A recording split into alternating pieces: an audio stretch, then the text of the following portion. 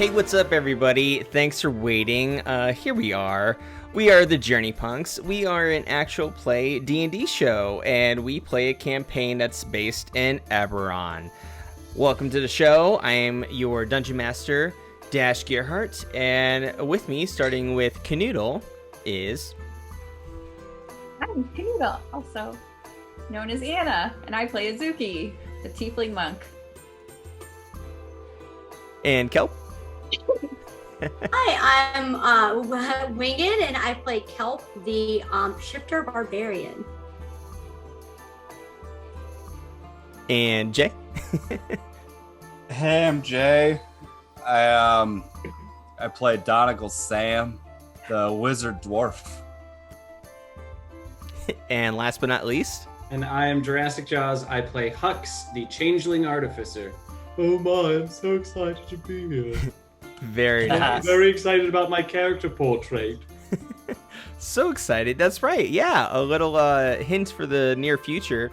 We're having character portraits made by the talented Kuhnoodle here. And soon there'll be little character portraits next to everybody's faces. So that'll be fun to see them a little more illustrated. Well, not a little more, just illustrated. But yeah, so before we get into the game, which is the episode 9 of our first campaign, I just want to say I'm touching something very smooth and silky, and it smells delicious. And it's not food, but it's actual wood. Oh. And that's my that's my dice tray made by Green Fox Woodworking. Look at this. Look at this. We all have one too. Look at these beautifully made dice trays with cool engravings on them and cool different colors. And they keep dice in this little nice compartment over here, and then you have this big area to roll your dice, and also these cool rubber footies underneath here to make sure nothing gets scratched up. Oh my gosh, these are the best dice trays ever. If you want one yourself, go over to greenfoxwoodworking.com and you can check out the logo, which is right underneath me here in the overlay.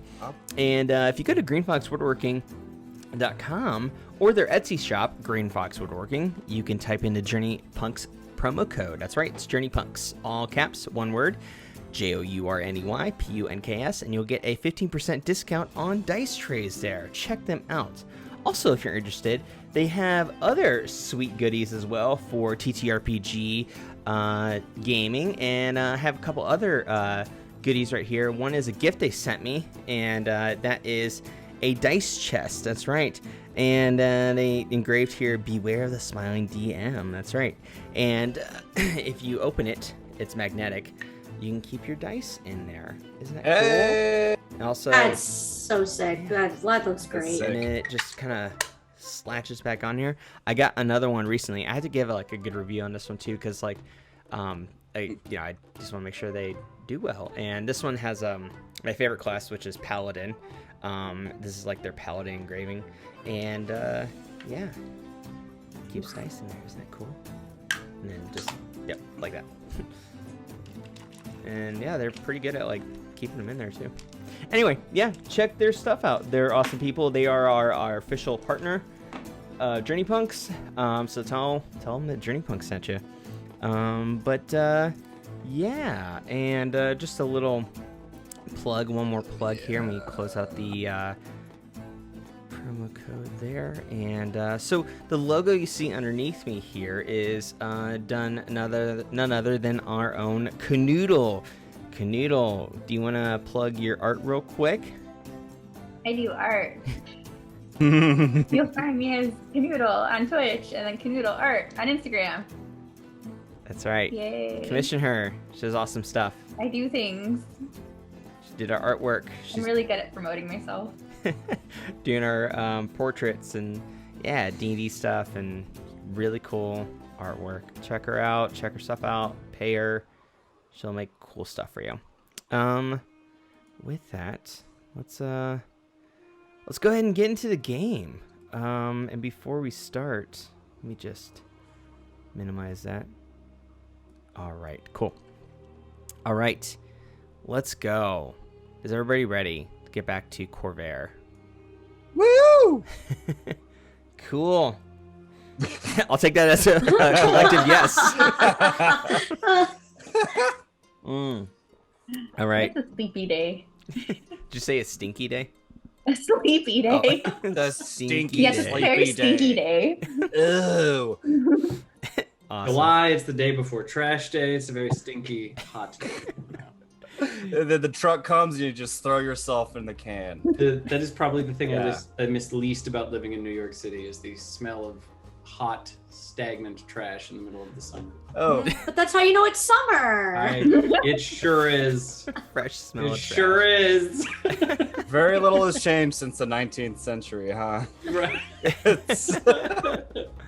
Oh, hey, who's ever moderating? Go ahead and zap that little bot there. It's asking us to be famous if you can. Well, I want to be famous. I want to be famous. Wait, hold on, 'cause too. I I wanna- mean, don't Jay, just- if you don't want just- that, go for it, man. Wait, hold on. Don't just zap them because we have to. We got to report that too, so that Twitch can do something. Yeah, about it. Jaws knows what he's doing with that. Yeah. Cool. All right. While you're doing that, Jaws, I'll recap everybody at what happened last week, or 2 weeks ago, last episode, on episode 8. So, basically what happened this last time is that we came up on the aftermath of Arcanix. Lavishan had been defeated. It had been revealed that she was a shape-shifting vampire, and also that, unfortunately, Kelp and Sam were bitten by the vampire, even though they came out triumphant from defeating the Lavishan. And a crow delivered a message to Zuki claiming that she is the Princess of Aundair and she's summoned by the Queen. So they ended up just, moving forward and also seeing half of the Sky Nocturnus Tower falling down to the ground and avoiding a big dirt ball that almost killed them. But it seemed like a big batch of artificers came to solidify the rest of the crumbling building and kept at least half of it in the sky, which is good. They all flew up there on their broomsticks and sort of swarmed it like firefighters, which is good. So the crew decided to just kind of move forward and decided to let the professionals deal with it. So from there, they ended up going into heading towards the Arcanix village, but around that time, they ended up meeting Sir Raph and Sir Leo, instructing them that they, in fact, had to report to the Queen and, specifically the Princess, Leandra, who's actually Zuki, or at least they think that she's Leandra. We don't know for sure, but they claim she's Leandra, Ir Wynarn, the daughter of the Queen. So they basically were trying to convince them to go, and since Sam and Kelp were suffering from vampirism, basically like turning into a vampire, but not yet a vampire, they claim that there was a Royal Cleric there to help cure them of it, or at least will definitely help them in their sickness. So after going to the tavern, getting some drinks, meeting Lorman, really nice bartender there, who ended up giving them all free beer and chili because the princess was there. You heard the princess was there.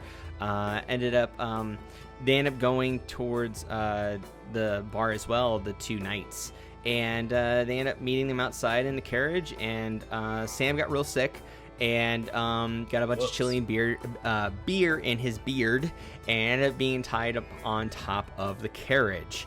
All the while, too, Hux was missing, too. Hux was missing from the group mysteriously. So, while they were just trying to, stay where they were informed that they must, return to the Queen. The Queen had said that, in the note from the Crow, that they had to report within 1 day, but the trip took several days, so we don't know what's going to happen there. So, they end up getting in the carriage, and they end up following the way all the way to Fairhaven, which, as you can see, I'm going to pull it up here on the overlay here, the map of Aundair. There it is. Boom. So they started over here to the bottom left in Arcanix, and they ended up riding up on that red road to the north east, past Passage, and past Lathalier and up to Fairhaven. And during that journey, we ended up having Sam and Kelp get sicker and sicker. They are now currently at level 2 exhaustion, which in game terms, which means they have disadvantage on all ability checks, and their speed is halved. No. And that increases within each day. Now, they were informed by Sir Leo, who happened to mysteriously know a lot about vampires, and especially the vampires that transform, like that are half vampires that are transforming the vampires, like post-bitten, that they actually will have no effects during at night, like no negative effects in the night, but they will, well, not but also no effects. They have advantage on everything in game terms. They have enhanced abilities on everything. So like during the night, they're actually like, yeah, they're enhanced beings. They're like super soldiers. So that's cool.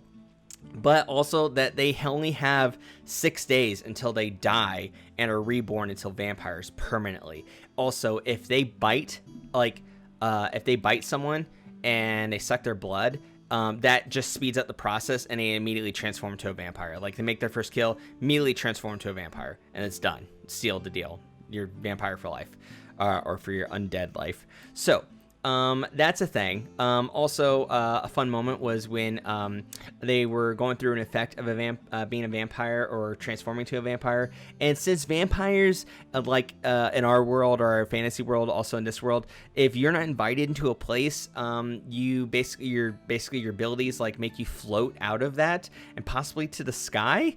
And they were floating. Kelp and Sam were floating out of the carriage as it was moving, being pulled by horses driven by Sir Leo and Sir Raph, while we had Zuki inside the carriage, and they were floating in the back like kites, and they were being pulled by themselves to the sky, rolling around, bumping into each other, really sick, all sweaty. They're also like really, really warm too. They can't really they're not like burning, but they're like, it's like chilly weather, like 50, 60 degree weather, but they're like burning up like it's like 95 degrees out. And they're just bumping into each other. And then Sir Leo actually informed Zuki that also she prefers to be called Overlord now, not just Princess. So she's like, they informed that the Overlord needs to tell them that they are invited, because the carriage isn't Raph's or Leo's. Raph tried to invite them. Kelp had to invite them, and then once that they're invited, the effect will be null and void. And so that's what happened. Zuki yelled out, "Hey, you're invited!" And then they immediately dropped to the ground, and then were being dragged by the horses. So that happened, and then they eventually caught up with the carriage. Meanwhile, we had Hux, who was mysteriously in the palace of Fairhaven, like in the central castle, and was in a dungeon. And Hux actually was not chained up, not being like threatened or anything, at least he wasn't like having a sword or anything like being pointed at him. But there was 3 guards around him, and what happened there is that Hux ended up seducing one of them, transforming into a lady. We assume that this guy at least likes ladies, and into a very attractive lady, and ended up seducing him and convincing him to literally slit the throats and kill his partners, his coworkers. And it worked. And then once it happened, he then climbed upon him and successfully was able to use sleight of hand and chop his reproductive appendage off, and then after that, from putting him in shock from that, successfully slit his throat and killed him. So Hux is now almost kind of like in a Prince of Persia mode, where he's, I don't know if you guys ever played not the Jake Gyllenhaal, the shitty movie, not the Sands of Time. I'm talking like Super Nintendo Prince of Persia, the best game ever of the Prince of Persia series, where like you basically have to like run out of like from the bottom up to the palace. That's what I imagine as. It's like, it's really cool, like escape like predicament now, but it's a little slower, but it's cool. And so he's trying to escape from the lower levels of the Fairhaven palace. So he's making his way up. He ended up talking to a few other coworkers that he ended up or coworkers that were guards that were coworkers of each other. And then Hux ended up changing himself into like one of the guards. Keep in mind, Hux is also a changeling, so he can change form, kind of like Mystique. He's kind of like being an artificer and a changeling. He's kind of like Tony Stark meets Mystique from X-Men. So anyway, he ended up, but with magic. And he ended up listening in on how they're expecting the princess coming. It's a big thing, and some are excited about it. And Queen's angry and stuff like that. So he ended up making his way further ahead up to the upper levels of the palace. And then Sam, Zuki, and Kelp finally made their way to Fairhaven. And I'll give you a little glimpse again on the overlay here. This is what Fairhaven looks like. It is beautiful. It's a small-ish town. Not tiny, but like it's moderate size. It is the capital of Aundair. It's just not huge. And that tall tower right there, that is the palace castle, whatever you want to call it. I call it a palace. And it's the gates have opened. It is now evening time, around 6:30 p.m. So now it's Zuki, Kelp, and Sam are in the carriage. We have Sir Leo and Sir Raph that are coming up to the gates, and they're being let in. And you have all now entered through the gate, and the gates have now closed behind you. So right now we are with Zuki, Kelp, Sam in the carriage. Someone put that away right here. And there we go. So if you want to do something, let me know what you'd like to do. And just a quick reminder that it is still daytime. And and Sam and Kelp are currently at level 2 exhaustion. Speed is halved, and disadvantage on all ability checks. And before we move forward, everybody is awarded 100 XP. Ooh. So mark that on your sheets before we continue. Okay. 100 XP. Okay. That is from that is basically just adventuring. That's your experience from adventuring.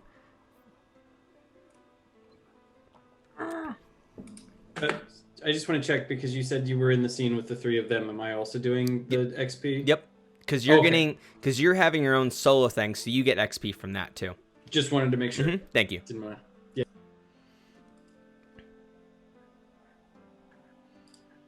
Yeah.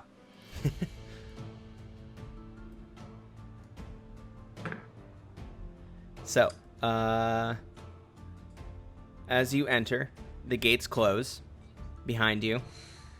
Sam, Zuki, and Kelp. You can kind of see through the carriage windows behind you and off to the sides.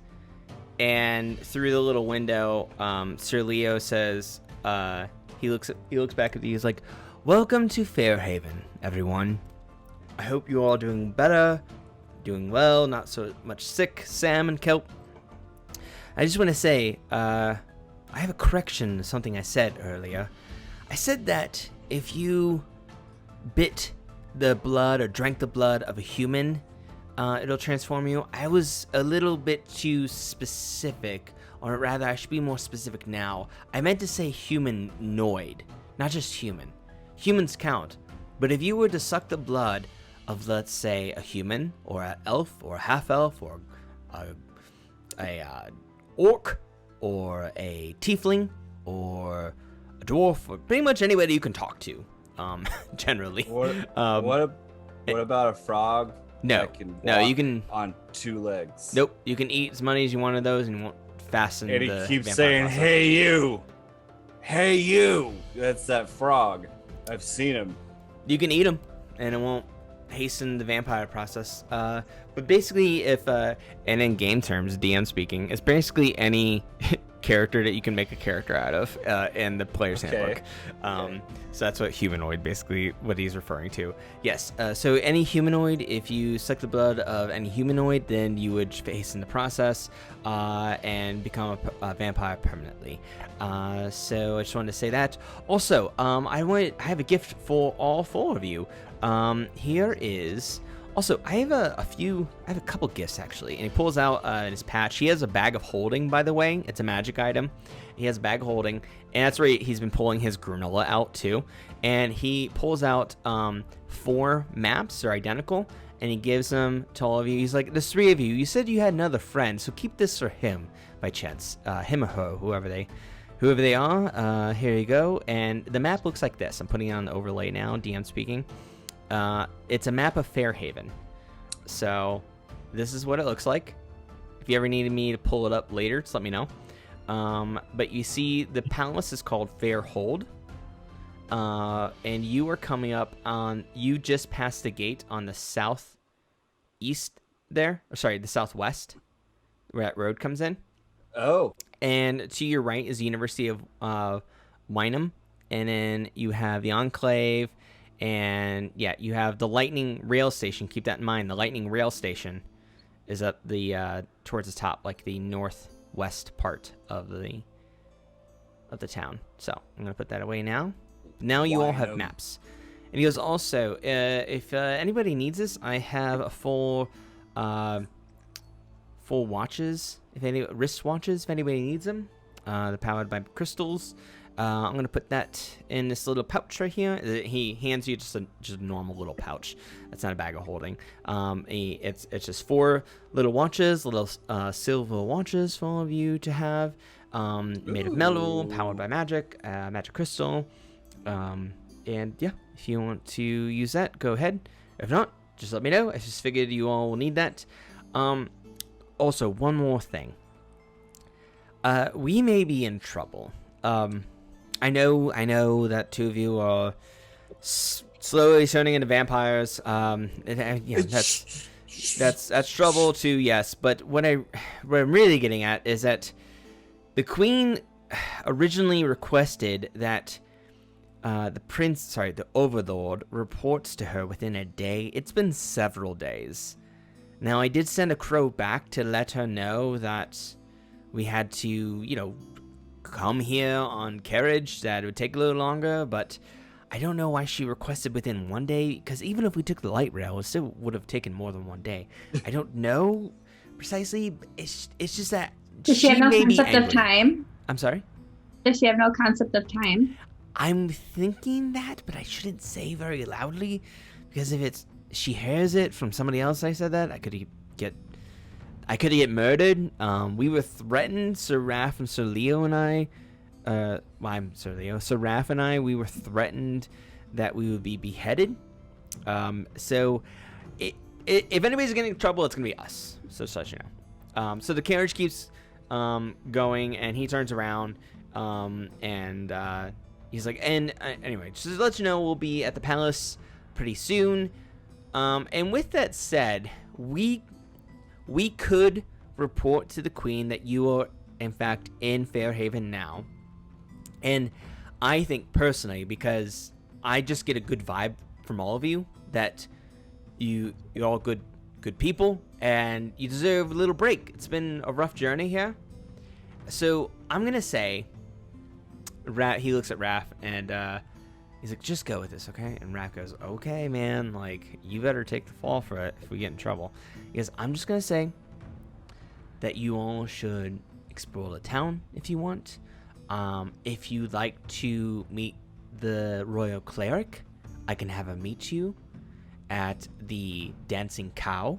That's one of the main upstate taverns that I'd like to go to. Dancing Cow is nearby here, and I can have him meet you there, talk about curing your vampirism. And as long as you promise to meet me at the palace gates at 10 a.m. tomorrow, then I'll vouch for you for the Queen. How does that sound? Where are we supposed to sleep, though? Well, there is an inn attached to the Dancing Cow. The second floor has rooms for rent. And also, there is weapon shops. There is item shops around here if you need some refill on your provisions. So I recommend go shopping, go get something to eat, go rest, go get some drink, find your friend, find where he is by chance, he or she is. Yes, Sam. Can I not be a vampire anymore? Well, that's what I'm saying. I can tell the Royal Cleric to meet you there. But what about how much time we got? So I said 6 days, right? So you are on the end of the second day. Oh. Now keep in mind, you will not feel sick once the sun sets. Yes, Kelp. Oh, my hand up? Sorry. Okay. Good to know. So you have 4 days left until death. Yes, Sam. Oh no, must be a side effect. It doesn't both sound have likely, but I'll believe it because you all seem honest. Strange, but all this is strange. So I will tell. So the Royal Cleric, she's very polite and very kind and very humble. She goes by Kieran. So Kieran will meet you at the Dancing Cow later tonight if you want. You just have to meet me. If you care about our sake, if you care about Raph and my sake, please, and you have those watches now, please meet us at 10 a.m. tomorrow at the palace gates. Gotcha. Okay? We'll get it. We'll be there. Okay. Okay. All right. Raph, stop the carriage. So Raph stops the carriage and he goes, all right, you can get out, explore the town, have a great night, enjoy yourselves, and hopefully Kieran can help you. And also find you a friend. Find you a friend. I'm like looking at the watches are still in the bag, so Kelp is like looking at the sun, but she can't look at it. So she's like, "What time is it?"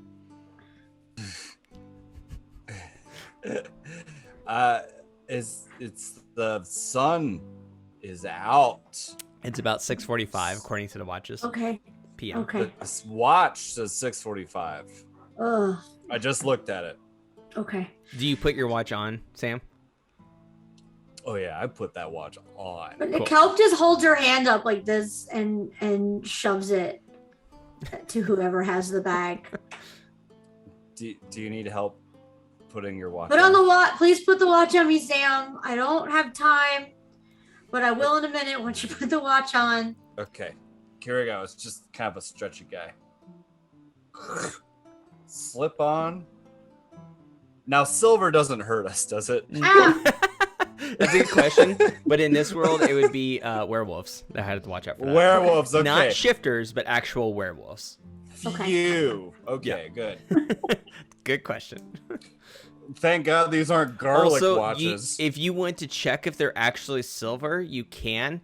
You can't actually tell. They're just silver looking. They're kind of like this. Like silver looking.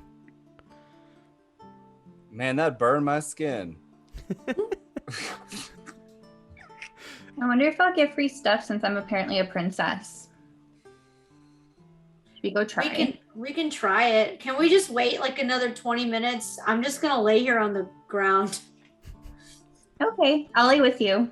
Thanks, Zuki. This makes me feel better. So it is approaching dusk, and you start to feel better and better and by the minute. Okay. Kelp and Sam. Okay, good. It's like my hangover is finally leaving my body. It's like when you take an ibuprofen when you have a hangover, and like suddenly it's like, wow, I suddenly feel better. Yeah, better and better and better.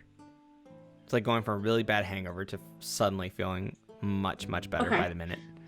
So as you know, as the minutes pass, Kelp like slowly starts to stand, and she like goes over to like a wall and puts her hand on the wall, and she feels like she's gonna vomit, but she can't. So she just kind of sits there and gains a little bit of composure, and also while looking at her new watch. I hate that feeling. Like I have to. This would just be better if I just threw up. You know. Well, Kelp shouldn't be able to vomit because she's of equine. Okay. Horses don't vomit.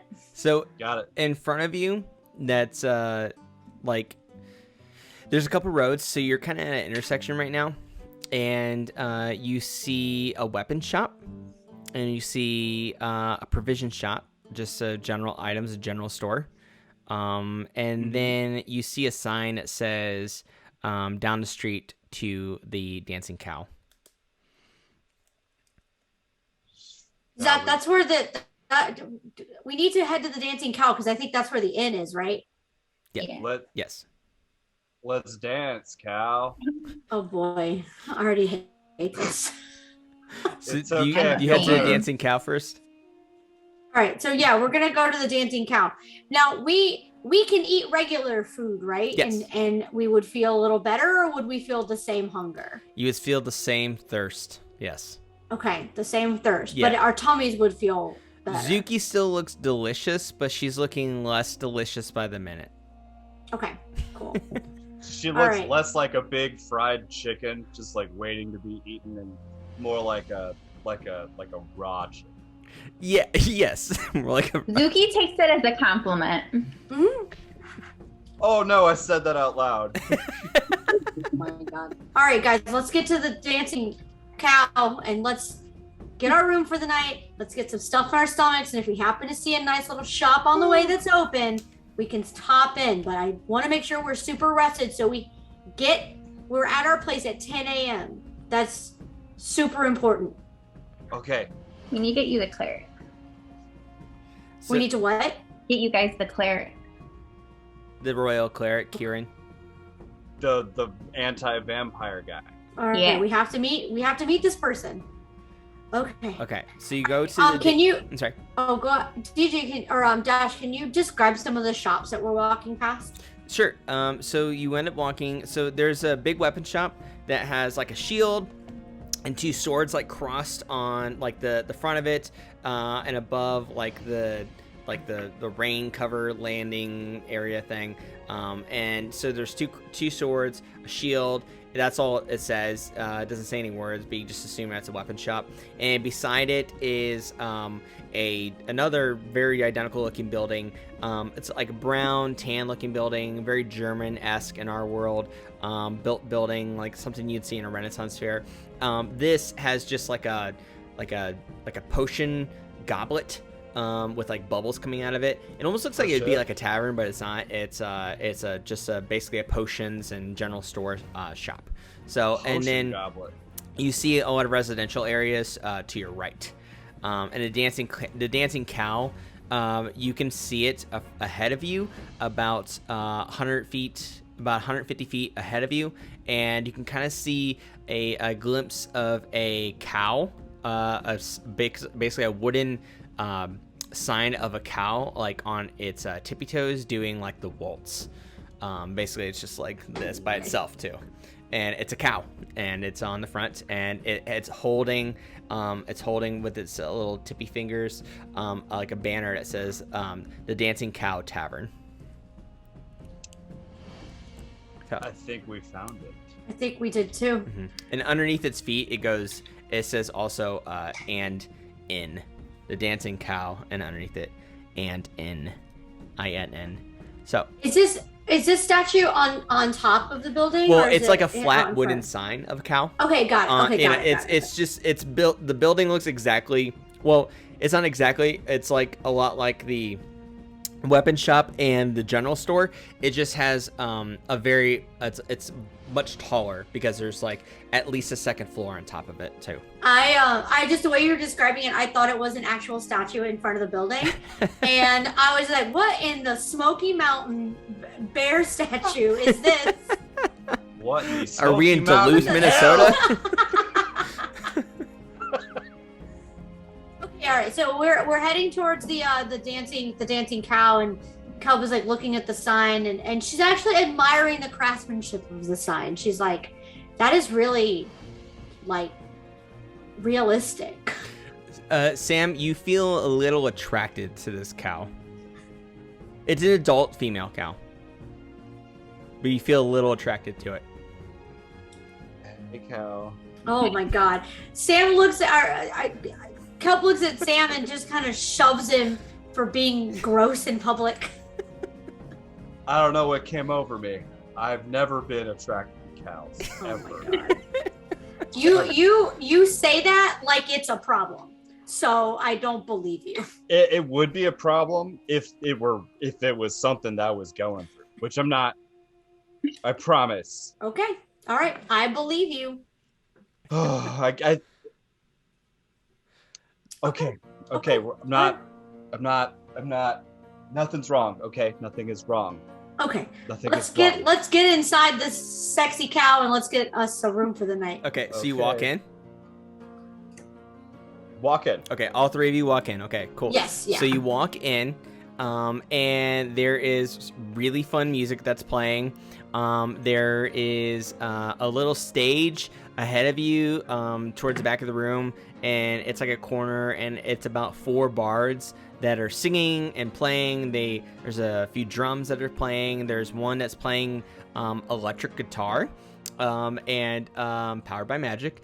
And there's one that's also playing another guitar. It looks like it's a bass.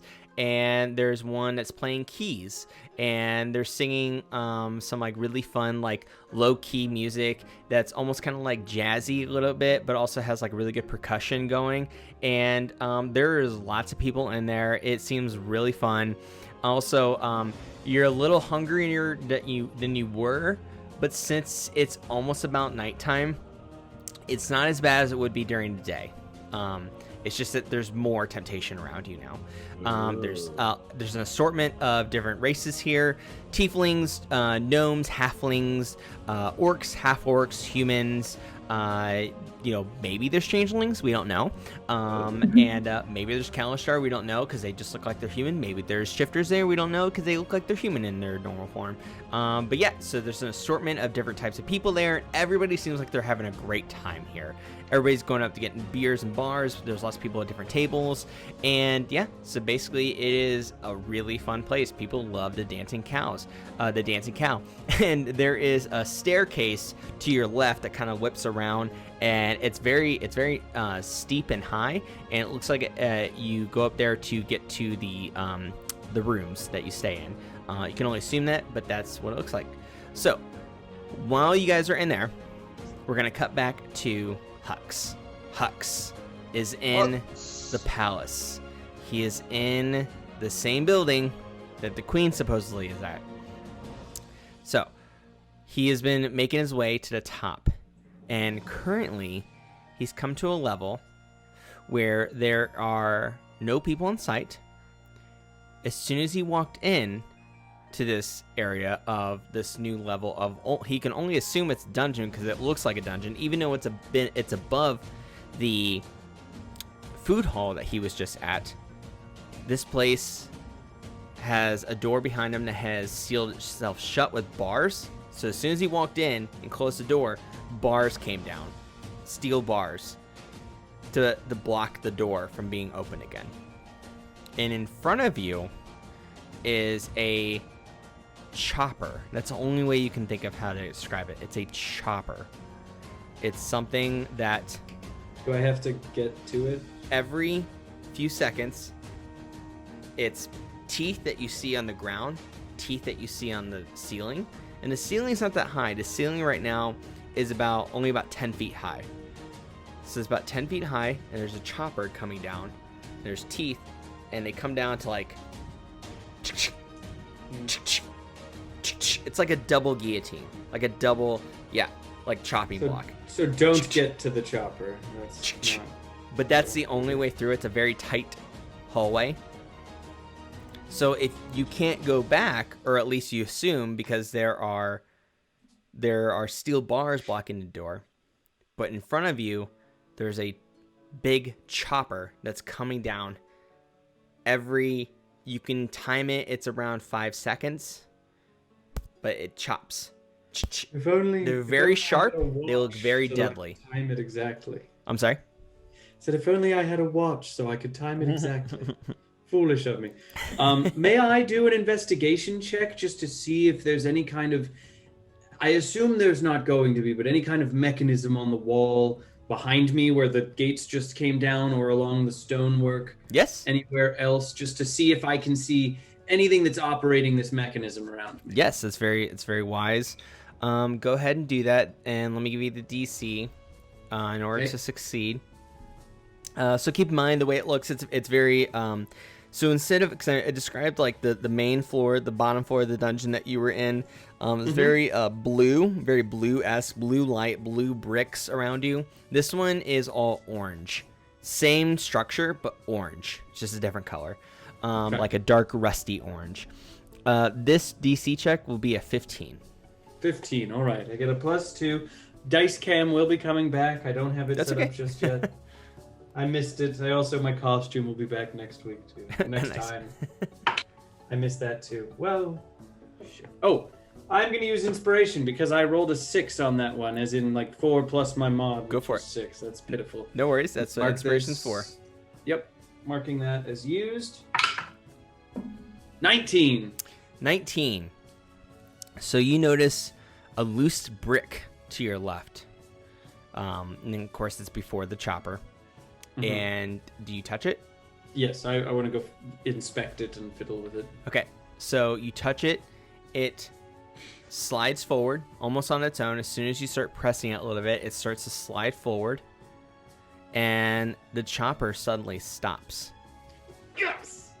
The teeth are still poking out from the bottom and the top, but it stopped. Mm-hmm. What you can assume, it's not chopping every few seconds like you thought, like every 5 seconds. Not. What do you do? Am I still holding on to this brick? No. As soon as you like touched it, like you just like touched it a little bit, and it just kind of moved on its own. Okay, so it's not like I'm holding it in place, and as soon as I move my hand, it's gonna start touching. Nope. That's yep. That reminds me of the Legend of Zelda, and nope, that's not the case here. But yes. Cool. So in that case, I am going to keep an eye on that brick in case it starts to like slide out and reset, which might reset the mechanism because I don't know how this works. Yeah.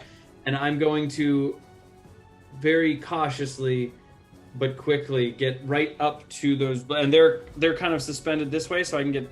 Can I get up and over the bottom ones? Yeah. So right now, the way they're like poking out from the floor, and they're about a foot out of the floor and a foot out of the ceiling, but in between the jagged, because they're like triangles. In between the triangle teeth, there is like the V that's in between them that you can step through, or you can hop over them. Either way. I'm gonna. If they're only a foot out of the ground, I'm going to very quickly and carefully step over them and get to the other side of them. Okay, for that, I'm gonna ask you to do a DC check. Okay. DC, where are you? Where is that on my sheet so I know what I'm... Sorry, I said DC. I said I meant to say Dex check. Okay, cool. Dex. So I'm going to give you the DC, and the DC is 10. 10, okay. All right, 17 plus 2, 19 again. Okay, so you make it over without getting hurt, but the chopper chops again. And it's back to doing it every few seconds. Doing its thing again. Yeah. Okay. But you made it through unscathed. Oh my. That almost did to me what I did to that poor guard. What do I see on the other side of this? I move away from it so that I'm not right next to it, but I'm not going to move too far because I'm worried that there's other booby traps in this hallway. It's a corridor, right? Yeah, it's a corridor. Okay. Yeah, so what you see in front of you is all of a sudden it's now seemingly fancier. Like there's still the rusty orange bricks on the side from your right and the left, and from basically the width of this, it's about 10 by 10, like 10 by 10 feet tall, 10 feet wide.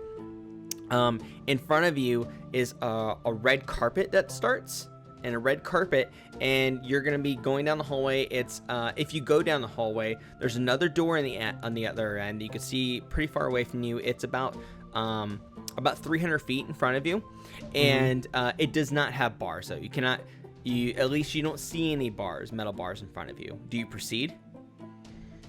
I do not. What do you do? Whatever you want to do.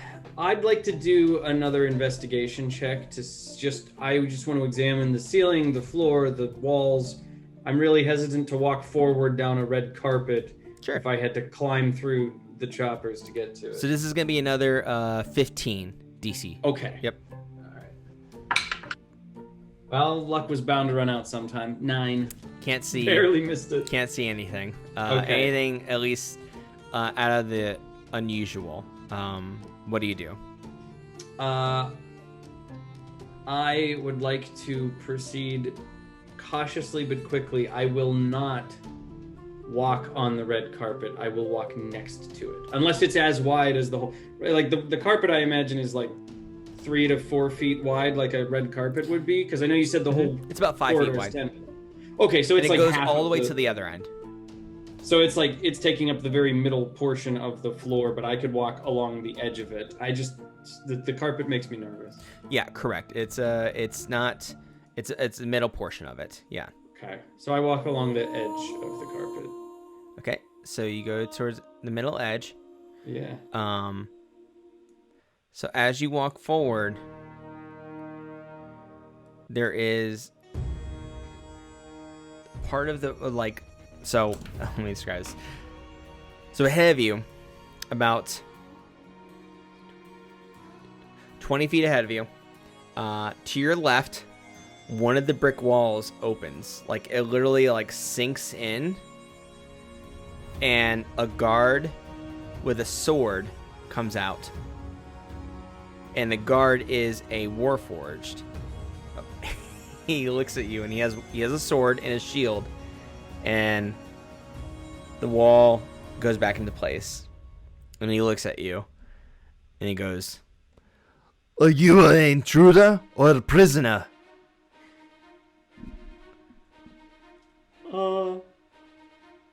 Neither. Who are you?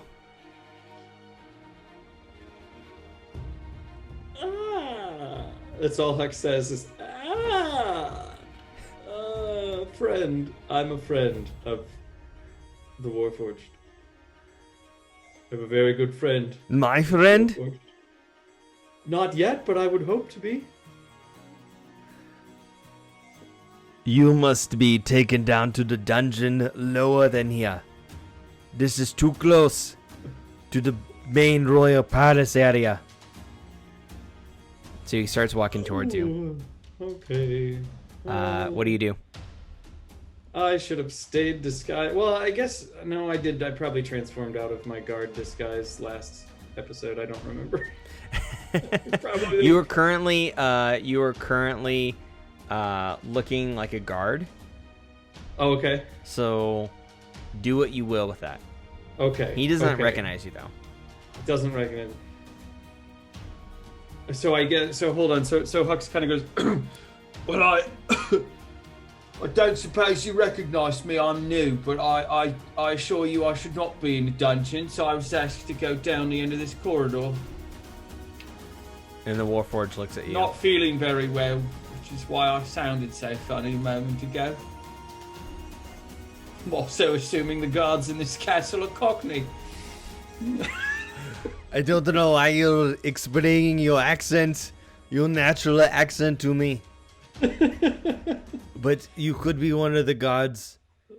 So do I am one of the gods. Do a persuasion check for me. Okay. And this is going to be against his... 1 second. I don't have a stat block now. Forgive me. It's a good roll, you guys. I will be able to tell you exactly what it is in one moment. Using the digital dice. Generic NPCs. 1 second. Mm-hmm, no worries. 4. Waiting. Sassy. Okay, so his... Okay, so it's gonna be... Actually, I gotta roll for it. So it's a +2. 12 plus 2, 14. I got a 21. Okay, cool. Persuasion's a +4 and I rolled a 17. He believes you. He believes you and he goes, okay. I'm sorry, you probably work here. Alright. Don't be sorry, you want to show me to the end of here, bloke? We could be friends by the end of this 300-foot walk here. Yeah, okay. Follow me. Plus the chopper's got me all spooked, you know what I mean? Yeah, follow me. Head this way. So he starts to lead you out of the hallway. You go through the hallway. He presses a button to the left, and the door just kind of slides up. And he's like, "Come like through here. It's fine. It's safe." And so he leads you through there, and the door. Do you go through the door? Oh, I'm following him. He's my mate. I was going to ask him what his name is. My name is XR28. No. What do you like to be called? Not what your model number thingy is. XR28. Come on, I know. All right. XR, can I call you X? That's fine. XR28 is my full name. I appreciate that. I'm going to call you X just because it's a little shorter, a little easier, and I like you. And I just turned Australian. Thank you. I don't know why you're sounding differently. So basically what you guys just walked into, also he presses another button on the right, and the button on the right is a button that closes the door. The door then slams shut from the top down, and what you guys are in now is a stairwell. You can look up. It's a very tall stairwell. It kind of goes up, and then basically one of those like ones that like go up each floor, kind of like are halved, and yeah, like that. And then you can kind of see about 30 floors up. And he goes, "What floor are you stationed in?" They haven't given me an assignment yet. They told me to show up here, and somebody would. How long is your Honestly, shift? I wasn't paying attention. It's a good 12-hour shift because I'm new. Are you just starting? That's what I said. I'm new, X. You're not listening. Yeah, that's what I'm saying. But what I'm saying is, did you just start? Did you just clock in? Have you been working for all of your 12-hour shift? Like, are you almost done with your 12-hour shift? Even though you're I'm new? at the beginning. I just showed up. All right, then you have to put a full 12-hour day in. All right. That's right. Yeah, not looking forward to it. Am I right? Well, what am I saying? You don't get tired, do you? All right. I don't want to assume. Well, I'm gonna make sure that you work your full 12 hours. So. You do that, X. So wait, what floor are you on though? What floor do you work on? I don't know. They said something about where the royalty is, like right outside of there. What floor? I can't remember what floor they told me that was on. 5? That is the top 5? 10 floors. Oh, it's an assortment of all the top 10 floors. That's right. Sorry, not floor number 5. The 5th floor from the top. So not. What's the top floor? You're brand new, but they have you on the top 5 floors. I'm really skilled as a guard. Roll for persuasion again. Okay.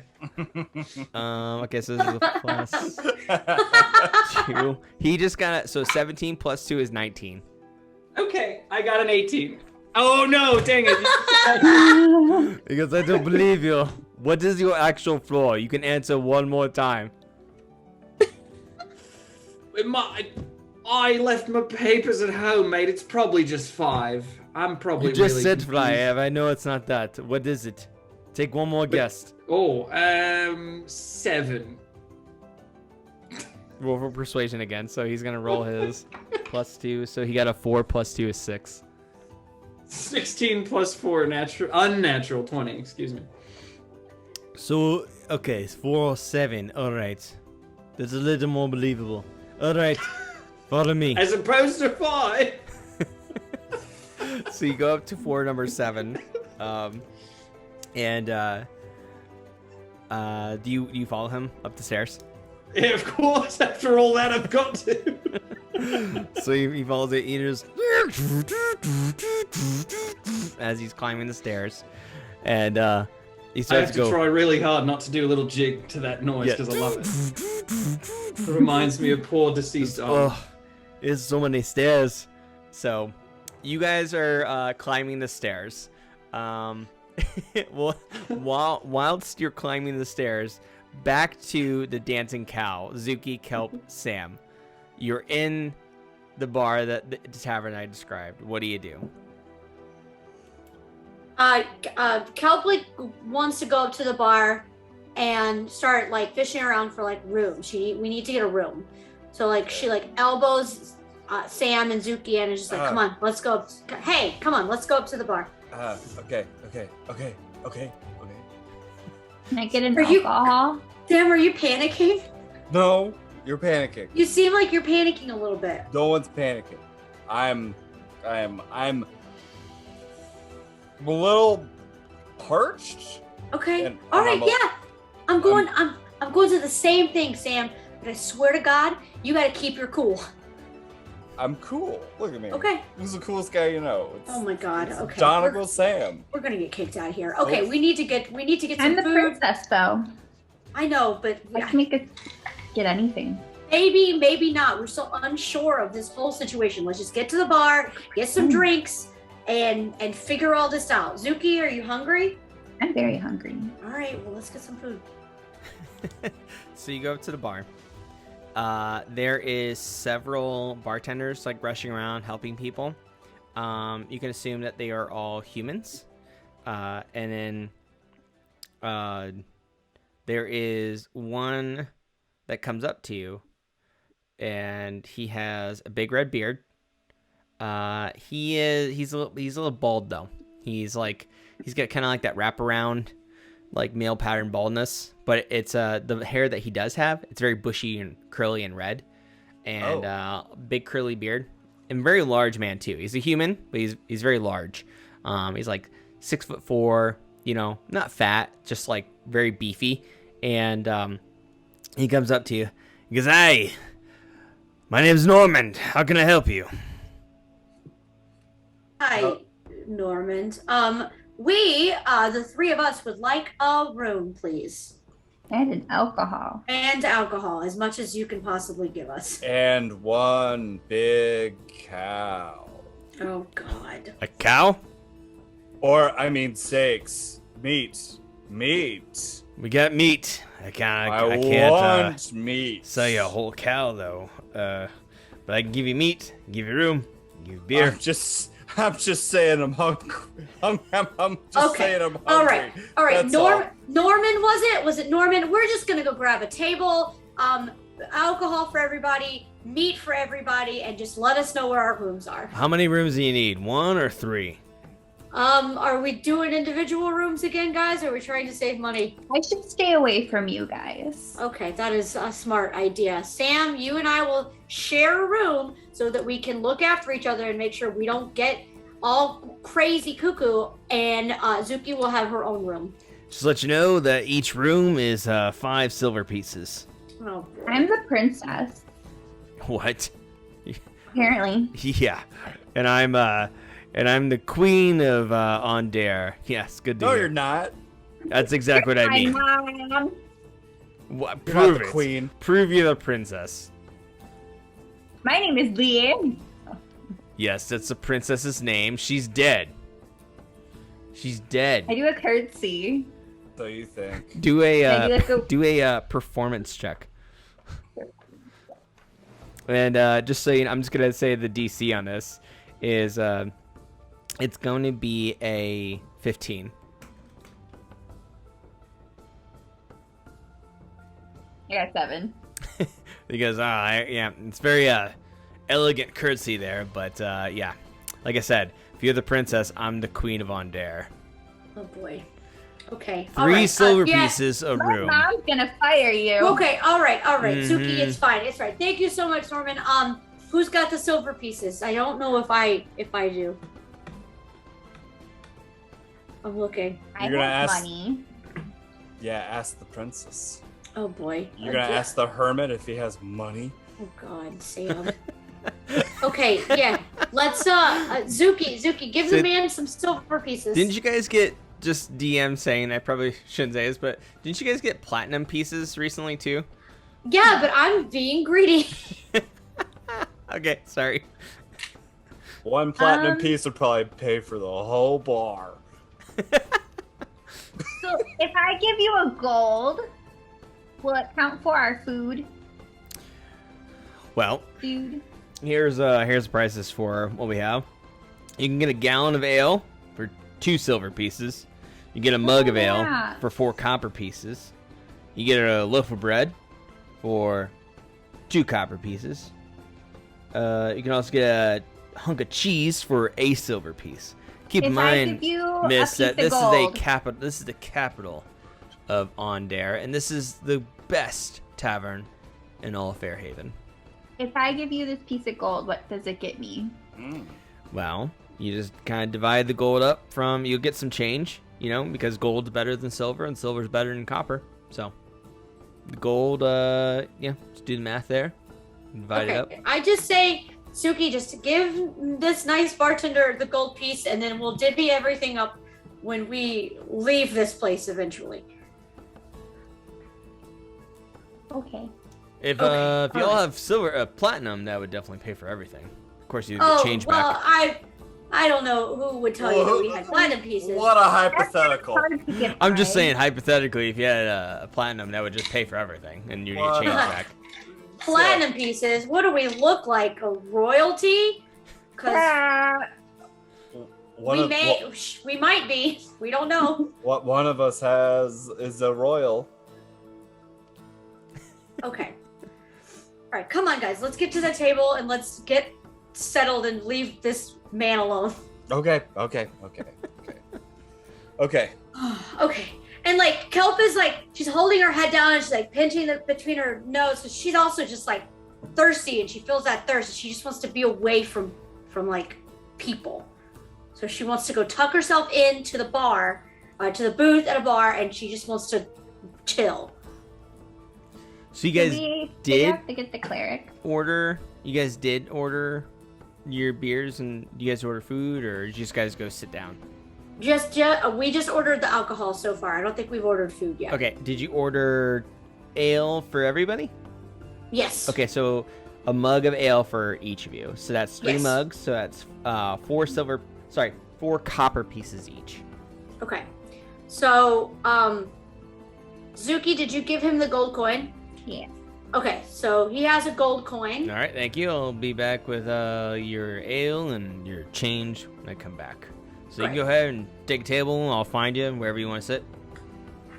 So there's a few seats around. There's not many. There's like 1 table open. There's a lot of bar seats open. Even though there's a lot of people like coming and going. People like are walking around, having a great time.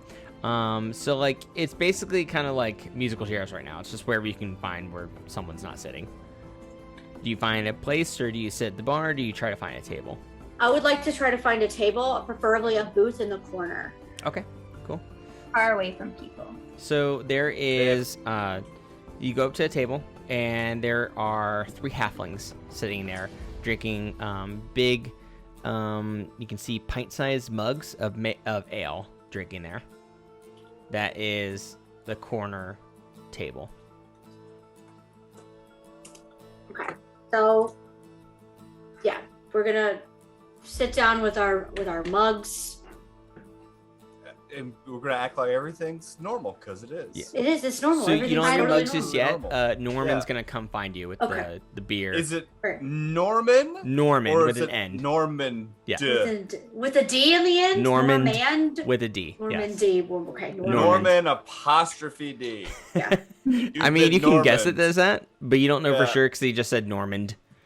I'll Excellent. ask him. Yeah. When he comes Okay. back. Yeah. But there are 3 halflings at the 6-seat table.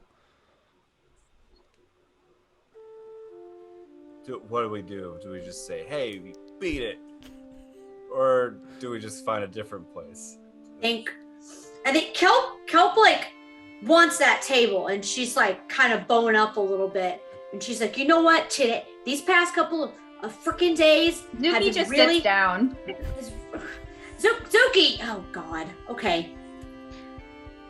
So I guess we're walking up to the table. Kelp follows Zuki, and also just takes a seat. Maybe they'll leave if they're like have people sit next to them. Also, just to let everybody know, just to kind of like your own consciousness is the god of this world, whatever, reminding you the general knowledge of coins. Basically, with like a platinum, 1,000 platinum is 100 gold pieces, and 100 gold pieces is 50 electrum. Even though you guys don't have that right now, and then 50 electrum. So basically, you have So it goes copper, silver, electrum, gold, platinum. Platinum's the best, and you guys have platinum.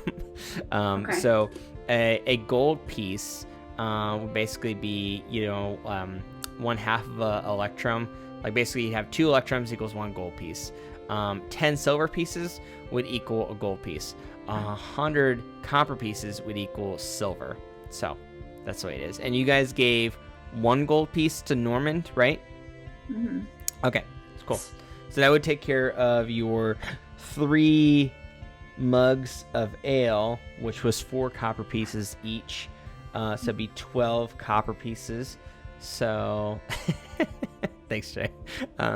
So 12 copper pieces. So you guys will get your change. So anyway, you have the halflings in front of you sitting down. What do you do? So we just sit, and I think the goal is like Kelp is like starts mean mugging them. Okay.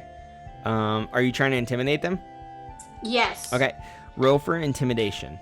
Zuki just does this. So you're charming them. So we have an intimidation, and we have a let's see here, persuasion. So, well, by the way, rolls. Sam is just going like, "Be cool, don't think about cows. Be cool, be cool." So with these, go ahead and roll. So you have to get a 15 or better when it comes to intimidation, Kelp. I rolled a 13 and my modifier is 1. This sucks. So they just look at you, and go, "Pfft," and they sip their drink, they sip their beers. And then Zuki, you're trying to persuade them. So again, 15. 15 or better. 17. What'd you get? 17. 17. So they think they take a big sip of their ale, and they smile back. 2 of them smile back, and one kind of like looks like really shy, and he's like embarrassed and a little. He he keeps looking up, and he likes looking at you, but he doesn't want you to catch that he's looking at you. And he goes, "Hi. What's your name?" Bread. Bread? Yeah. Bread is your name? Yeah.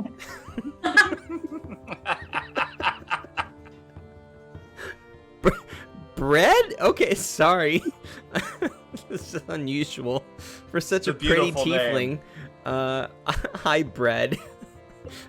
Nice to meet you. My name is Spike, and I'm a fighter, and these are my 2 brothers.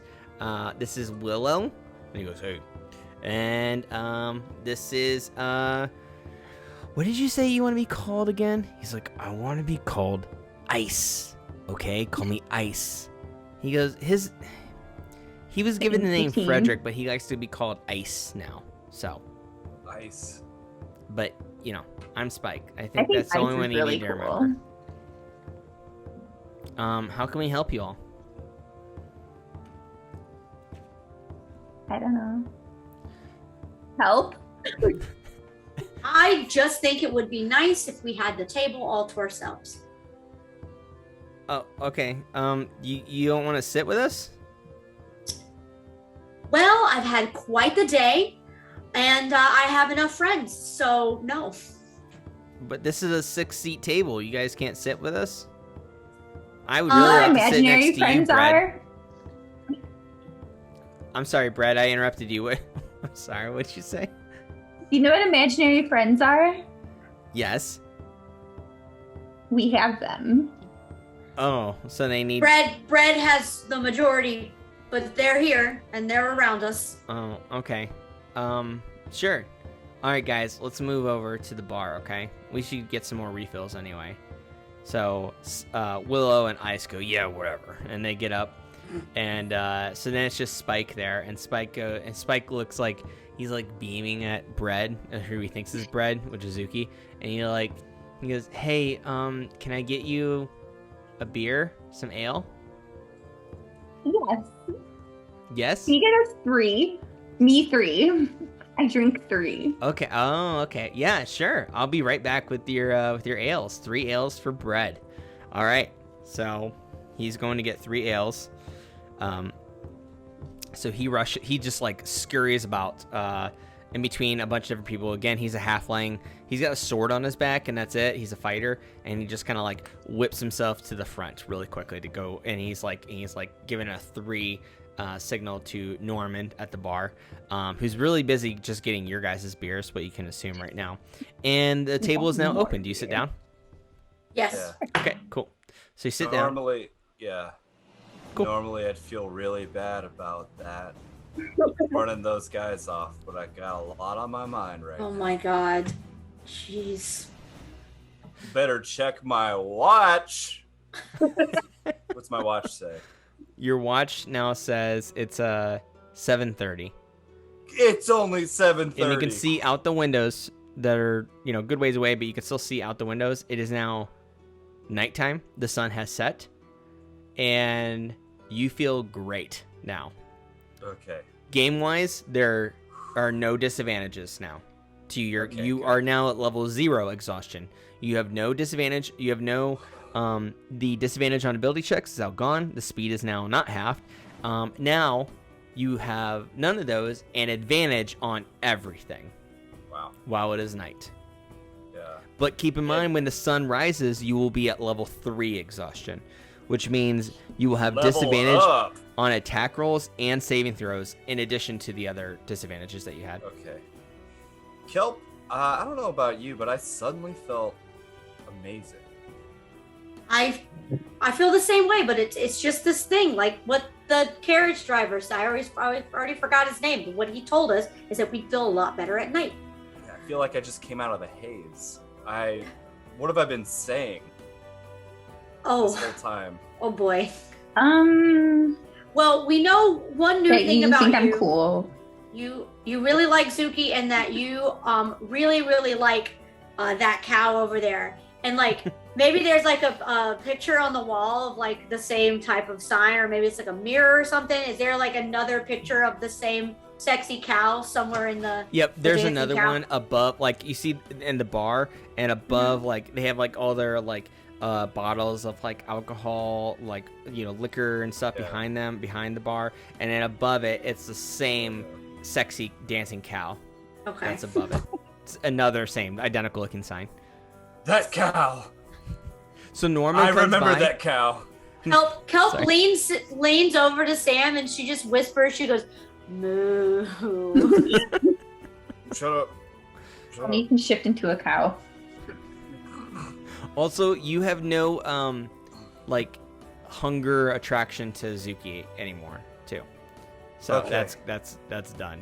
Or at least right now, or anybody that's around you. So Norman comes by with a platter of 3 ales, and he comes by and he goes, "Here's your ales," and he puts them all down. And also, they look like this, big tankards of ale. And he also looks over and he goes, "Hey, I just want to say I was rude that I was doing the hey, I'm the Queen of Aundair thing. Just in case you are a princess, which I don't believe it, but just in case you are, I just want to say I gave you more change than what I owed you. So here is 1 silver piece for you back for your gold piece. So it's a little more, but yeah, take 1 silver piece, whoever you can take it to, and Miss Tiefling, I apologize." And as soon as he turns around, Spike comes around, the halfling fighter, and he comes around with 3 ales, and he comes by. He goes, "Hey, I brought. Oh, you already have ales? Bread? Do you still want this? More.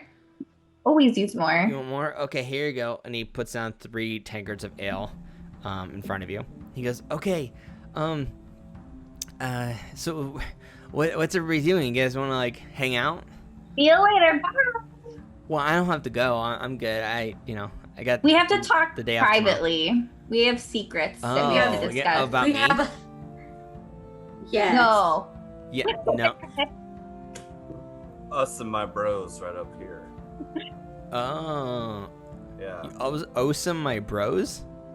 Our imaginary crew. Oh, Like There's like there's Brett some- said. There's some drama between some of my ICs, as we call them. So Yeah. we gotta deal with that. Sorry. There's a lot of fighting happening right A now. lot You of don't wanna- infighting. You don't want to get in the middle of this. Yeah, it's violent. Yeah. well, that's okay. I'm a fighter. Look at my sword. Oh. He pulls out his sword, and it's about 3 feet long. It's way too big for him. It's more like emotional violence. There's a lot of like backstabbing and a lot of like passive aggressiveness. So Oh. probably It's not like the type of fighting that Internal. you're. So Yeah. He's like politics kind of thing. He starts to get bored, and he just walks away. Okay. We did it. He puts the sword back and goes back up to the bar. He finds another tiefling, and he starts to flirt with her. Anyway, meanwhile... I got us alcohol on the table. I'm very proud of you, Zuki, but sorry you just missed out on a chance with that your future husband over there. No. Boys are gross. You then see a very beautiful, a very tall looking she's an elf. Very, very copper skinned, beautiful looking elf. She has like this veil on her head. It's a black veil, and she has the royal insignia on her chest. It's a like a 2-piece dress that she has on. Her midriff is showing, and she has like this belt on that has like these. It looks like different like potion capsules around her, and also some kind of like holy symbol. You don't really know. It almost looks like an H, but it's like blue and yellow, and it's attached to her left side. And she also has like a small like book in her hand. It's a little bigger than this, but it's very simple looking. It's not like very fancy looking like what she looks like, but it's a small notebook on her left side. And she has like these shoes that almost look like very fancy Doc Martens, basically. Like not dark, like shaped like Doc Martens, but like way cooler. She walks in, she's looking around, and she looks kind of confused, and it just starts like walking to the left, looking over to the right. She just sticks out in front of all these different kinds of looking people too. That looks like a cleric lady. Do you think it is? Just magical. Well, She's yeah, she is very pretty. She also smells like a vanilla bean. Yeah, and I'm magical. Okay, Sam, can we not make every conversation about you? Sorry, continue. Come on. Okay. Trying to help us. If that's a cleric lady, then maybe we could get fixed tonight instead of tomorrow morning. Oh. See? That way we can just leave. We can go get Hux and just leave before dealing with any of this stuff at the castle. Want me to call the pretty elf lady over here? Yes. Hey, pretty elf lady. Oh boy. So then you see about 6 different elf women look around, and they just think like someone's like catcalling them, like, fuck? Oh no, they're all pretty. I agree. And you hear one of them say, what the fuck did you just say? Oh boy. You're beautiful. They may not enjoy being catcalled. And they look at each other, and they look pissed, and they try to ignore you, but you can sense tension. Okay. I'll walk up and go talk to the real elf. Zuki, you gotta be more specific.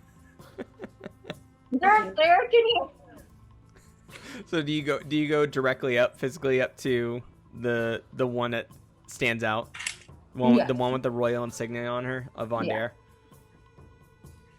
Okay, so you go talk to her. What do you say? Are you a cleric? And she looks at you and goes, oh, Your Highness! And she bows her head, and she bows down to you. Come with me to the barkeep, dude, real quick. The barkeep? He doesn't believe me that I'm the princess. Oh, but you are the princess. Well, he doesn't believe me, so we gotta tell him. Well, Your Highness, well, first, let me formally introduce myself. My name is Kieran.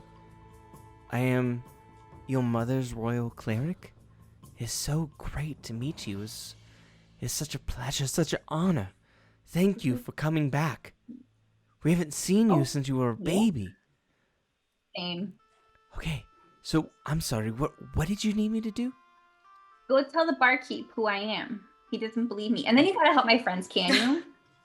Yeah, No, it's like sure. Zuki's got her priorities. Right, so we go up to the barkeep. Yeah. Okay, so your friends, I guess your friends aren't very in trouble if you need... Okay, sure. Yes, I'll go to the barkeep with you. All right, what do you need me to do?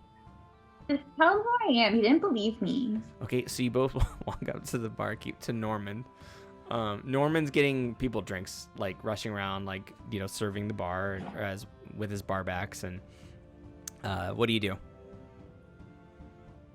Hey, Norman. So he looks at you, he goes, and he's busy. He's like, basically like, I'll be there in a minute, but he's busy. See, he doesn't believe me. He doesn't drop everything to come bow at my feet. And she looks at you and goes, well, Your Highness, no disrespect, but he looks awfully busy. He looks like he's doing his job here. Do you really need him? I don't mean to question your grace. Let's go help my friends. All right, and he starts to come over, I just want him to and suck she it. kind of gives his attention, and he goes, "Oh yes, Madam Kieran, so good to see you." And he holds her hand, he like kisses it, and she goes, "Oh, Norman, you're so polite." And she goes, "What can I do for you?" And he goes, "Here, do a shot with me." And he pours a shot, and he pours another shot for him. And he goes, "It's the special rum that I make every weekend, and I save it for you." And she goes, "Oh, thank you very much." And they both take a shot, and they both kind of like look at each other and very like, they seem like they like each other. And he goes, "What brings you here this evening?" And she goes, "Oh, well, I'm here to help none other than the princess." And he goes, The princess is dead." He's like, "No, Norman, she's not. She's right here near me. Look over. Look at the tiefling to my left." And he goes, "Wait, no, that one? The monk?" He goes, "Yes, the monk." And he goes, "Oh no." And he looks at Zuki, and he goes, "Your Highness, I'm so sorry.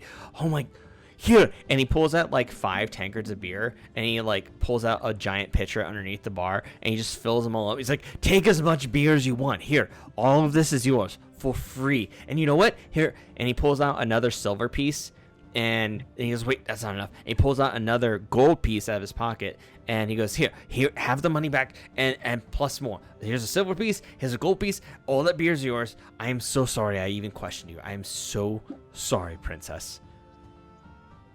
Fine. Okay, let's go talk to my friends. And Okay. Kieran goes, "I'll see you later, Norman." And he goes, "I'll see you too later." Not hers, not the princess, just you. Just as he's like, "I know what you mean." So then she follows Zuki over to the group at the table, and you guys get to the table, and she's standing right next to you. Zuki, what do you do next to your friends? Help, can you explain? Because I don't know shit.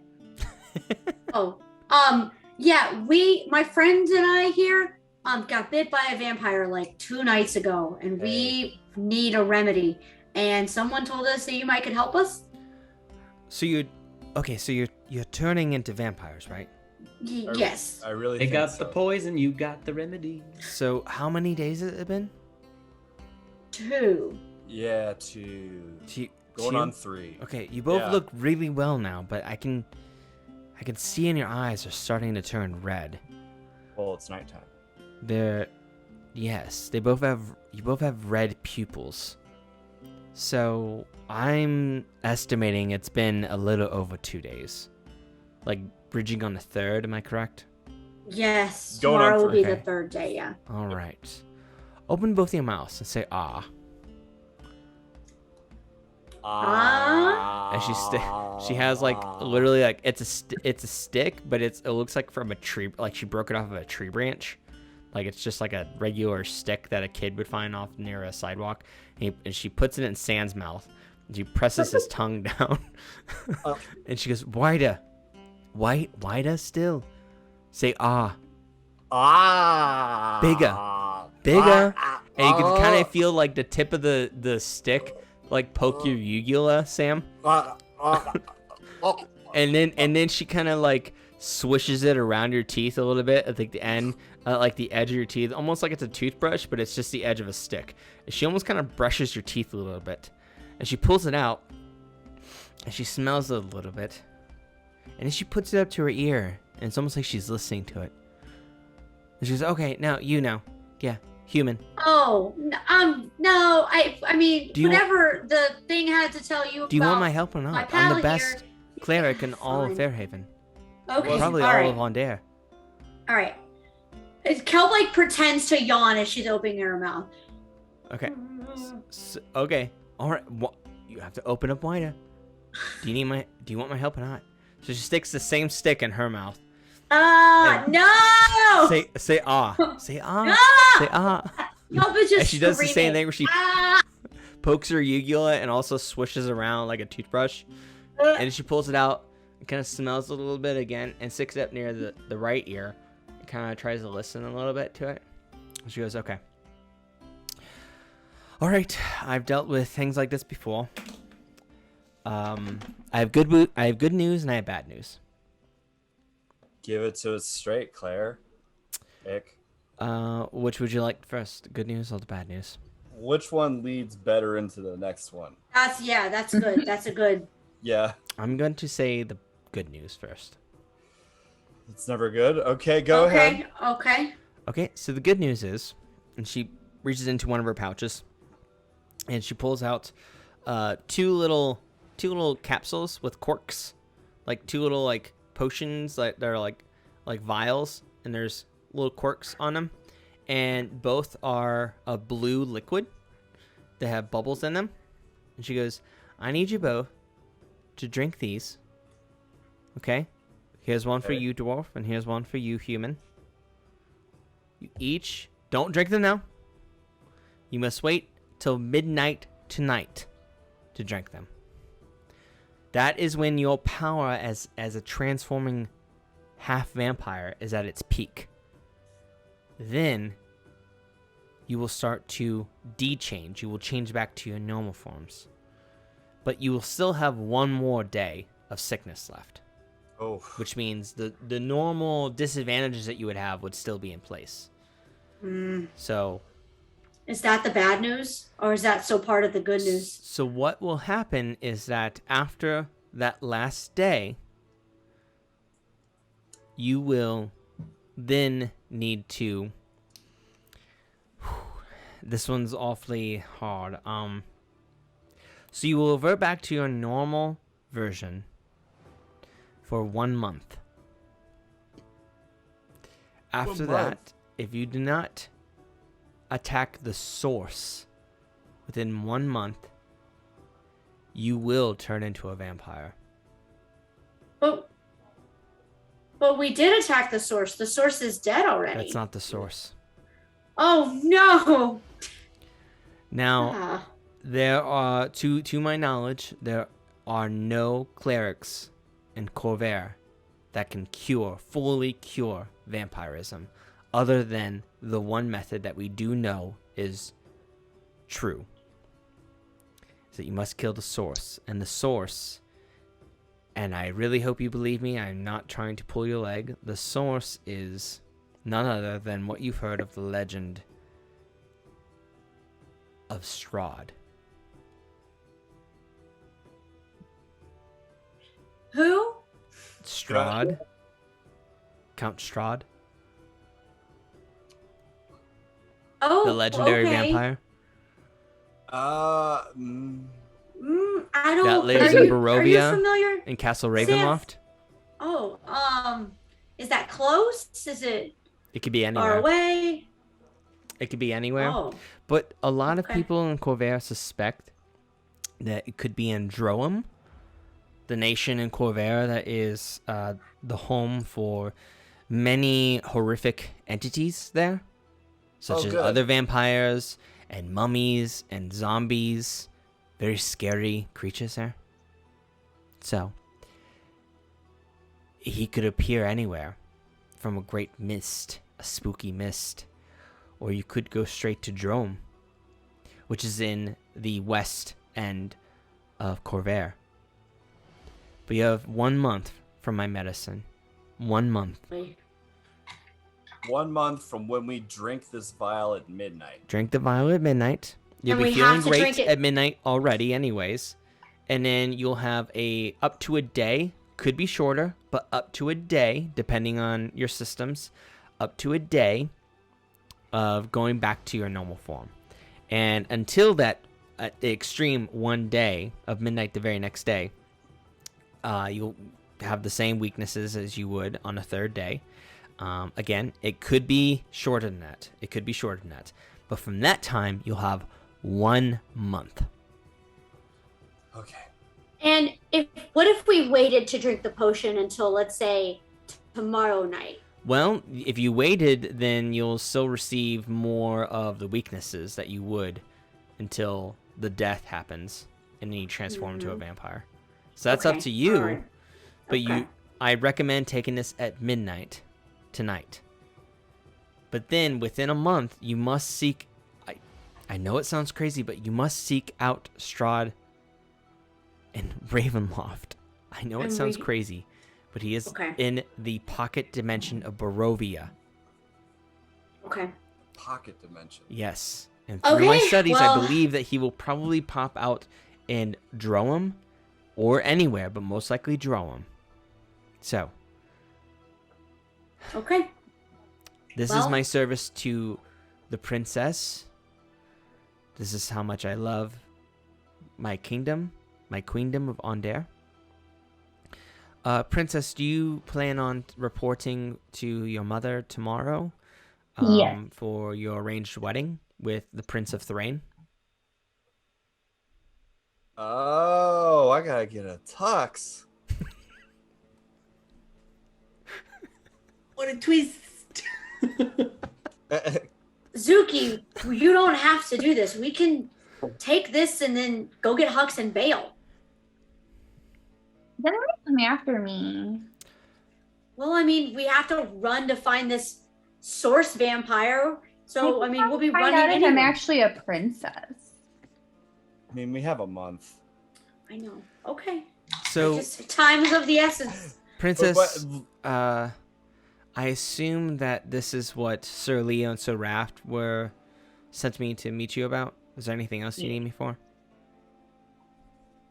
No. Okay, well, in that case, I'm going to have another drink with Normand at the bar. So she goes back up to the bar and goes to seemingly flirt with Normand. Anyway, back to the palace with Hux. So I'll be right back then. yeah, sure. Does anybody else need to take a break? We could take a quick break if you guys want. Could use a few minutes to feed the old puppy. Yeah. That's what I have to go feed my dog. Yeah, sure. She's throwing her ball around. I can hear it. Let's go ahead and do the intermission then. Let's take a soft 15. Just and we'll take another short break later, but let's take the main intermission now. So we'll end up leading with Hux at the palace. And folks who are watching this, soft 15. We'll be back really soon. Switching over to intermission screen now. And they can still hear us. Hello, everybody. We are back. The Journey Punks are back. And before we get back to Fairhaven and Aundair, we're going to do some plugs. And the plugs that we usually do at the end of the night, we're going to do them now. So before we jump back in, Jaws, can you start us off with them plugs? Solo plugs. Yes, sir. My name is Jurassic Jaws, Jurassic_Jaws. I do stream every Wednesday and Thursday. I am a creativity streamer, so we're all about the storytelling process. I do play games right now, trying to move away from that because my background's all in theater and film. I do some writing on stream, and I am also a writing tutor and mentor, so that's my deal. Cool. Jay, you next, dude. Hey, I just thank you. Sorry. I actually just did a live show Saturday. I didn't promote it, but it went well. So we'll see. I'll tell you when the next one comes up, but one just happened. So go back in time and come to Minneapolis and see that. Awesome. Yeah. Get some time spells going. Yeah. Cool. Winged. I still haven't done any live shows yet. Not for the lack of them not being around, because they're there, But we're working our way. We're popping in and out of social situations, so I think a live show for old Winged is coming soon. Nothing really. Winged. Nothing really to super plug for me. I'm not as creative as these fine folks that I work with. But perhaps maybe some Twitch streaming for myself will be up here in the future. Yeah. We'll see. We're getting the setup already, so I wanted to get everything all geared up before I started really thinking about it. So, well, I'll keep everyone updated. Excellent. And last but not least, Kuhnoodle. Hi. In the beginning, I said I do art. I stream art at Kuhnoodle on Twitch. And you can find me on Instagram, Kuhnoodle Art. Yay. Cool. Yay. I guess I'm last, really. Dash Gierhart here. Run Journey Punks, but also I do solo streaming as well. You can follow me at twitch.tv/Dash Gierhart. That's DASHGIERHART, as you can see on the name tag below me right here. BELOW. That's what I said. Anyway, also like and subscribe to the YouTube channel that you're watching us possibly on YouTube, if not Twitch. And if you're on Twitch, go ahead and follow us. It won't cost you anything to follow us. It'd be great if you follow us. We really appreciate it. But yeah, other than that, yeah. Just wanted to pop in and say real quick that if you're interested in getting a cool dice tray like we showed earlier, go ahead and go over to greenfoxwoodworking.com or go to their Etsy shop, and there you can plug in a promo code that is right here underneath me. That's what their logo looks like, Green Fox Woodworking, and you can get a 15% discount on dice trays with the promo code JourneyPunks, all caps, one word, JourneyPunks. Go ahead and check them out. They make awesome TTRPG wooden accessories. They're awesome people too, so support them. Support small businesses. Let's bring back the logo here. All right, we're back. Let's get back. We're back. Eberron. So, we're back. We're WKXA, the Fox. No, we're not a radio station. Yeah, it's back to Hux.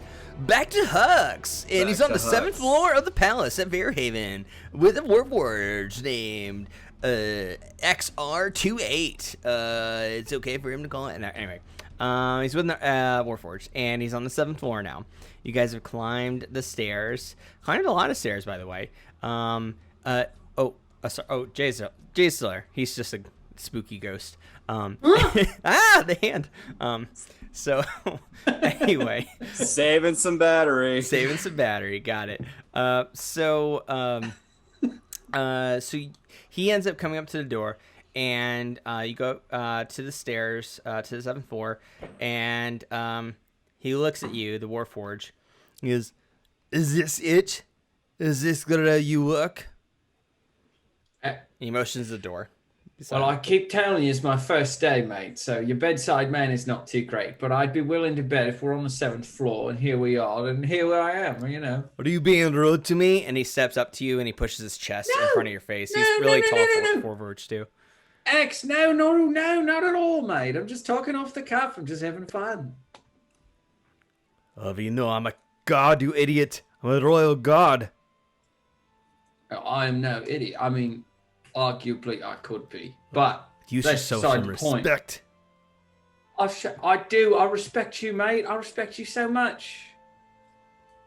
What is all this? No, this is not, you know. I don't have any friends here yet. I'm new. I thought you'd be my first friend. I respect you as a friend. I respect my friends more than I respect gods, and I respect gods a great deal, being somebody who's been employed as a guard recently. What religion do you worship? Oh, mate, I don't do religion. The blood of Vol? The sovereign host? The silver flame? The path of light? I don't. Which one? I don't. Or the dark six? I just want to guard things. I'm a god. The cult of Sybaris? Sorry, Is that not Sybaris. Kaiba? The bad one, the bad dragon, the bad progenitor dragon, Kaiba. No, mate. I like I said, I'm not really into the dragons. I'm not really into the religion. You said of you the like dragons. gods, that's why I ask. No, God. Oh, you're misunderstanding my accent. No, gods like you. Guards. Oh, gods, gods. Got it. All right. You know, I had a thought. Maybe I should just escort you out of the palace. You should take the rest of the day off. Or maybe... I've got to clock in. They're expecting me. All right. It's this All right. door here, right? But if you would have liked to leave the palace, I would have escorted you. But your choice. So, right this way. And he opens the door. It's a normal door that swings open with the doorknob. And it, no choppers on the other side. no choppers on their side. Okay. It's definitely past the dungeon area of the palace. So you've gone past that. You see this room as he's right this way. I will be letting you go from here. I have much work to attend to.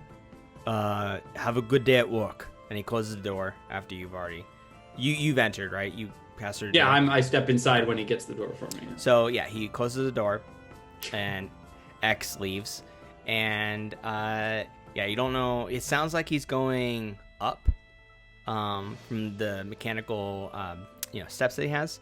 But you come in and you see this open hallway with a lot of like really cool like curved drapes that are set along between these large pillars with these like big round curvature, like these white pillars are pretty much like separated every 50 feet, and they go from the floor to the ceiling, and there is like these gold like big bulby rings that are around the bottom and the top, and in between each of the big pillars is a big like pink, very pink, transparent drape that's hung between each of the pillars. And to the front is the end of the hallway, and it looks as though it's a big bed, which is strange. And also this bed, seemingly so a bed, it looks like a big giant bed, like as big as like a normal sized living room in our world. And this big bed has no pillows, like no head pillows, but it has like a bunch of like couchy looking throw pillows on it. And it also has like these big pink drapes that are coming down, like almost like a princessy bed. Again, this bed is huge. It's about 20 by 20 feet. It's a square too. Like if you were to look above it, it's a square. And the drapes, from the floor to the ceiling, it's about 200 feet in the air. It's a very tall ceiling. This 7th floor is huge. And there is a pinkish red carpet from where you are to the end of that giant bed. And there is seemingly nobody in this room. To the left and to the right, past the pillars, because again, it's just like empty hallway in between the pillars. Past the pillars, you kind of notice that there is tables that are set. They're very luxurious looking tables. They're made out of some kind of metal that you don't know of. It's very silver-esque with like streaks of gold around them, like in between them. And there's no chairs though. There's no chairs, just small tables that are about 4 feet high, each of these tables. And there's one table on each side in between each row of pillars. That's what the 7th floor looks like from what you can see. What do you do? Is there anybody else in this giant room? Explore. What do you do?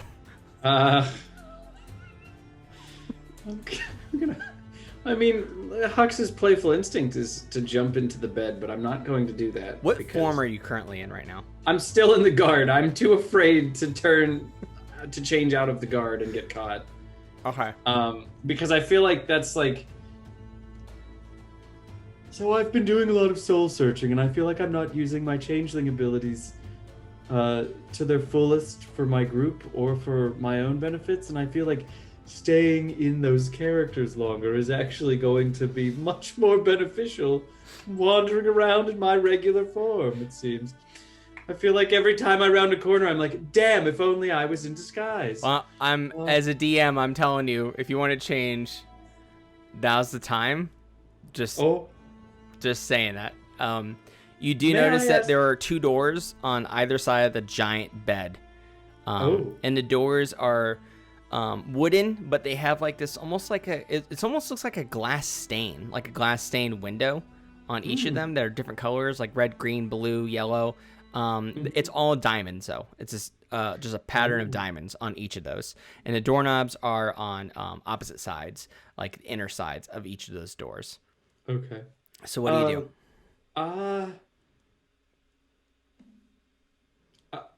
I suspect I know the answer, but I cannot, as a changeling, shift into something that looks like Warforged because they're not organic. Yep, you can't do a Warforged. Yeah, just checking. I was good going question, to say, I'm pretty sure. I'm just worried that all the guards around here are Warforged. Can I do a perception check just to see if there's anything else in the room, like other people or other doors? Since you've described such a large room, I'm worried that somebody's gonna pop out from behind a pillar and whoop. Sure. So you're doing an investigation, right? I was just gonna do perception, just general perception.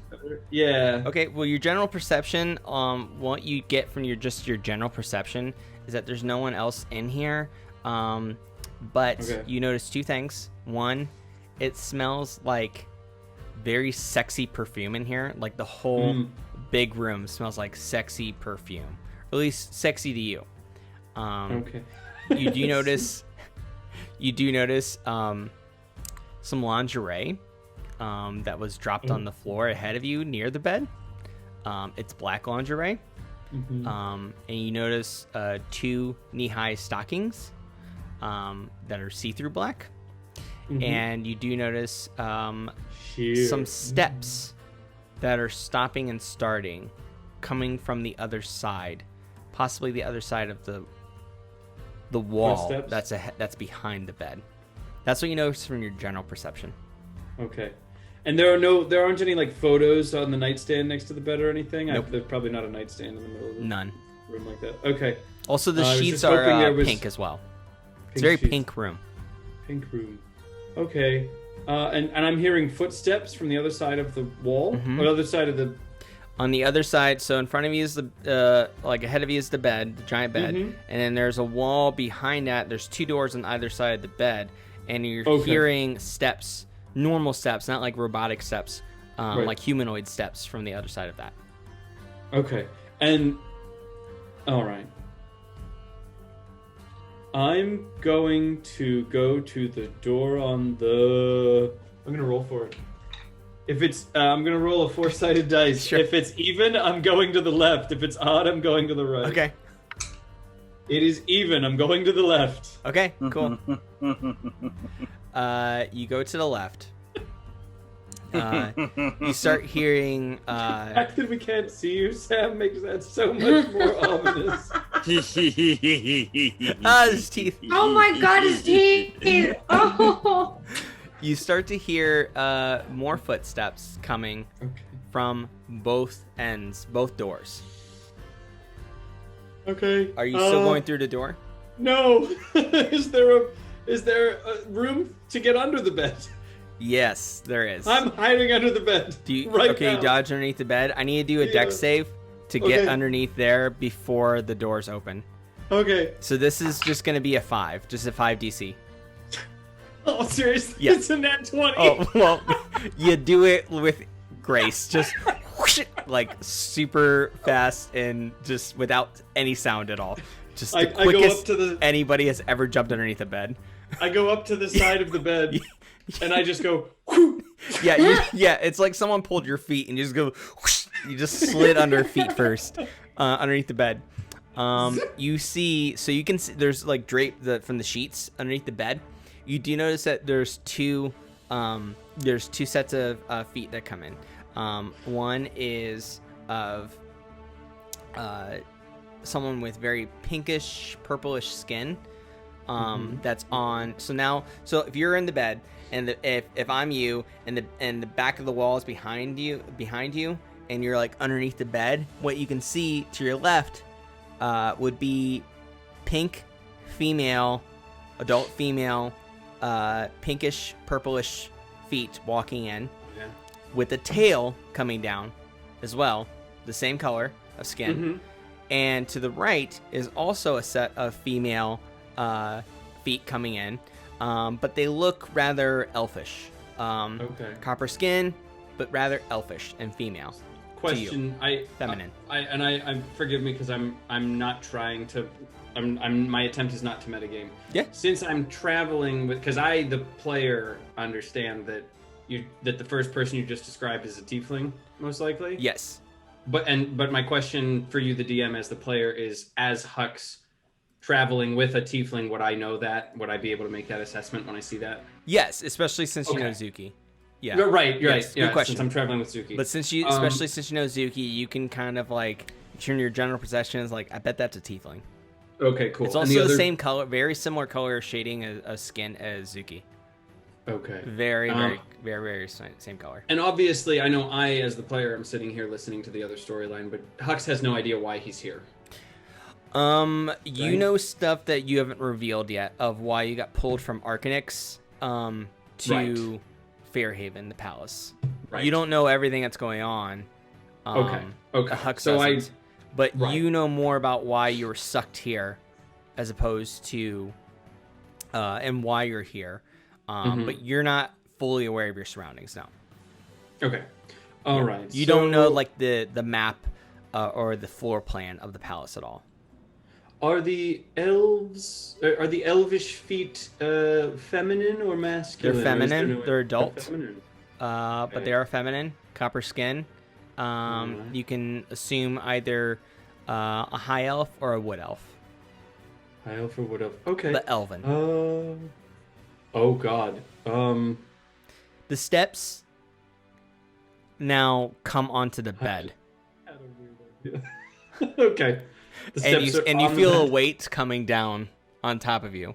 From two bodies. I have to shift over to the side because of the... I need you to do another dex save to not make noise. Okay. So this will be a 10. Doesn't matter. What'd you get? Crit fail. It's a crit fail. Crit fail? Yeah, it's a 1. So the moving suddenly stops that are on top of you. Okay. And you hear a yes. Go ahead. What do I hear? You hear a voice go, "Did you hear that?" And you hear another voice go, "It's probably one of the guards. Just don't worry about it." She goes, "No, I am most certainly. I heard something from underneath us." Okay. What do you do? So I immediately transform into the only tiefling I've been in the presence of, which is Zuki. Because if I'm caught, I don't want to be a man, and I don't want to be looking human. I want to look like one of these people. Do you hear what you can only assume was the elf, because you can kind of hear it from the same side where like the elfish feet was coming from. Go, "No, don't worry about it, please." And you hear like this like kissing sound. Come here. And she starts like try to like, "Look, come on, don't worry about it, please." And then you can feel the tiefling, what you can assume is the tiefling, like start to move off the bed and look underneath the bed.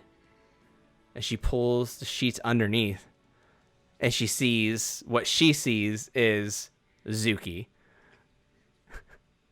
As she looks at her and she goes, "Daughter? What are you doing?" Mother? Come out! Okay. Leandra, get out of there! Okay. Get out of there now! I'm sorry. I've just lost my way around, and one of the Warforged guards showed me to the wrong place. It's been a while since I've been back. And she kind of pulls at your His wrist. brain is reeling at the fact that he is looking like his friend Zuki, and then this woman just called him daughter. Yep. He's like, what? Sounds like a guy on our first date trying to figure out like what's the kind of guy I should be. Anyway. Right. Yeah, it's like I don't. Whatever man pleases you best. Yeah, it's like I'll be whoever you want me to be. Yeah. So she grabs your arm, she pulls you out like very swiftly about underneath the bed. She pulls you up, and do you have exactly what Zuki was wearing the last time you saw her? Yes. Okay. So you're the same height, same look, same what she's wearing, and she looks at the elf that was, and the elf is dressed like very impressively. Like the elf is wearing like this like very see-through purple pants. It's almost kind of like a sheet in itself, and she's also wearing like this like top like that's made of just like pink purplish lingerie, and it looks like they were gonna be busy, and that's what you can assume. That they were gonna have some private time, and she just looks like really pissed, like what the fuck, like why are you here? And then the tiefling in front of you looks over at the elf, and she goes, Siren, I'd like you to meet my daughter, Leandra, Princess Leandra. And she looks at you and she goes, well, you got here sooner than I expected. I told Sir Leo and Sir Raph to send for you, and it's been a few nights, but it's sooner than I thought. So, welcome back. It's been a really long time. And she seems like she begrudgingly gives you a hug, like holds you really tightly, and it's a really tight hug too, and her nails kind of grip into your back. And then as she pulls away from the hug, she kind of scratches you. So it's like she's trying to punish you in a way. And I actually say, because that's not nice. And she looks at you and she just kind of like pulls her hair from behind, pulls it behind her ears. And she's like, you're so dirty. It's been so long. I think the last time I saw you was when you were about a year old. I'm a young independent tiefling. Until I gave you... I'm sorry, what? I said I've been adventuring. I'm a young and independent tiefling. Well, you're a princess now. You've always been a princess, and you have a responsibility now. I'm glad you came back. That was a good move. Thank you. And I just want to say that I missed you. It's been since you were about a year old, when you were a baby, and when I gave you off to that human couple down south to raise you. But they did their job, and now you're back. I hate babies. I'm glad they raised you, and I didn't. So, welcome back. This is a friend of mine, Siren. Leandra, Siren. And Siren goes, pleased to meet your acquaintance. Are you leaving? Are you staying in this room? Or like where, like... What are you doing? Well, I'm here now. We may as well just... Could you show me to my room since X550? I didn't catch the number, but he clearly showed me to the wrong place. I'm frightfully embarrassed of whatever this is that I've interrupted, but you do you. So the tiefling looks at you, the real tiefling, and keep in mind the way she looks. It's very much similar to Zuki. You got something against changeling tieflings? It's long, brown hair, but there's like streaks of gray in her hair. Her face looks like, and also tieflings live a little shorter than humans generally. They're about 70 years. But so the age is about the same for them, but yeah, it's a little shorter than general humans. Humans are about 100, tieflings are about 70. So she's about a middle-aged tiefling, but she's still, even for a middle-aged tiefling, she looks great. Like, she looks very youthful, looks very fit. Her skin is just like so clear and immaculate. It just looks like, I mean, she's a queen. She's got all the resources available to her. So she, but she looks very fierce. Like, she doesn't put up with any shit at all. At least that's what her personality, her expressions give off. And she looks at you and she goes, daughter, I have some business to attend to. So I'm gonna, and then there is a drawer that was underneath the bed towards the end, like up against the wall, and she pulls open this like little compartment drawer, and she pulls out a pouch, and she goes, "Here, why don't you take this money and go have fun and report back to the castle tomorrow morning, and then we'll discuss your wedding plans with the Prince of Thrane. How does that sound? Go have fun." Sounds good. And I'll talk about that in the morning. I hear that you studied to be a monk, like so I'm myself. sure you can take care of yourself. And do you know how to get out of the palace? I could use a refresher. Well, the easiest way, if you tell the guardsman out front that you're leaving, then he'll take you out. Just let him know. He'll deal with it. Excellent. Will do. And do you, not Mother. come back to this room ever again without letting me know first. Do not ever appear underneath this bed, one of my many beds, ever again. Do not ever surprise me like that. Do not have ever many invade beds, my Mother? privacy ever again. Do I make myself clear? Yes, Mother. Thank you, daughter. Eh. No, hurry up. Go, go, go. Bye-bye. I follow her instructions to a T, and I get as far away from there as it pleases the DM to let me get before the inevitable cutscene that I know is happening soon. So she's as soon as you step out, she slams the door, and you hear a locking too. So you're outside of the sexy bedroom, and Sexy bedroom. you don't know Is what's this- happening on the Does other it have a side. number? So, like, is there a sexy bedroom on like every other floor? Every odd number? Maybe floor? you don't know yet, but there's at least one. She said she had many beds, Yeah. so that's at least one sexy bedroom. This bed is for sleeping. This bed is for yes. sex making. So there This is bed a for breakfast. there's a royal guardsman out in front. Okay. Do you talk to him? No, I just kind of give the polite, like, I get confused between a nod and a curtsy, and I kind of do a little bit of both, and that's it. Oh wait, no, she said to talk to the guard. I said, pardon me. There's one with a guard. He's with a gold armor on, with a blue tail. The Royal Aundair insignia is on his chest, and he's holding a lance, or sorry, a spear. Okay. So I say, excuse me, I'm sorry. My mother had asked that I have a guard show me outside the palace for the night. I will be back in the morning. Could you do that for me? Oh, yes, Your Highness. And let me introduce myself. I am Sir Don. Nice to meet you. So let me lead you over to the lift, the royal lift. And yeah, we'll go right outside. So he walks over, and it's basically a working elevator. Keep in mind, magic power, everybody, Eberron. So there is a working elevator. He presses a button, an elevator appears up to the 7th floor, and he goes right this way. So he leads you into the elevator. You go all the way down to the main floor, the ground level. On the buttons that light up, it just says G on it as the button, and you get to the G floor, and then you get to basically it's like a very open lobby area.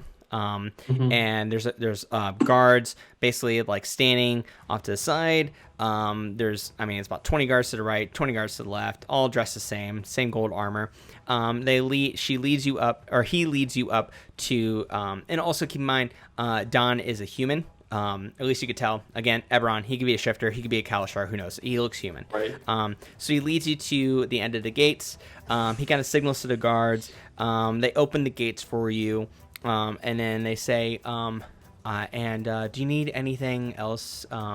Protection? Do you need us to follow you? We can follow you to make sure no one bothers you. Would you like a security detail to follow you?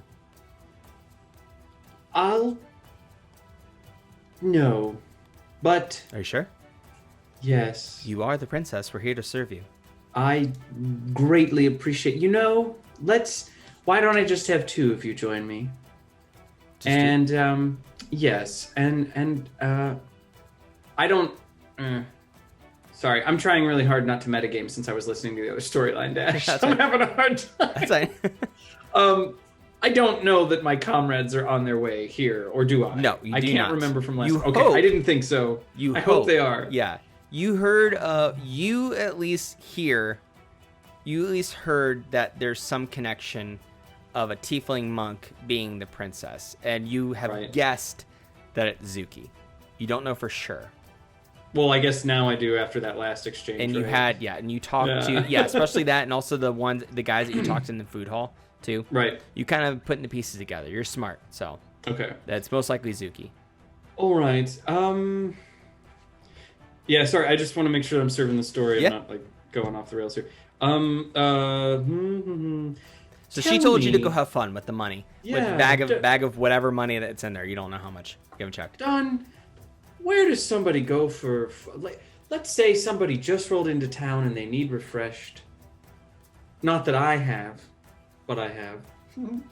Where does one go here in Fairhaven? What's the most popular pub on the way to the palace? I think I'll start there. Well, I don't go out much. So he looks over at one of the other guards, and he goes, "Sir Mikkel, Nice.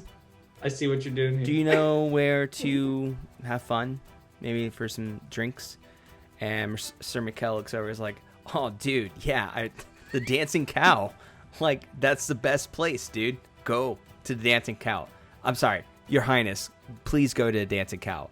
It is You awesome." are to join us. I would like Mikkel to be the other guard who comes with us, Don. And Don looks, he goes, "Okay, so you want me and Sir Mikkel, to come with you?" Yes. All right. Actually, Don, you don't get out much. Yes, no, that'd be good for you. Come with. All right. Let's go, Mikkel. He's like, "Yeah, awesome." So he's like, you're allowed one ale, Mikkel. Got it? He's like, "Yeah, okay, yeah, one ale. Got it." I'm Right. sorry. As the princess and bride to be, Mikkel can have as many drinks as I say he has tonight, Don. Well, I apologize, Your Highness. I was only trying to keep him in line, but Mikkel, you heard the princess. Yeah, do as you please, according to the princess. And he goes, "Oh yeah, awesome." So he leads you over to the Dancing Cow. And Do not want to go in right away, though. What's that? I said, since I still have to look like Azuki, if I'm looking for my friends, I do realize the level of confusion that could be caused. Yes.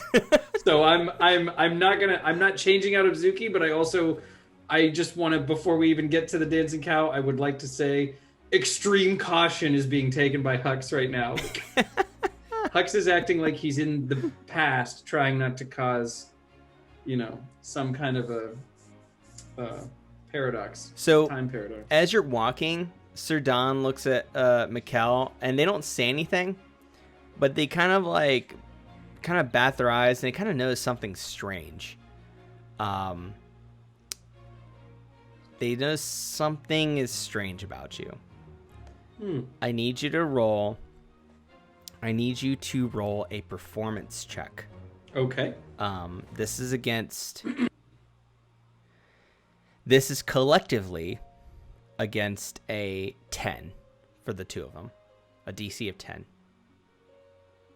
Oh, I see. So I usually I'm don't do rolling- collectively. For this, I will. Sometimes I do it separate, but for this, I'm going to do it collectively because they're a team. So, Cool. a 10. You have to get a 10 Performance, or you better. said, right? You have to do a performance check. Excellent. Here we go. 9. So they go. Sir Don goes, "Hold on," and you're within sight of the Dancing Cow. Like the Dancing Cow is Like just right on there. the end of that block to your right, down the At road. least I made it. So he goes, "Wait, Your Highness, your voice, forgive me, but it's much deeper than I expected it to be." Oh, sorry. Right. I was just doing Hux's voice because I didn't want to try to imitate Zuki. That's and okay, but he still upset says it. Anna. Okay, no, that's fair. I just wanted to clarify if it was me doing the voice that was just because I was like, I'm not gonna, that maybe that was okay. Hux actually trying not to offend the Highness. Right? I'm Yeah. like worried that Be I'm gonna polite. offend my friend, even though. And he goes, Yeah. I question that you're not a changeling. I do know changelings. I don't have a prejudice against them. I just want to make sure that the princess is who she is and that we're serving the right person. So she hasn't been here in around 18 years. I'll have you know that I'm recovering from tiefling bronchitis, Don. And I really don't take kindly to that. I understand it, and I'm willing to forgive it. But let's not have any more of that. So I need you to do a deception check. Okay. Again, it's going to be against a collectively between Don and Mikkel for a DC of 10. Okay, please. I've got a better mod on that, so hopefully... My mod's a +4, so... Yeah.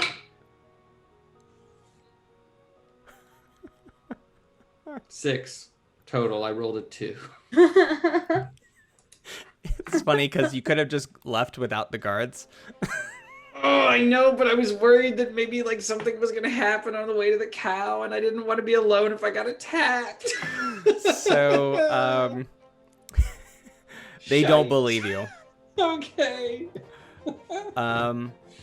You have two choices. Okay. You can either they are getting in their fighting stance, both of them. Okay. You can either do two things. You can run, and you'll have to do checks for that. Like run to the cow. Okay. Or you can fight them here.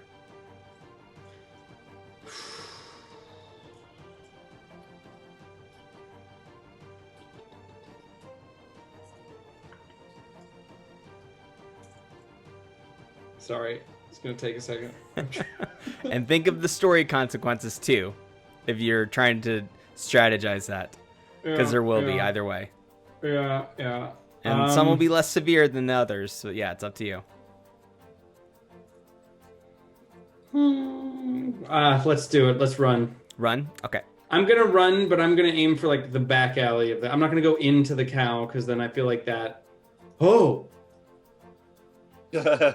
No, I'm gonna run into the cow. Yeah, because if I can get behind the door before they get inside, I can just change into somebody else. And you're also friends with the princess. I am. That's true. That's true. Okay. You know what? I have another idea that is not option A or B. Sure. May I? Well, yeah, propose it to me.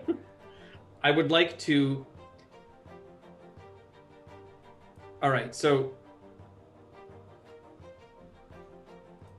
I would like to try to earn their trust by revealing myself and explaining that I'm actually a friend of the princess who was sent ahead to make sure things were safe.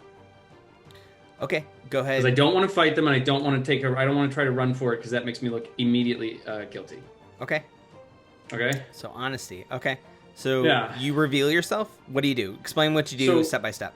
So I put my hands up and I say, all right. Clearly there is no fooling you, friends. And they got their spears pointed at you, both of them. And I fully understand the pointed sticks. Could we step in, we're in the main street right now, right? You're in the middle of the street, yeah. Are there a lot of people around? No. It's Okay. it's Cool. going to be kind of, if there's people around, there's people that are drunking around, like people walking around. I mean, they're just having a good time. So it's Okay. basically like a Friday night to them. So I say, you are right to question whether or not I am the princess. And I let my face flash into changeling form so that they can see it. And it turns back. But I am a very dear friend of hers. And I was sent ahead to make sure that everything here was actually safe and that this wasn't a trap. All you have to do is help me find the real princess here in town, and I swear I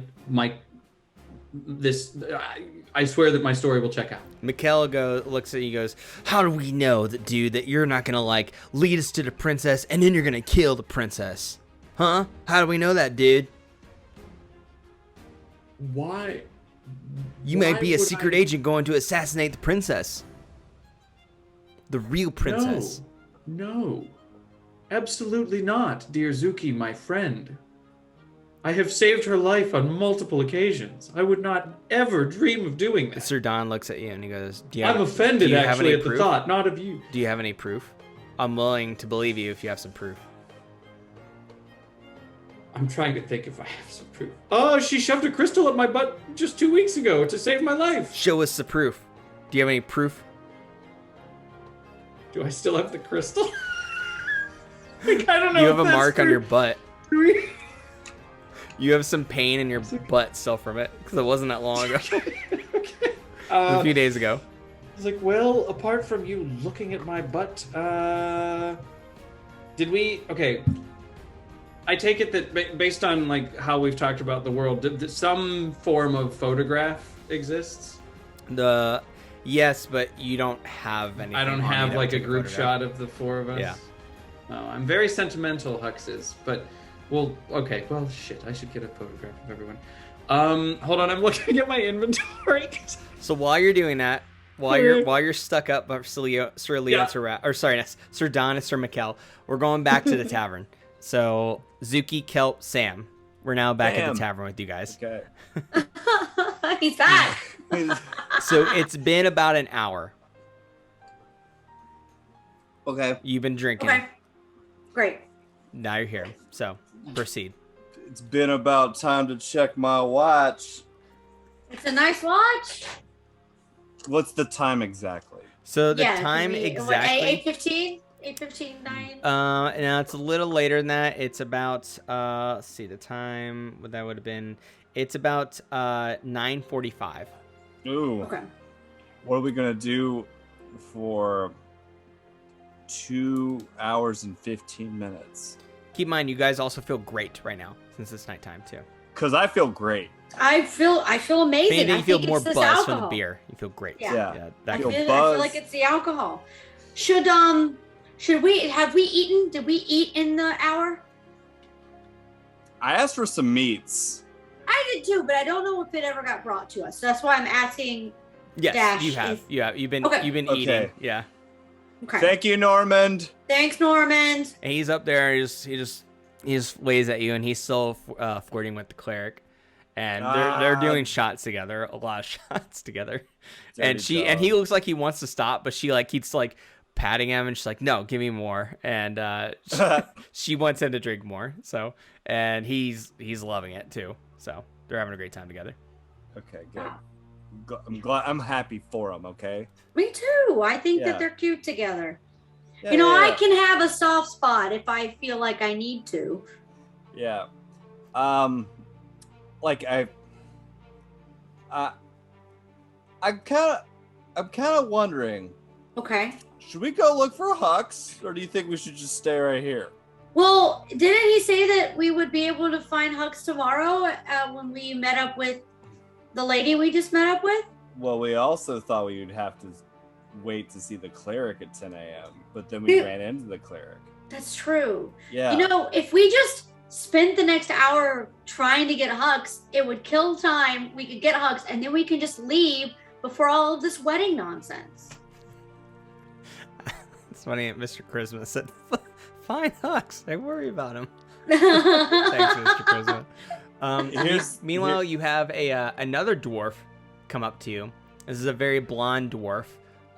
Looks like a young guy. Looks like he's around 40, and he has a big trench coat on. And he comes over to you, and he comes over to you guys like, "Hey, how you doing? I like that dwarf." He points at you, Sam. He goes, "You guys want to buy anything?"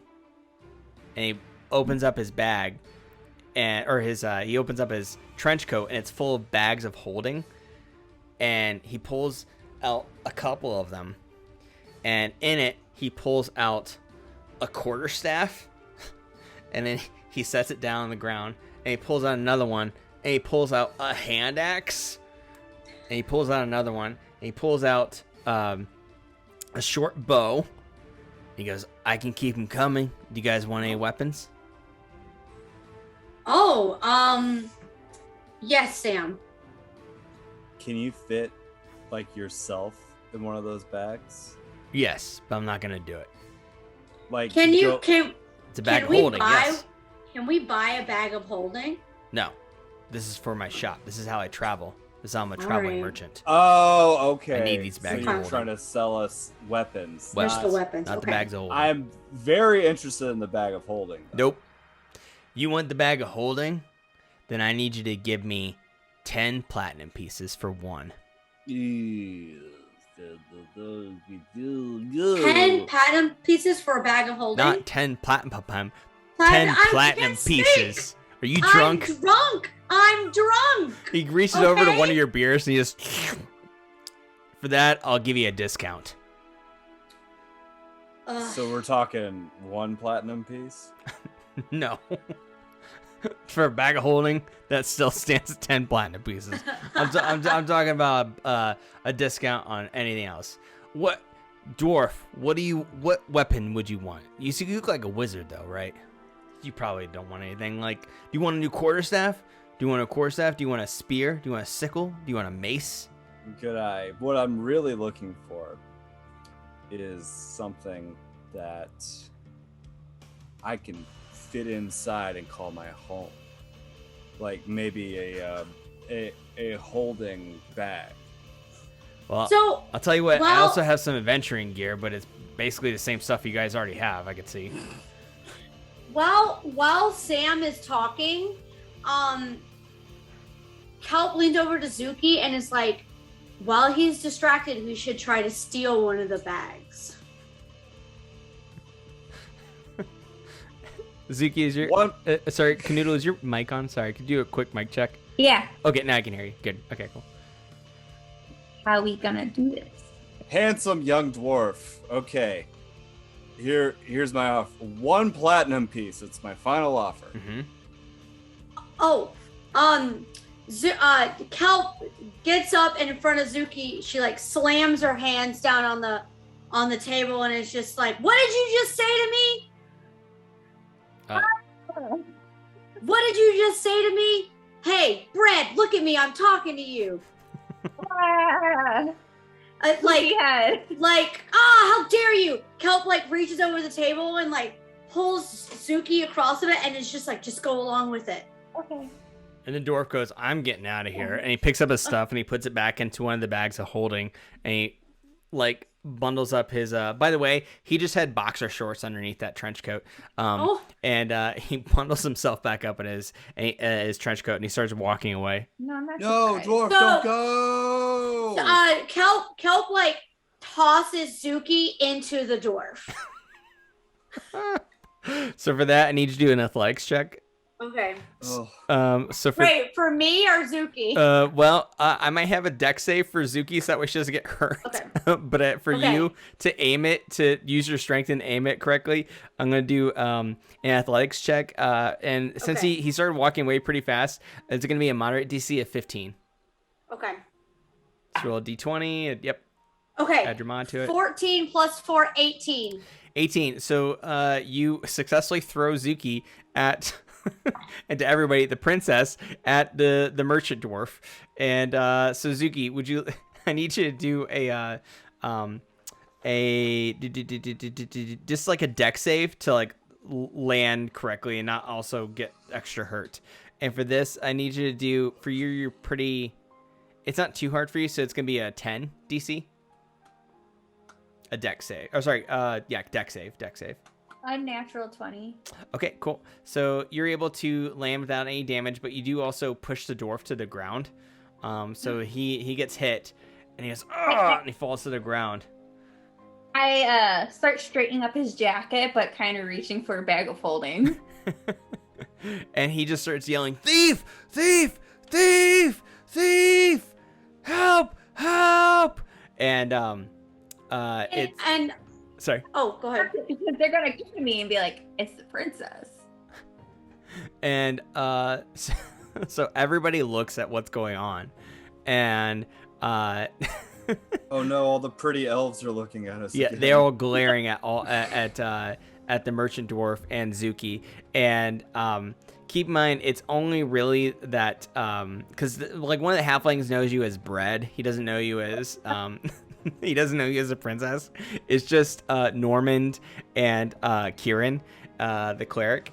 and they're at the bar, and they see you, and they're like, what's happening? And then there's just like this circle that kind of like kind of backed up around you, and it's just both of you like together, the merchant dwarf, and Zuki, and Kieran comes out like with her beer. She's a little drunk too, by the way, too, because she's been drinking a lot with Normand.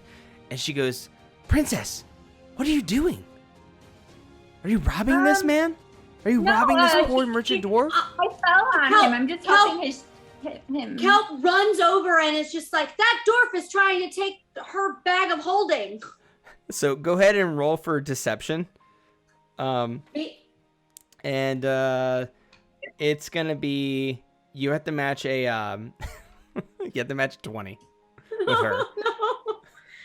Me, right? Yep, 20 or better to the boy. full Kieran.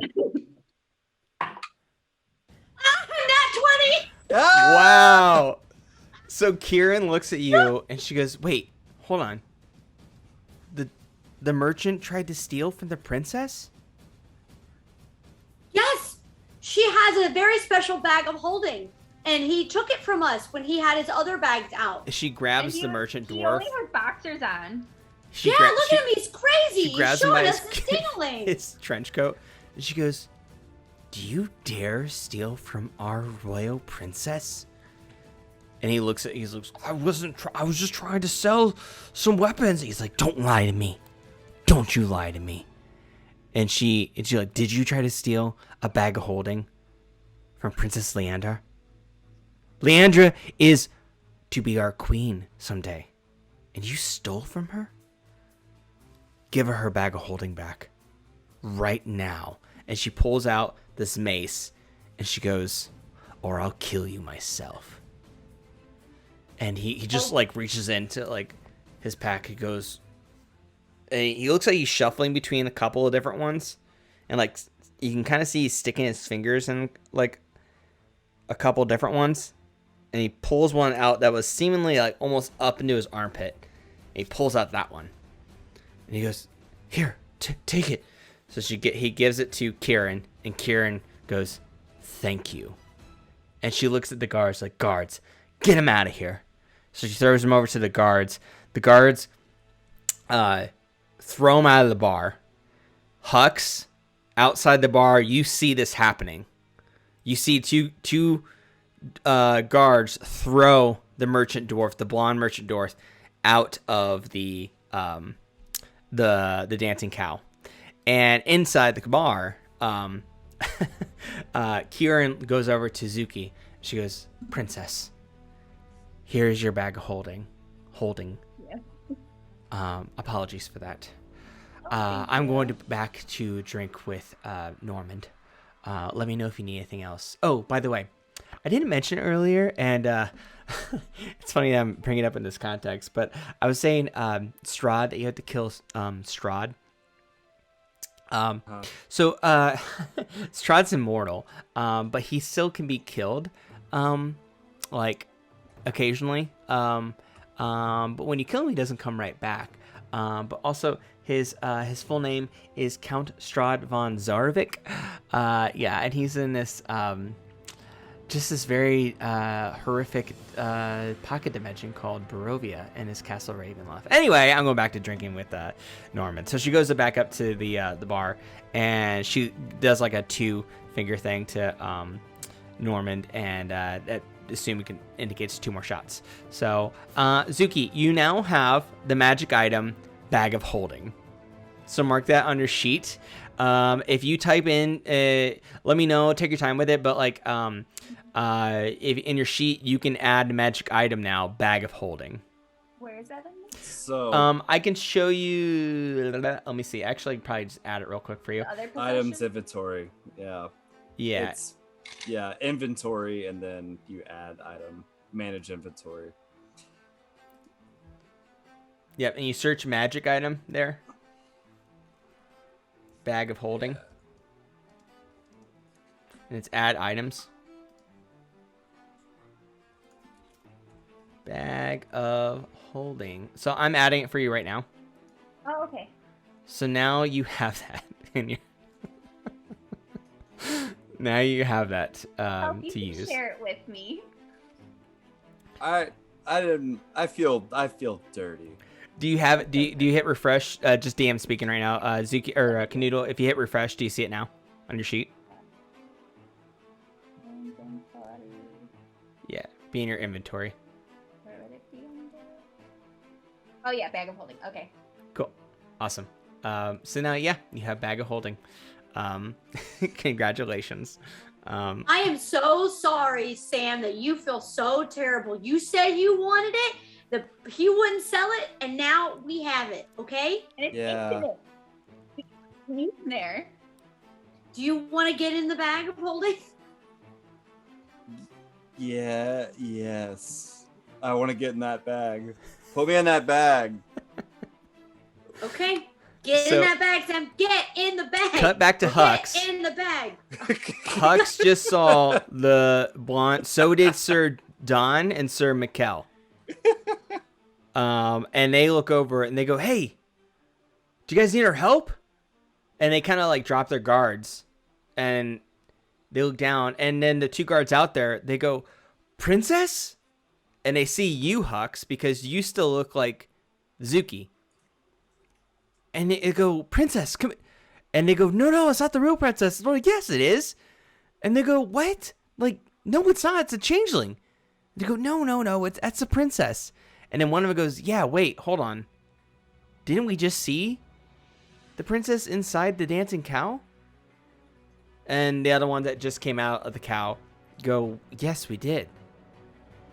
So maybe that was the changeling, because that changeling seemed like they were picking on this dwarf, because I don't think this dwarf is a regular at the cow. He usually sells stuff there, and he doesn't try to like steal anything for people. So maybe that was the changeling. Yeah, and maybe that's the real princess. And then Don goes, "No, we just saw him change his face from a changeling." And they go, "Wait, hold on." And then Mikhail goes, "I don't think those guards are very smart." I say to the two guards over by the pub, I say, "Are you saying that you have the princess in there?" And then the two guards go, And I'm still in the princess "No, form. the princess is right there in front of us. But is there also a princess behind you? There's someone that looks just like you, princess, in the cow." Would you please take me to them "Yes." immediately? And Don goes, They're a changeling. They just saw this person, this tiefling, just revealed their changeling face." Donnie, sweet Don, my friend.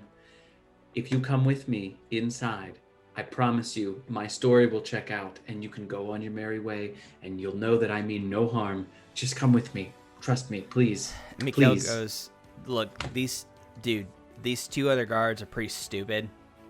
But, like, since we know where another princess is, where the possible real princess is, why don't we just, like, go up to him, we keep our spears on him, and if he's lying, then we just capture him, dude. You know, it's that easy. It's just to the cow.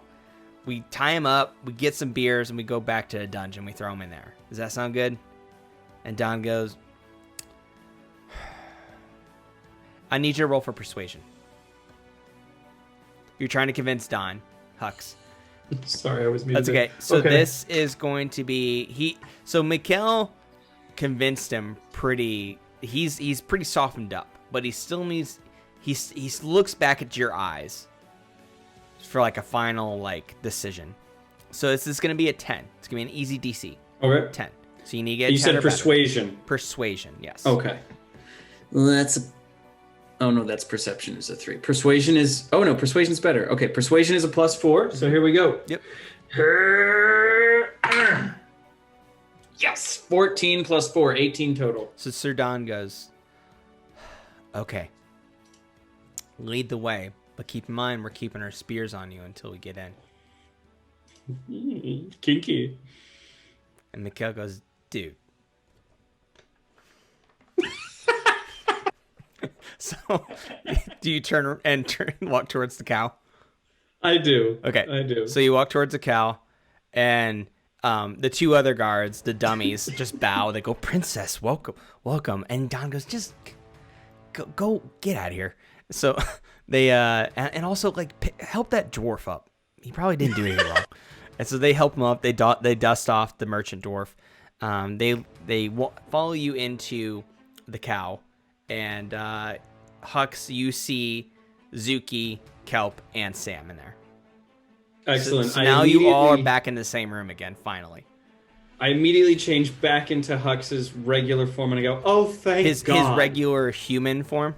Yeah, sorry, with his the mustache default. and stuff? Yeah. Yeah, I'll specify if he's in changeling form. If I say His Hux, I true mean his form like or his persona. That's Hux? my bad. Yeah. Yeah, Cool. yeah, his true form. Human Hux form, got it. Because, Yeah. I mean, that's just his form, right? It's a human form. Yeah. Yeah. Yeah. And he has his, his white changeling form. Okay, He cool. was So now, either see, human she or changed half back elf, I to don't remember. human Hux form. So I what? go, Yeah. oh, proceed. thank God. I was like, Zuki, dear, will you please tell these fine guards who have helped me to locate you all that I was in disguise as you to go ahead and make sure that everything was safe for you to come into town, princess? Oh, we can't hear you, Kuhnoodle. Yes, I know him. Thank you so much, dear. It's He's good part to of the see best you. friend squad. The best friend squad. That's who we are. That's right, Oh. I say to them. All right. And they still has the spears on you, like him and Mikkel. And they look at Zuki, and they go, "Princess, can you prove that you're the real princess and not another changeling?" Oh, we can't hear you, Kuhnoodle. First of all, that's racist, the whole changeling thing, guys. So that's got to stop. Oh, is it? Oh, okay. Is it? I'll Oh, stop. sorry. I miss you, Hux. I'm talking to the guards, by the way. Oh, I'm not to sorry. my party. You guys are fine. I've missed you. And Mikkel goes, "Sorry, dude. We just gotta make sure." And then they No, look back I at Zuki understand. and they go, I hugged Donegal just real quick. Okay, so Are you we guys hug. Hey, Yeah. Dash. Hmm? Are we in the process of stuffing Sam into the bag? You were when about ready Hux to. Comes... Okay, so he is not like in the bag. No, We were just that's a good trying question. to get him. Okay, great, awesome. So, so Kelp looks up and Hux is here, and then Kelp looks at Zuki and says, "Oh, the lady can prove everything. That Yeah. you're the princess, Lady. the The elf lady by the bar. Kieran."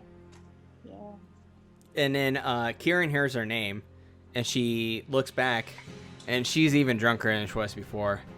And she goes, "Princess," and she stumbles over with her beer. She goes, "Do you need something else?" Why are these they guards need to here prove pointing- that I am the princess. I'm sorry, what? They don't believe me that I'm the princess. Well, of course she's a princess. You look just like the queen. Guards, what do you... You know who I am, right? And Sir Don goes, "Yes, the Royal Cleric, Kieran. Of course we know." And Mikhail goes, "Yeah, dude, I have a poster of you, dude, like in my bedroom, and like it's like right above my bed." And Kieran goes, "Well, aren't you flattering?" And she looks over at Zuki and she goes, and she looks back at the guards, looks back at Zuki, and she goes, "By my orders, if you don't believe the princess, and if you don't, then I will have to tell the queen that you disobeyed the princess. I vouch for her. She is the real princess. You may leave now, or go ahead and get a beer from Norman to make sure and tip him well. You know, tell him I sent you." And she looks back at Yeah, Norman. you She's have like, "I a sent beer, him." you sit down and you relax, but leave us alone. Yeah. Thank you. And Sir Don and Sir Mikkel go, "All right, we're sorry. Forgive us, Your Highness, please." And they both bow. And they look at you, Hux, and they go, "And we believe the real princess that you're her friend. Please forgive us as well." And Mikkel goes, "Yeah, sorry, dude." And he bows his head. I appreciate that, and no sorry necessary. I'm sorry to have bamboozled and otherwise confounded you, friends. Enjoy. We're going to get some beers. So they go to the bar, get some beers from Norman. So now the four of you are back together now. Okay, so Hux, just to catch you up to speed, Mm-hmm. the only thing that's really happened since you've been gone is we've got this bag, and I'm gonna see if I can't fit into it.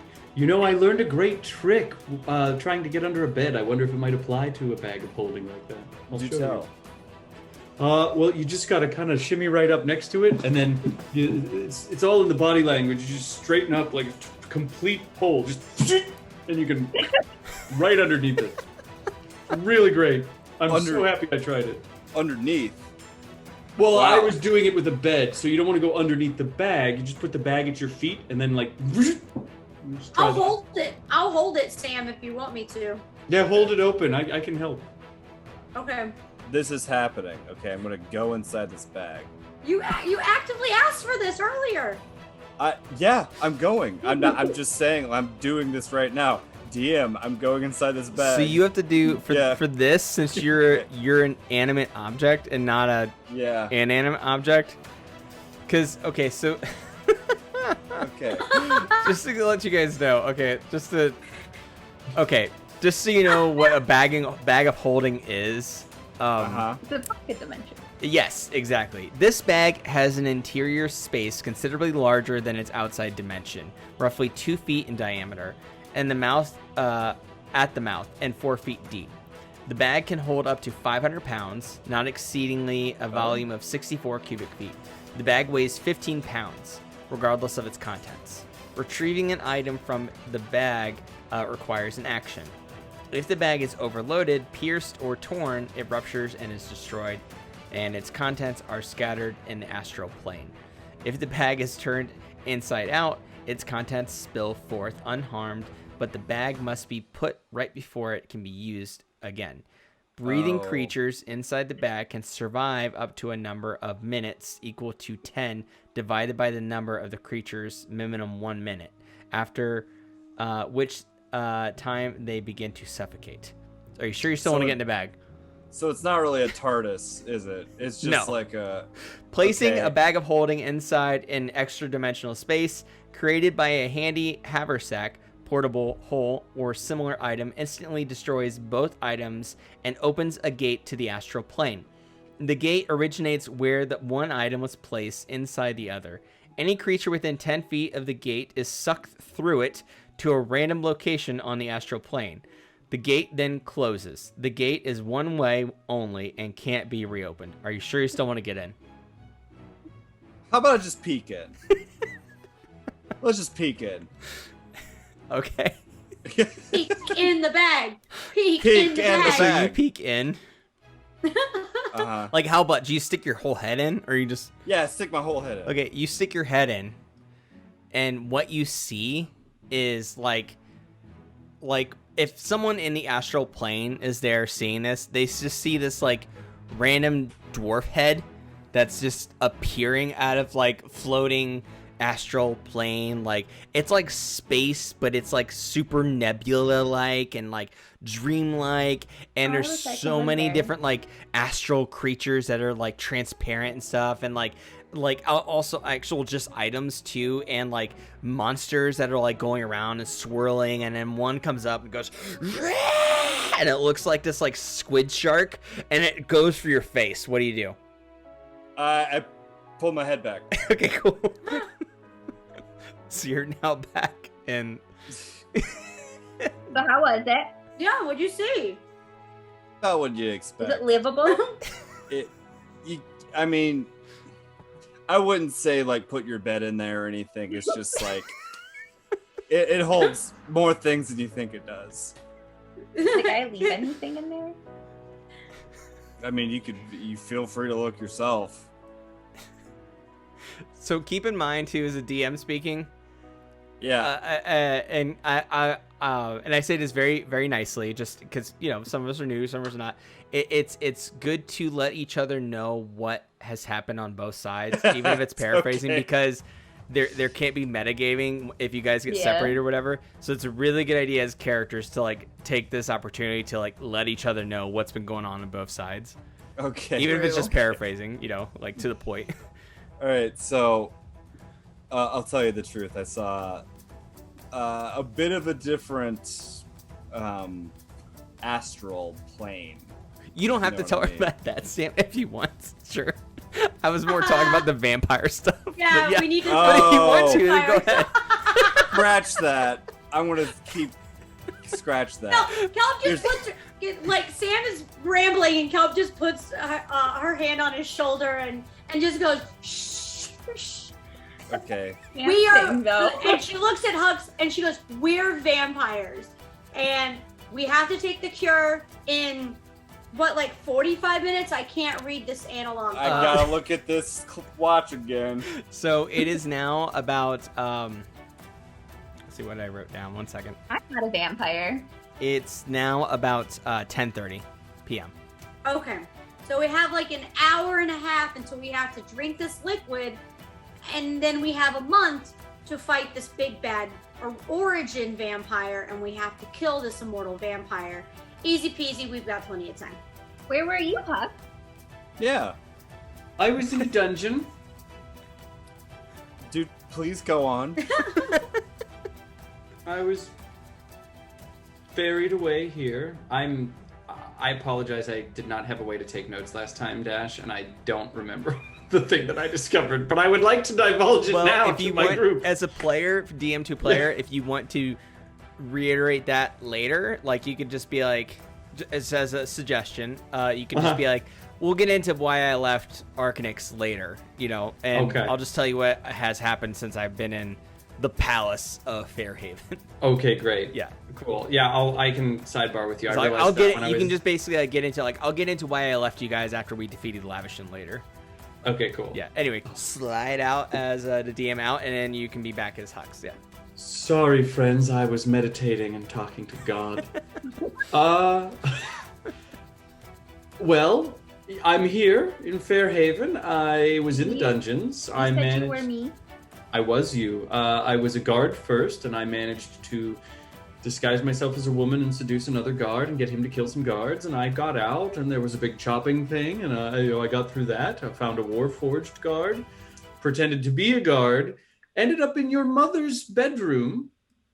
One of many. Heads up. And she was with a lover, I assume. I met them both. Half elf, right?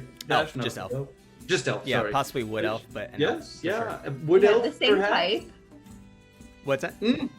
I was gonna. Me and my mom had the same type, I guess. There you go. Maybe, maybe not. I'm not sure. I don't think any of us in the group has talked preferences. You know, you do you. Your mother's intense. I will warn you. She's Oh. intense. I Yeah, I have don't know scratch her. marks on. Well, if I were to change back into you, I'd have scratch marks on my back from where she hugged me. It was painful. And then don't the look guards at brought this. me here. She doesn't seem pretty nice. She doesn't seem nice. She's not. I don't get it. I shouldn't say that. I only interacted with her for about 5 minutes, but she was clearly very pissed that me, as you, she thought I was you. I was you at that point. Because I was hiding under the bed. I saw another tiefling come in, and I was like, I only know one. And by the way, as so- DM speaking, she Well, looks no exactly one- like Zuki, but middle age. Yeah, she looks a lot like the spirit is moving me to let you know that she looks very much like you, only older. And her eyes are blue. That's the main difference. Instead of like a yellow. But she has blue eyes. Yeah. In case you were wondering. I was. Yeah, Sam. But that's it for me. I'm here. I have some extra money that your mother gave me, so if there's anything I can do, actually, and I go over to the bar real quick, and I slide some of that over to Sir Don and Sir Mikhail, and I say, hey fellas, next round's on me and the princess. Did you see how much gold or how much money is in it? No. Oh no, I'm not going to give it all to them. I'm just going to take a little bit out. Okay, cool. I'm not giving them the whole thing. I mean, you can peek how. I mean, it's all gold. You see that it's all gold in there, and it's about what comes out is about 10 gold pieces, and there's So I give them 1 gold piece each, and I keep 8 for myself. Okay, cool. There's still more gold than that in there too.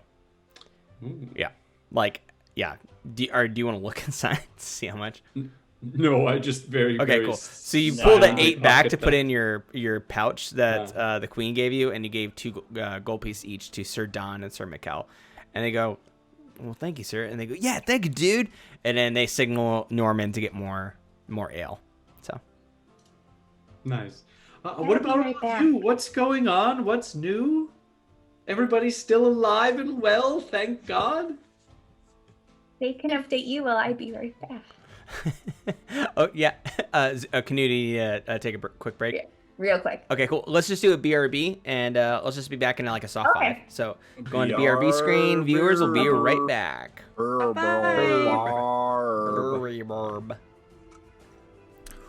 Ooh, thanks for waiting. We're back. Okay. So everybody's still inside the tavern. Some time has passed. Since you all have been being caught up. So basically now, just so everybody knows that other than Hux's transport, like the reason he left after the Lavishin fight in Arcanix, you guys don't know that of why he ended up in Fairhaven. But other than that, you're caught up on what he has experienced. And you three, or Hux has been caught up on everything that you guys have told him, right? Everybody's told each other everything so far, other than that one part I told. Okay, cool. Yeah. So everybody's caught up. All the characters are caught up. Some time has passed. It is now 11:45 p.m.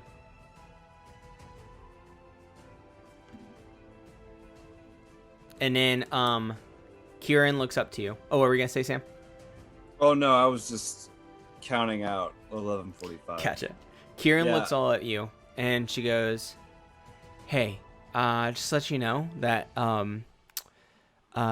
me and Your girlfriend. well, come to think of it, so okay, I'll just be upfront.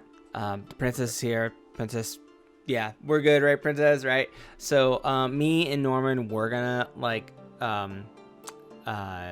shack up tonight, but I decided not to, and he's like, yeah, probably better not, probably not a good idea. And so he's gonna go home, but he did promise me that I get the entire second floor to myself, and then I get to choose whatever room I want. So I just want to let y'all know that if you need somewhere to stay, I know that the castle gates are closed, but there is an inn just right down the street. You can go there, get a room, but the rooms upstairs are mine. Sorry, princess. She usually wouldn't say this, but she's really drunk. She goes, well, Norman let me have them all by myself. So. And you need all the rooms to yourself, do you? Well, some of them are already taken, but the ones that are left are mine, yes. Why do you need it all? Yeah. I just do. Goodbye. So she walks upstairs, and to the second floor that has up the stairs has a door, and she slams it shut, and you can hear it locking too. So I'm She gonna just burn say that down the there's- building. That was rude. she said that there's a I'm gonna get inn down Norman the street, fired. and Norman goes, "All right, y'all, it's closing time. We're closing down early tonight. I'm Big getting day tomorrow." fired. Yeah, gotta close down early. Usually I close around 2. Today it's gonna be around midnight. So I want y'all to make your way out here now. That we're all out here by midnight. So thank you so much, and have a great night. It's closing time. You know, Every new Can't stay beginning here. comes with some other. some other. Yeah, I feel like I know something of that goes after that, but you can't stay here. That's what I'm getting at. So he goes to clean up the bar and cleans glasses, and he's closing up shop. So everybody starts to like finish their drinks and closes out their tabs and starts to make their way out of the tavern. So what do you do?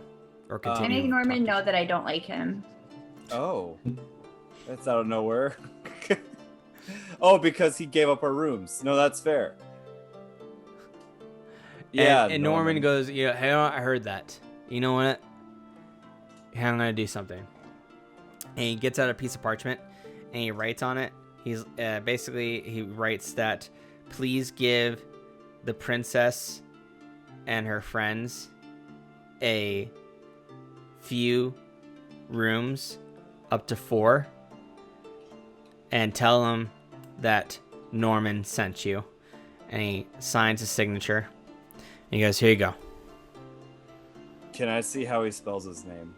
Yes, it's N-O-R-M-D. N-O-R-M-A-N-D. Normand. A-N-D. Normand. Normand. Man. Normand. Normand. Yes. And he looks at the princess. He goes, Princess, I don't know why you're mad, because I know it's gonna probably get hard to go into the castle because you probably have some stuff with your mom or whatever. But you can always stay at the castle. Granted, you're gonna have to run into your mom. So No. that's up to you. Otherwise, there is a nice inn, and I just wrote you a letter that'll get you all free rooms tonight, since I had upstairs to the Royal Cleric, whom I love, by the way. I love her so much. Jeez. I think I've done my kindness for today. So he goes back to Don't cleaning. be silly, Wrap Your Willy. Wrap or what? Don't be silly, Wrap Your Willy. Wrap Don't be my silly. willy? And then Wrap she your just will. leaves. Oh, well, we're not doing that tonight. We'll do it like tomorrow night, probably. Yeah, Just guessing. you, If she wants. you both are telling us a lot of information about your relationship that I I was just don't told to think we wrap my particularly- willy. So It's an old tiefling Because song. you both are telling us about the room situation, and she was like, "We're gonna, whatever. All right, we're getting the hell out of here. Get out of here. Come on, gang. Let's roll out." Get out of here. So it's now about 11:50 now. Okay. Okay. Okay. And Kelp is like watching the watch, but she's like trying to do like the little hand. She can't read an analog clock, so she's trying to like. The big hand points to the minute. She's trying to figure it out.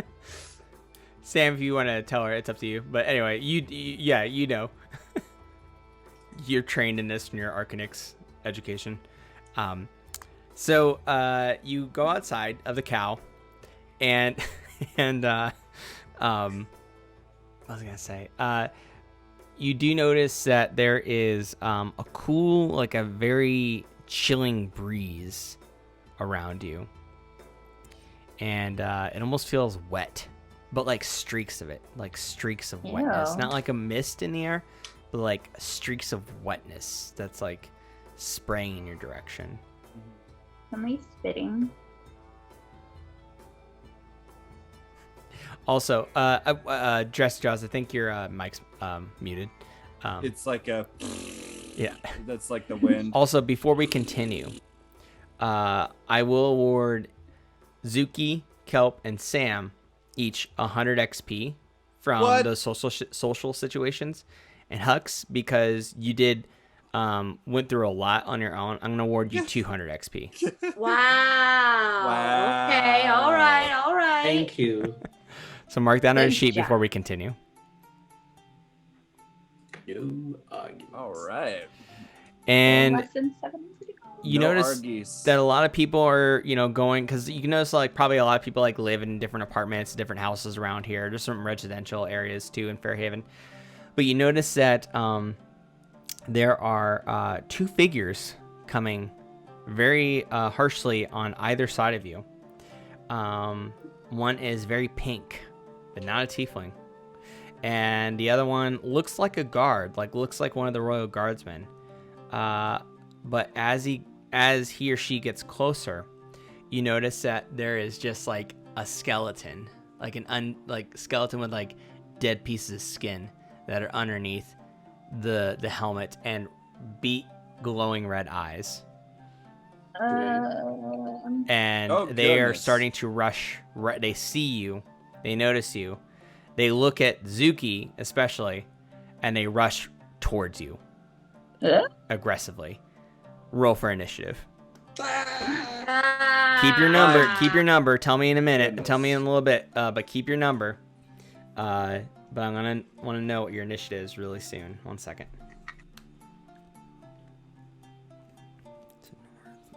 Okay.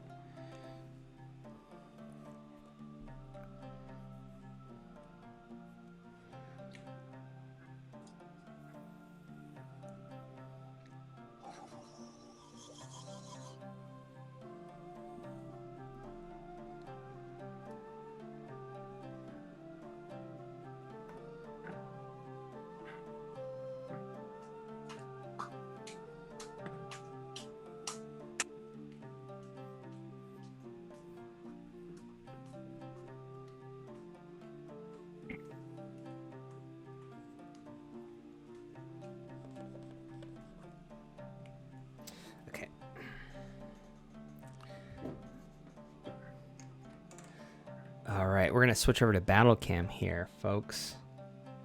Once I set the miniatures up here.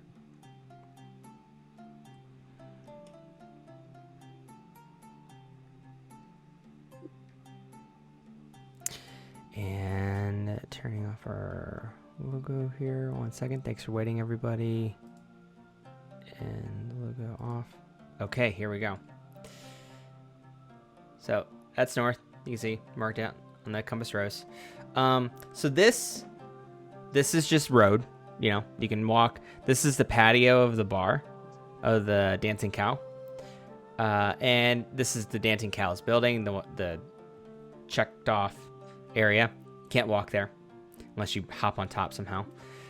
This can also be walked on too. It's just kind of like the sidewalk of the road.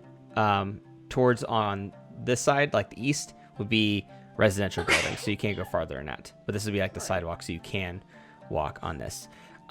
Here is Kelp, Zuki, Hux, Sam. Okay?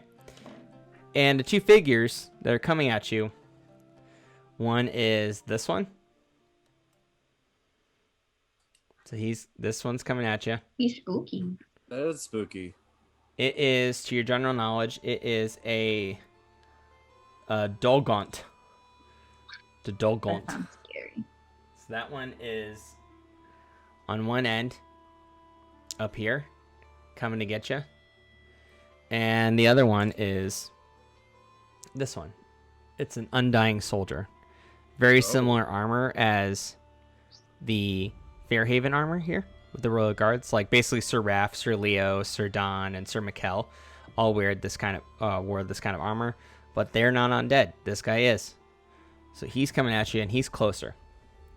He's down here. So with that, I'm gonna roll initiative for both of them. So the Undying Soldier, 13 plus 1. So he's got a 12.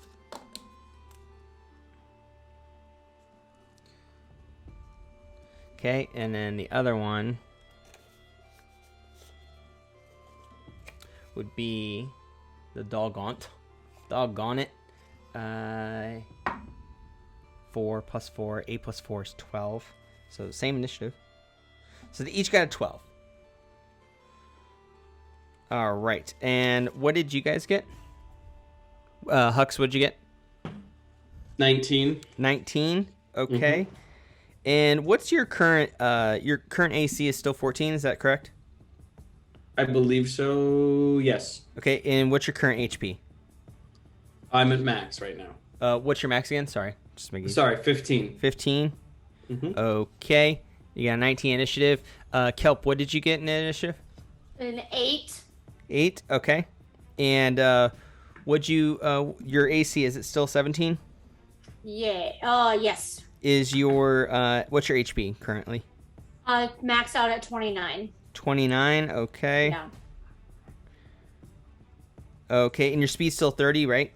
Yep. And speed for Hux, what is it again? 1 second. Speed. Sorry. That's okay. Oh, did I? That's why. Sorry. I was on the wrong tab. Where is it on the sheet? Why am I On top. On top, next to your proficiency in armor. Just walking speed. Under the long rest thing. Oh, but God, 30 feet. Sorry. 30? Thank you. Okay. Thank you, Zuki. That's okay. So 30 feet, okay. And Just Zuki, being what a did you get in goofy. initiative? Unnatural 20. Ooh, nice. You're going first. Okay, and what's your AC still 12, right? Yeah. And HP is 23. 23. Speed is 40. Yep. Okay, cool. And then Sam, what did you get in initiative? At 14. 14. Okay. And AC, what is it? 9. A 9er. Okay. 9er. And what's HP? 20. 20. That's right, because you leveled up. And your speed. 25. Got it. Okay, and then real quick, just getting ACs down for Undying Soldier, 13, and HP.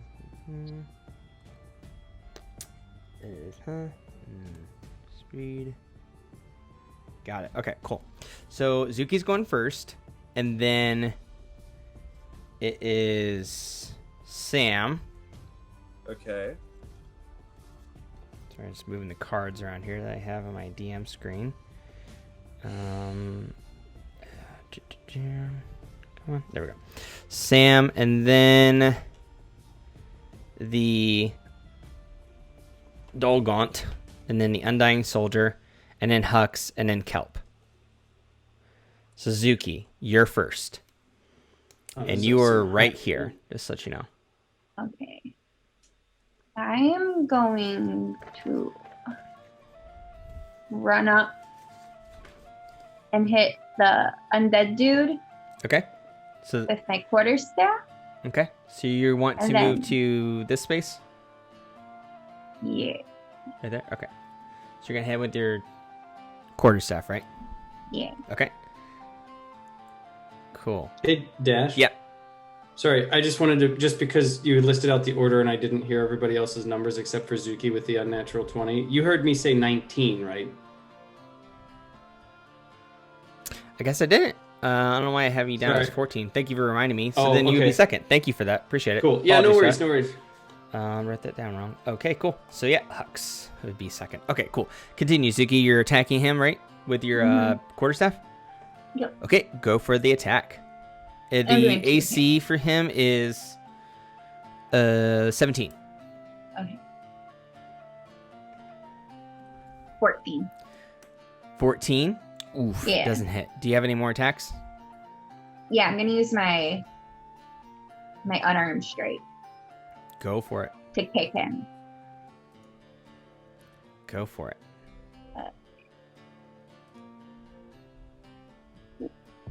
9. What is it? 9. 9? Okay. I'm gonna move back. Yeah, so you can move back. So you moved 5, 10, 15, 20 feet. So you have 20 more feet to move. Do you move Move. towards this way? Yeah. Okay, so like right in front of Kelp? Yeah. All right. Excellent. So anything else? Nope. Okay, it is now Hux's turn. And where are these games? I'm just trying to. Okay. Is the rest of my party at full HP? Yeah. Okay. Or yeah. Because I do have a healing word spell now, and I want to remember that for when we need it. I just wanted to make sure we were good. I'm just trying to decide what to use. Well, I'm good. Ooh, I'm going to use Ray of Sickness Okay. because I haven't done that one yet. That is, I get a. Let's see. I think this is an Eberron thing, Dash. I want to make sure I use it right. Sure. It's not. It's listed under actions, not under spells, which is confusing to me.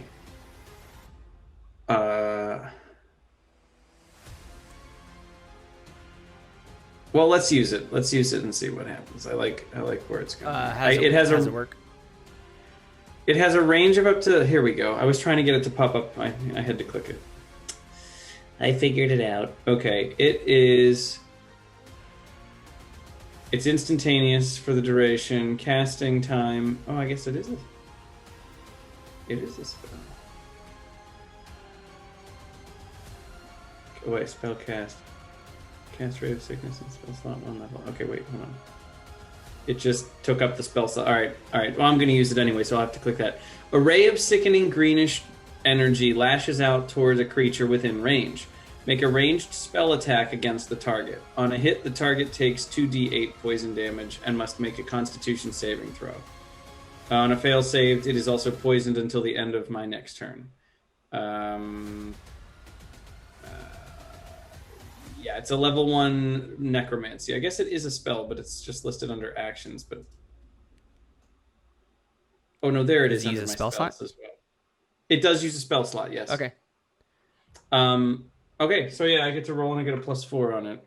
Okay. So you're rolling it as an attack, right? Yes. Sorry. That's okay. So and then does it have to do a DC check at all, or a saving throw? I don't see anything about a saving throw mentioned. Oh, Or is yes. it just You'll have to against do its AC? It's just against its AC for the attack. You'll have to make a Constitution saving throw on a hit. Okay, but that's cool. on a hit. So Okay. are you aiming for the undead right here, or are you aiming for the Dolgon, the Dolgaunt? I'm which is aiming up for there. the one right in the one that's so from where I'm at, right in front of me, which would be to the east based on your little compass there. The east. So that Yeah, okay. So so the like- undead. Right. Got it. Yeah. So the one south, right here. Oh, I'm sorry. That's all 4 of us. I thought that. Okay. Never mind. Yeah, that one that you're pointing at. Okay. Now. Cool. Okay, so you're going towards the undead to the east. Okay. Yeah, So- and it's a range of 60 feet, so I'm well within range. Yes, you are. So your turn towards it. Okay. So go ahead and roll against its DC, which is its AC, which is 17. Okay. 14. So 14. Okay. Does not hit. Is there anything else you'd like to do? nope. Well, no, I'm not gonna say that. Yeah, I'm going to. I'll shoot at him with my crossbow. Okay. When all else fails, use the fracking crossbow. I mean, are you able to cast a spell and attack? Oh, probably not. 'Cause those are both I'm actions. thinking- Yeah. You can move. And if you have any bonus actions that says otherwise, then yeah, that would be it. Yeah, that's what I'm trying to find. I thought I had actions in combat. No, that's just something. I'm pretty sure that my only other Yep. Action combat, you can Action. attack, cast a spell, dash, disengage, I dodge, have an help. extra. hide, I have an run, extra search. thing, but I think I have to hit. Yeah, them. you can That's use a what I was magic trying to item, you find. can use an object, you can use a special It's fine. ability. I'll stay put. I'll stay where I'm at. Okay. And I can just end my turn. That's fine. Okay. I don't. Cool. All right. I'm not useful this turn, everybody. That's okay. Sam, it's your turn. All right, so I'm going to first And you're right here, by the way. check my watch. Check your watch. What time is it? It is approximately 11:50. Okay. I got 10 minutes.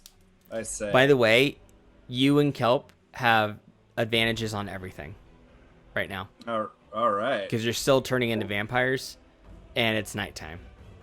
Great, because I have a potentially. And you both have devastating- inspiration because it's getting towards midnight, which is at the height of a vampire's power in this world. I have a potentially devastating. So mark that on your attack. mark it on your sheets, but remember that. Okay. Yeah. I'm just going to hit this spell. Okay. Okay. So,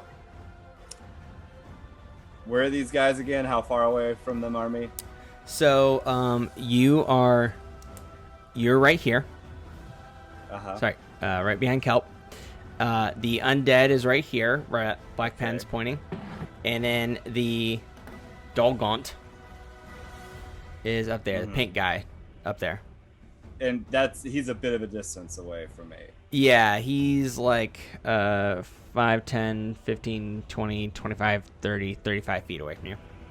35 feet. Okay, that's actually a lot closer than I thought.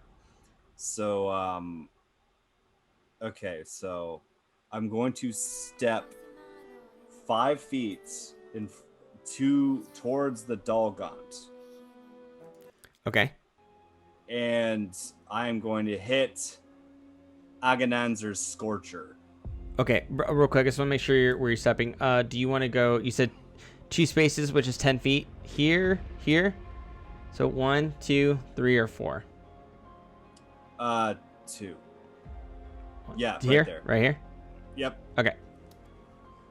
And I'm going to hit this spell called Agonanzer's Scorcher. And there's a dexterity saving throw of 13 Okay. for this, but it's the range and area is 30 feet. So 5, 10.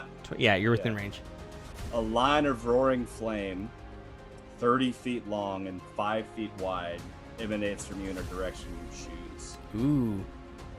Yeah, each creature in line must make a dexterity saving throw of 13. Is it just in front of you or is it around you? Long way. If it's In the around you, direction- your friends are in trouble. In the direction you choose. Okay, so towards the Dolgaunt. In the line, so it's in the line. So Okay. no one It's like a behind you is gonna projectile. get hurt. Correct. Yeah. Got it. So, all right. So you're gonna have to make a dexterity saving throw of 13. Okay. But I have advantage, so I don't know Yeah. if that's gonna be like 15. or what. Yeah. So I would have. So basically, he would have disadvantage. So I'd have to Okay. roll 2, and then see what the lower number would be in that case. Okay. That's the way we'll do it. Okay. So the Dolgaunt is as what kind of saving throw? Dex. 13. 13. Yeah. Is it? Yes, but is it a Dex saving throw? Yeah, dex saving throw 13. So he has. Okay. So I just want to make sure what kind of modifier I put on. So it's a Dex saving throw against a DC check of 13. Got it. Cool. Correct, Okay. So yeah. I'm gonna roll twice for the Dolgaunt. First one's 19. Good thing it has disadvantage. First one's 19. Second one that's a 6. So 6 Oh. plus his Dex mod is 4, which is 10, which is not enough, right? Yeah. Not enough. That's right. Nope. So he gets hit. Okay, and his damage is 3d8. Roll those d8s, babe. Babe. All right. Bub. Babe. Babe. I never called you babe before. Sorry. That was weird. Bub. Roll those d8s, bub. All right, Buddy. Babe. You can call me babe. 4 babes. Babes. All right, so not the best roll on my 8s, but it's 1, 1, and 5, so 7. 7. Yeah. Okay, so all together 7. Got it. Yeah. Okay, I mean, still get hit. You burned him. Yeah. You burned him. Yeah, burned the pink dude a little bit. Burned him good. Yeah, I mean, good amount. Yeah. Is it burning The Dolgaunt? damage where they have to roll? What's that? Is it burning damage where you have to roll every? Oh yeah, did you burn him?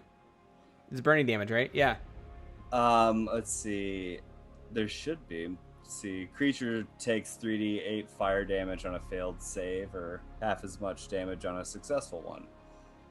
Yeah. So then he would be burned. So in that case, Yeah. 1 second. I have something I should have been using a while ago. 1 second. Let me grab it. I just remember it from my old character that used to always burn people. You're correct. Thank you, Zuki, for reminding me. Or Kuhnoodle. I have these rings I haven't been using. So if he's burned, that's blinded. Hex, poisoned, invisible, unconscious, prone, stunned, exhausted. I guess I don't have any burned.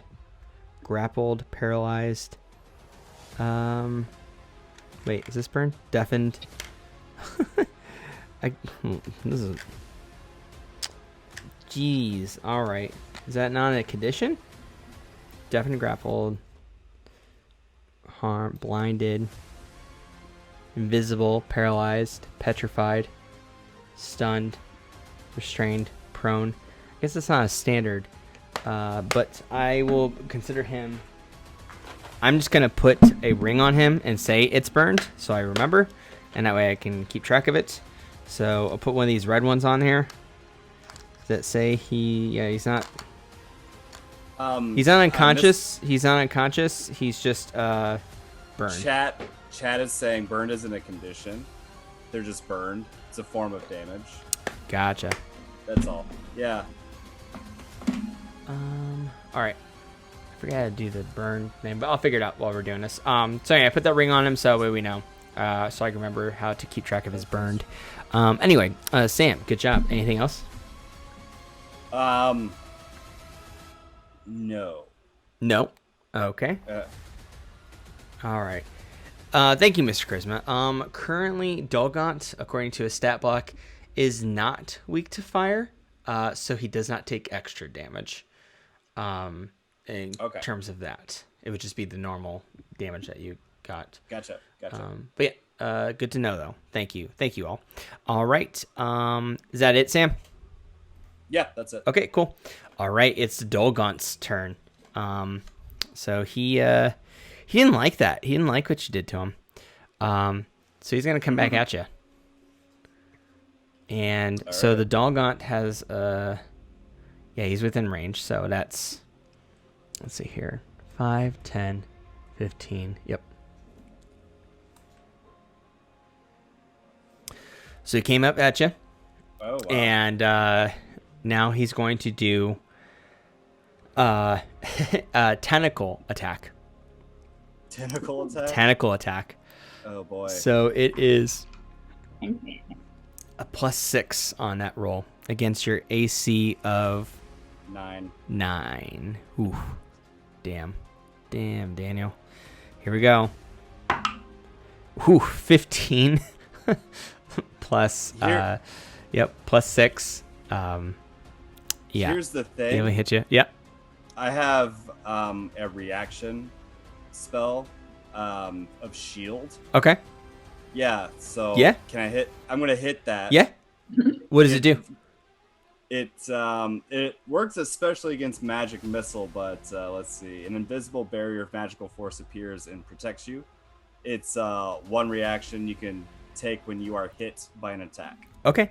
So is there a save on it? Does it just block the attack altogether? It's range, self, duration, 1 round.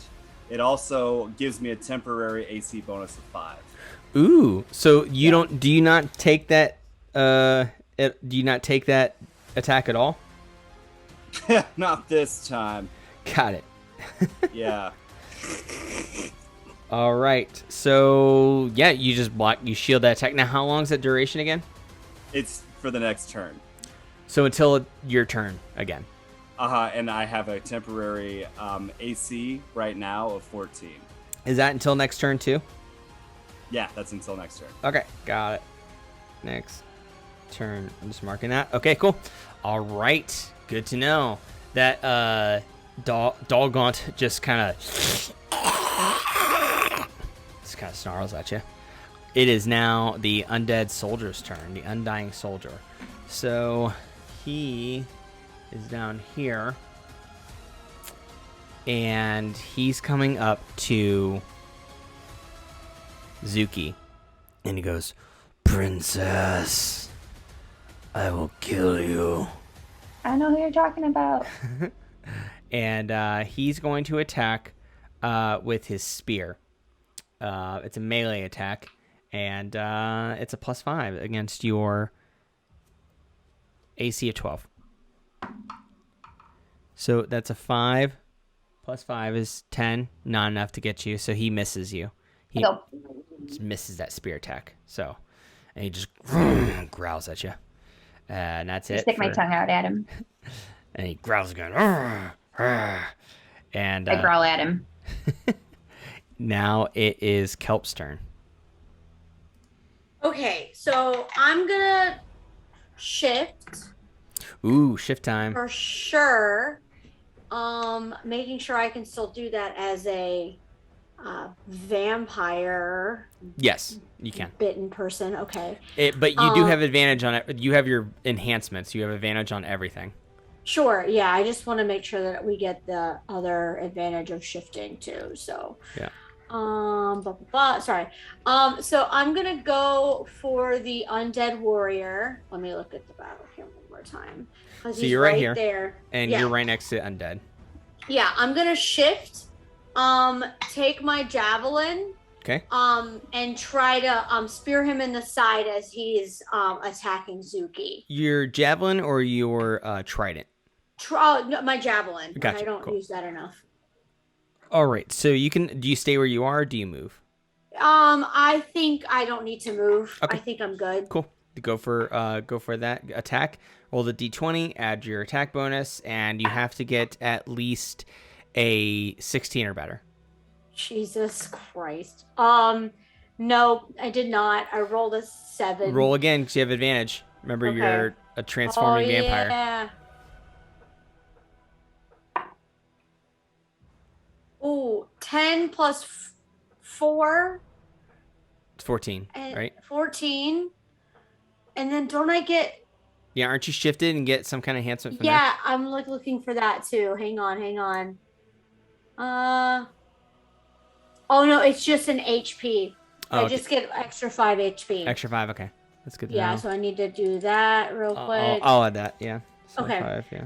Oh, gotcha. Okay, so yeah, nope, I miss. Okay, so you miss.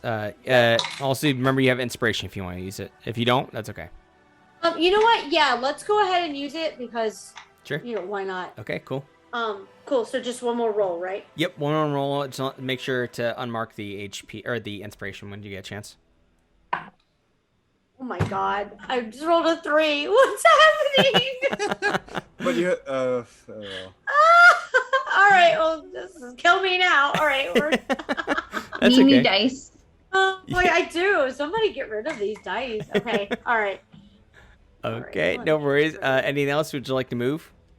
Yeah, can I move back a little bit? Like 5 feet? Yeah, like towards the cow. Yep. Okay. Move. Moo. All right, so you're back towards cow. Okay, cool. Awesome, It is thank now you. Zuki's turn, and you are Um, right here, and Undead's right here, I'm and gonna hit- Dolgrant's back here. I'm gonna hit the spooky dude. The Undying soldier, No, the other dude. the Dolgaunt. Okay, cool. So you're Yeah, gonna move towards the him. tentacle dude. Do you want to move here, like one Yeah, right there. here? Okay. Yeah. I'm gonna hit him with my stick. All right, go for it. You need to get at least a 16 or better.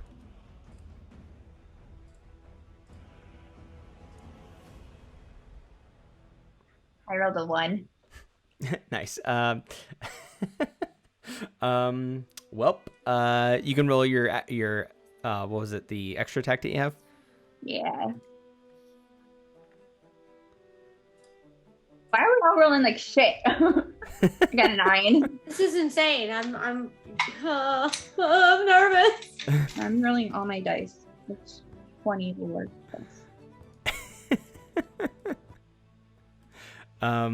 You don't work. Go away.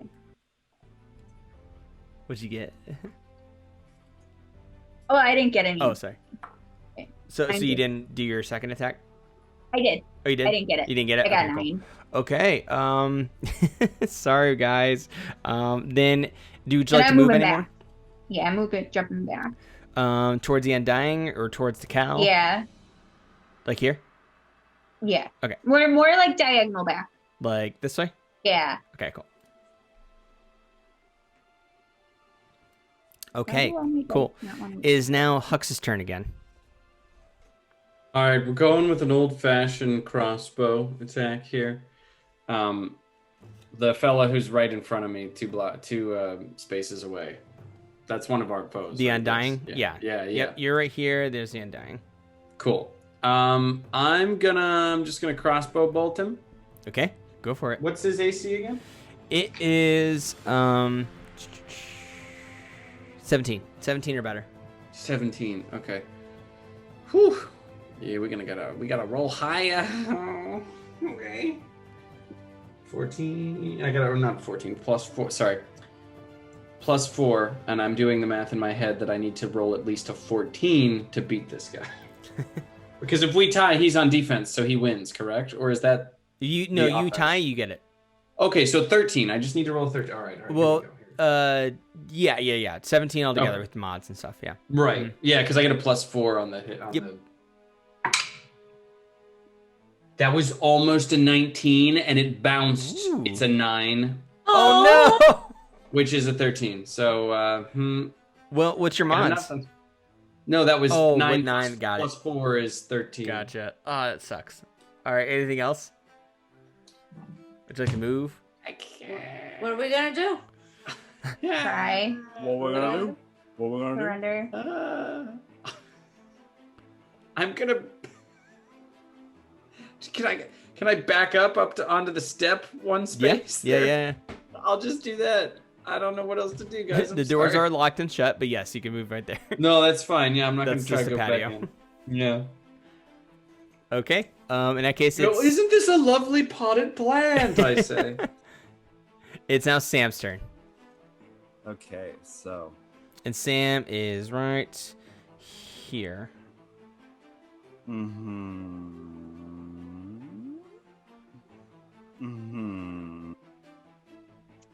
You would think that I would know exactly what to do right now. Sam, you always know what to do. Weighing my options. Okay. Because he's really close to me, and I'm wondering. Okay, so that's a little too devastating. Don't want to do that. I'm gonna keep it classic. I'm gonna go with a shocking grasp. Shocking grasp. Yeah. Okay. So basically, I go and I touch him. The Dolgaunt, right? Yeah, the doggone. Got it. Yeah. So you're within Lightning- range, so you can attack him right there. That's right. Shock. Lightning springs from your hands, deliver a shock to the creature I touch. Gotcha. Do you have to rub your feet on the ground at all? Well, there's no Rub my- carpet. That's just for me. Yeah. Yeah. And then I go and do that. Yeah. Make a melee spell attack against the target. Okay. Yeah. Go for it. Is it against his AC, or does he have to do a check? There's no dexterity thing at all that says that. Okay. So he's have to roll against his Yeah. AC. Yeah, it does say that if they're wearing metal armor, then they take a disadvantage. They're at a disadvantage. He is not. He's not wearing anything but rags on his waist. All right. But you still have advantage, remember, because you're a transforming vampire. Correct. All right, so that's a 15. Okay. That's not in. Well, with your mods. Well, not with the advantage yet.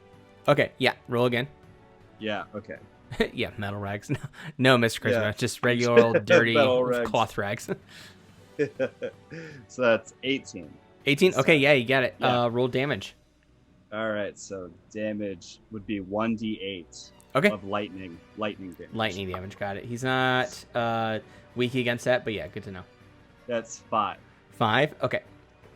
So that brings it down.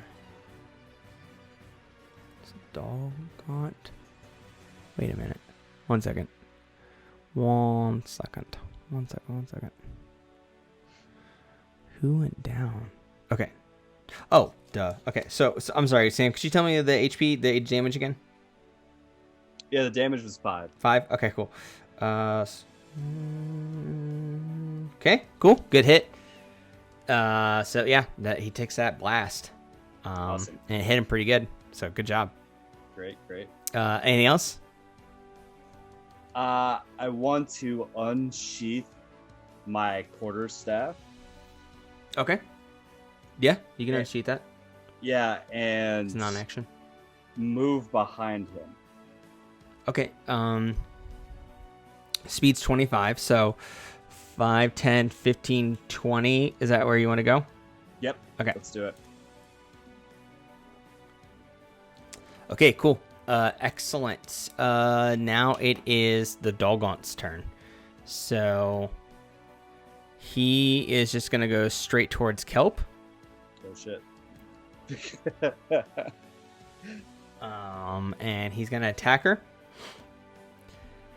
And with that, he feels a little scared of her too. He's a little frightened. He feels some kind of spooky stuff coming from Kelp. So, game terms, he has disadvantage against her. And so he's going to roll to attack with his tentacle. It's a +6. 11 + 6 is 17 against Kelp's. That is Kelp's AC, but currently it's +5 to. So even if they roll disadvantage again, like roll lower, it doesn't get it. So he doesn't get to hit Kelp. Fails on that attack. And with that, he's going to move a little more. So, speed 4. So 1, 2, 3, 4. So he's now over here. Yeah, and that's the Dolgunt's turn. Now it's the Undying Soldier's turn. The Undying Soldier goes towards Kelp. And again, he seems kind of spooked out. Even this Undying guy is like sensing some spooky stuff from Kelp. So he goes to attack her with his spear. It's a +5. So that's a 6 + 5, 11 against AC of right now, currently, which is 22. Does not hit at all. Misses his hit. Even if he rolls another one, which is lower, he doesn't hit with a disadvantage. So that is both the monsters' turns. It is now Kelp's turn. They're both. Okay. All right. Okay. So I'm just gonna all right. We're gonna try to javelin spear this undead soldier in front of me. So actually not javelin. I want to whip out my trident. Okay. I think my trident's a little longer. So yeah, we click the javelin back in, and then we whip out the trident here. Okay. All right. 14. So 18 altogether. 18 altogether hits. Yes. Roll okay, damage. So, all right, rolling damage, and this is a +5. Okay. On top of it, so 13 damage. Altogether 13? Yes. The Undying.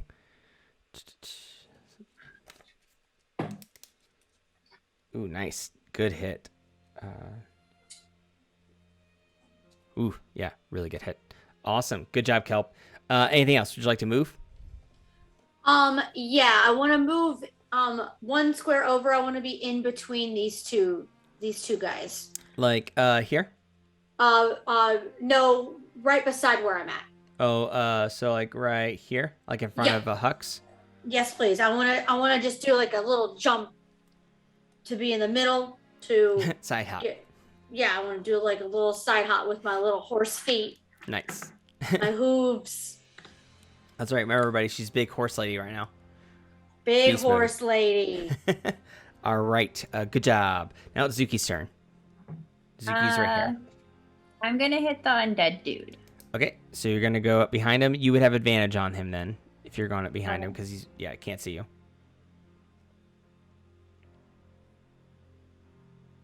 19. 19. Yep, that hits. Roll for damage.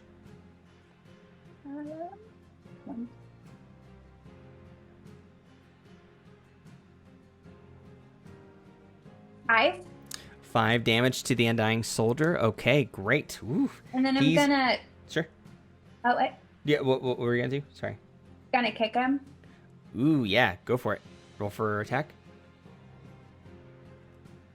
And you still have advantage. Okay, 16. That does not hit. Roll again. Okay, so 14. That does not hit either. Okay, I'll move back then. Okay. But he's looking like he's about ready to collapse. So good job. All right. So you move back. Do you move how far? 5 spaces? Just a little back. Like 5 spaces? Or 5 feet, which is right here. Is that good? Yeah. Okay, cool. All right. It is now Hux's turn. Okay.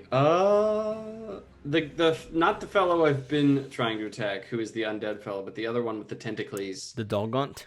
Yes, the Dolgunt. Thank you. I want to try Ray of Sickness again. Okay. Are you staying where he you are? He doesn't count as moving? undead, does he? What's that? Sorry, he doesn't count as undead, does he? Okay, so he's kind of general knowledge of like people that know, so you guys kind of know what he is already through general knowledge. So Dolgunts are emaciated hobgoblins with disease-hued flesh. Their eye sockets gape open and empty above a mouth with a worm-like tongue. Writhing cilia cover their bodies with longer tendrils around their heads and 2 wiry tentacles protruding from their bare shoulders. A Dolgaunt is blind but can perceive its surroundings through the sensitive cilia that cover its skin. It can also absorb life through its tentacles, allowing it to drain the vitality out of any creature it touches. So that's kind of general knowledge in Eberron and Corvair about Dolgaunts. Gross. Then I'm gonna try my Ray of Sickness. Okay. Again, just because I really want to use it. From where you are, or are you moving? Well, I was gonna ask you, DM, am I clear there? Do I have a clear enough shot since I can see from the corner from that? Not quite. You would need to get a little, like, either direct, like here, here, here, here to get a direct shot. Just move me one right now block you're south. kind of around Kelp, so you have a disadvantage. Yeah. Okay. Yeah, can just move one south. Here. And then I will try this now. Go for it. And so you're rolling attack, right? Yeah, and what's his? I haven't attacked this one yet. 16. What's his? His is 16. Yep. Oh. All right. Let's see. Will anyone roll above a 15?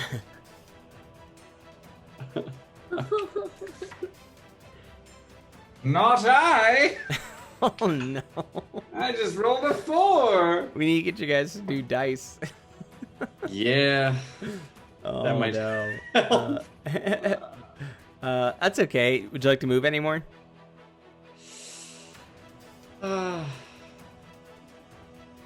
Sure, I want to move back behind Kelp where it's safe. Okay, cool.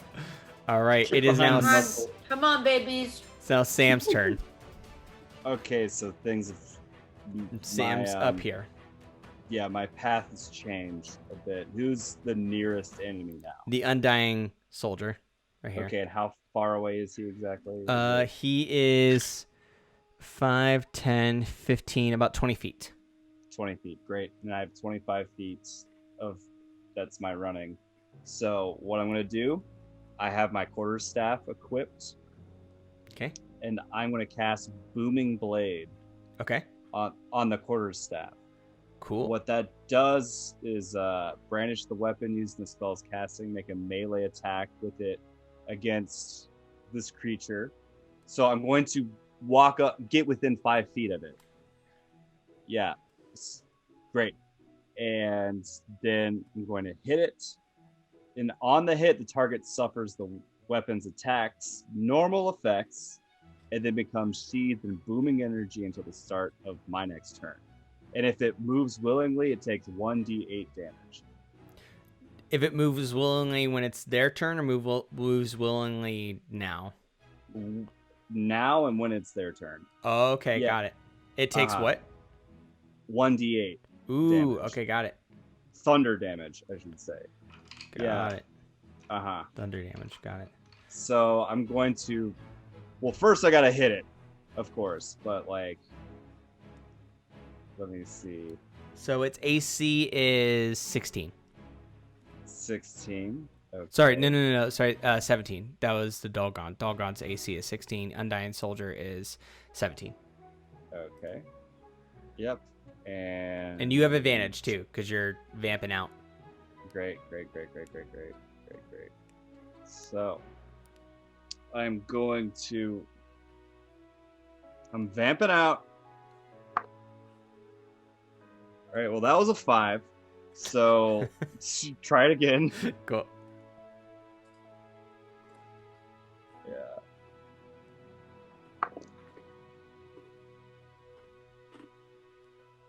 Okay, so that was a 16. Okay, all together. There's one less than what you need. Ah!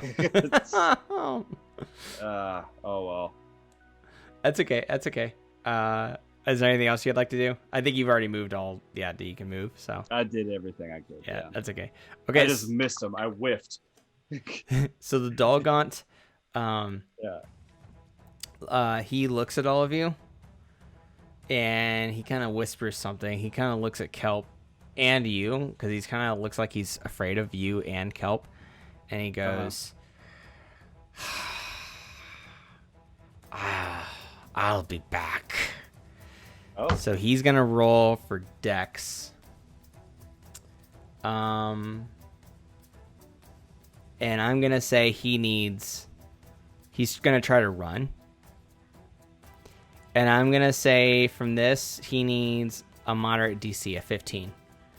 And it's with his be a +4. So he needs a 15.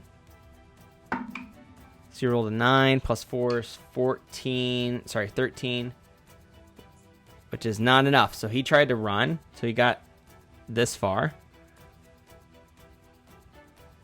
which is right here, but he did not get away. So that's what happened there. That was the Dolgon's turn. It is now the Undying Soldier's turn, and he looks at Donegal Sam, and he's also pretty scared, and he goes to attack him. So he has disadvantage because he's sensing spooky energy come from Sam, and with that, he's gonna attack his spear with his spear again. 14 plus 5 is 19. He's rolling disadvantage, rolling again. Ooh, nat 20, so he takes a 14. Oh boy. Which still hits because it's a 19 altogether with his +5. So with that damage, now he rolls for damage, which is 1d6 plus 3.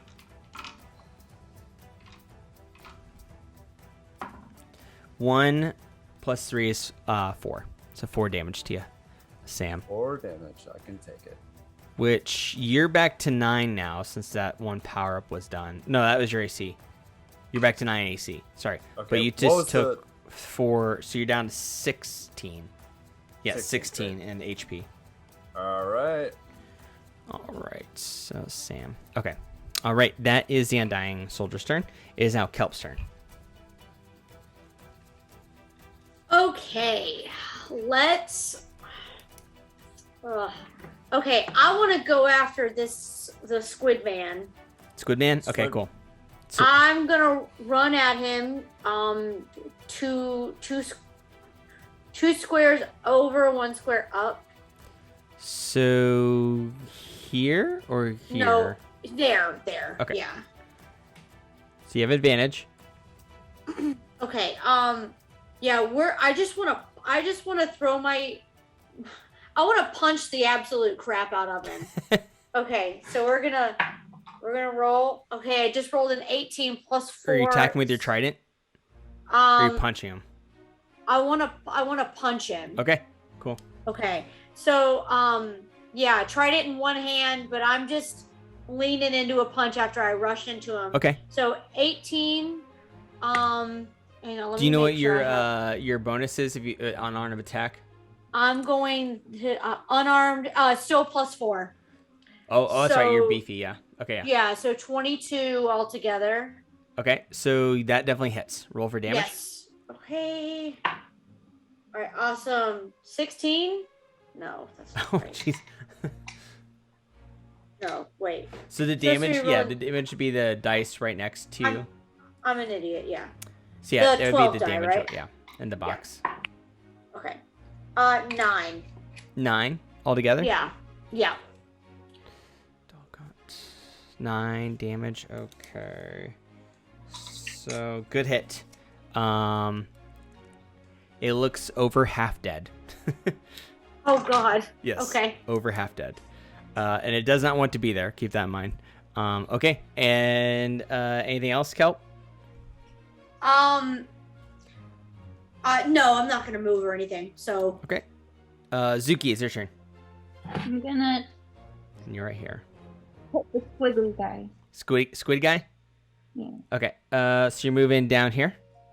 Mhm. Okay. And I'm gonna do. If I hit, I want to do Fury of Blow. Fury of blows. Cool. You have advantage on this. Yeah. Okay. Wait. After your attack action on your turn, you just have one kind.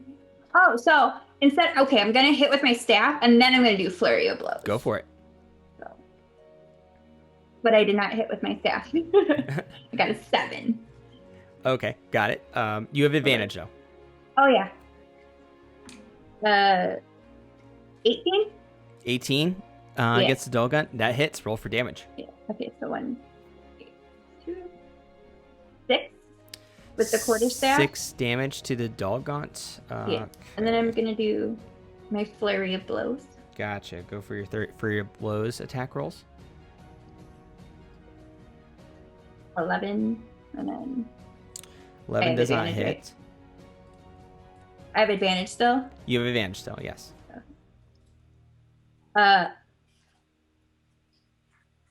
23. 23 hits. Roll for damage on that one. Okay. And then so I do 2 arm strikes.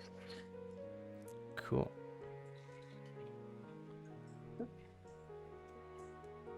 Three plus 5.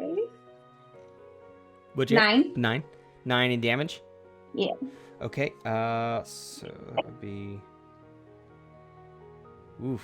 He is almost dead. And then I'm gonna jump back. 1 space, 2 spaces. Yeah, it's like 1. 1. Okay. Cool. All right. Good work. Excellent. Okay. It is now Hux's turn. Oh God, will I get a hit in, or will I just be useless this whole time? And Hux is I'm here right. for moral support. Appreciate that. Well, I don't feel like these two. They've got the other tentacles. What? Sorry, I don't know why I'm not able to retain the name of that creature, and I would like This is the Dolgon? tentacle monster. It's okay. Dolgon. It's late, and we're almost done with the session tonight. Yeah, so- sorry. Yeah, I'm also like I'm an hour behind ahead Oh, of shit, everybody sorry. else. Yeah, we're it's done okay. after this fight. It's okay. I promise. I'm The old. I hentai usually go to monster. bed around 10:30, 11 o'clock. It's because my body gets me up at 6 no matter what. Oh. Yeah, it's all right. Yeah, it's quiet. Nobody's up. None of my neighbors are up. I'm just gonna. I'm not gonna use another spell because I'm saving the last slot in case I need to heal somebody. So we're gonna go good old crossbow. Okay. And I'm gonna go for the undead guy over here. Right here? Yep. Are you staying where you are? Yeah. Okay, Yeah, cool. because it's my crossbow. So. Yep. You're in clear range. All right.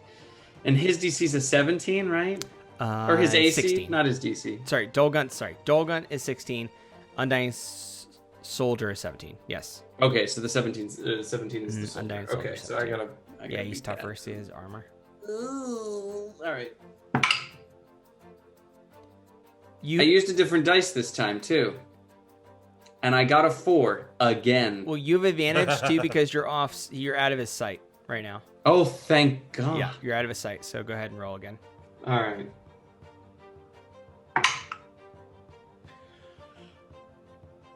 $16. Are you? 1 off. Man, that sucks. Well, hey, if someone needs healed though, you got. If I can roll successfully for it. By the way, we have more to talk about how you can really utilize your alchemist stuff because there's a lot of cool stuff. I was looking at some of that Not earlier tonight, but today. we'll talk about it soon. Yeah, I've got I can now imbue my armor and things. Yep. I gotta Lots get of cool on stuff you that. could do. Yeah. That's okay. Would you like to move at all? No, I'm in a good spot, I guess. Okay. I can see both of our foes. I can Cool. see all of my friends in case I need to heal somebody. I'm good. Gotcha. All right, Sam, it's your turn. Sam is right here. All right, and I am in front of that one Yep. guy. And you have advantage on everything since you're vamping out. Okay, since I'm vamping out, and he's close, Yes. let's just do shocking grasp again. Go for it. That's your On them. cantrip, right? Yeah, it's a cantrip. Gotcha. Yeah. So Cantrip. just. Cool. Mm-hmm. And then what's the roll on that? Melee spell attack against the target. Okay. Yeah. So your attack, it's an attack roll? Yep, attack roll. Okay, so his AC is 17. That's right, it is. Well, that was a crit one. Roll again to have advantage. I'll roll again.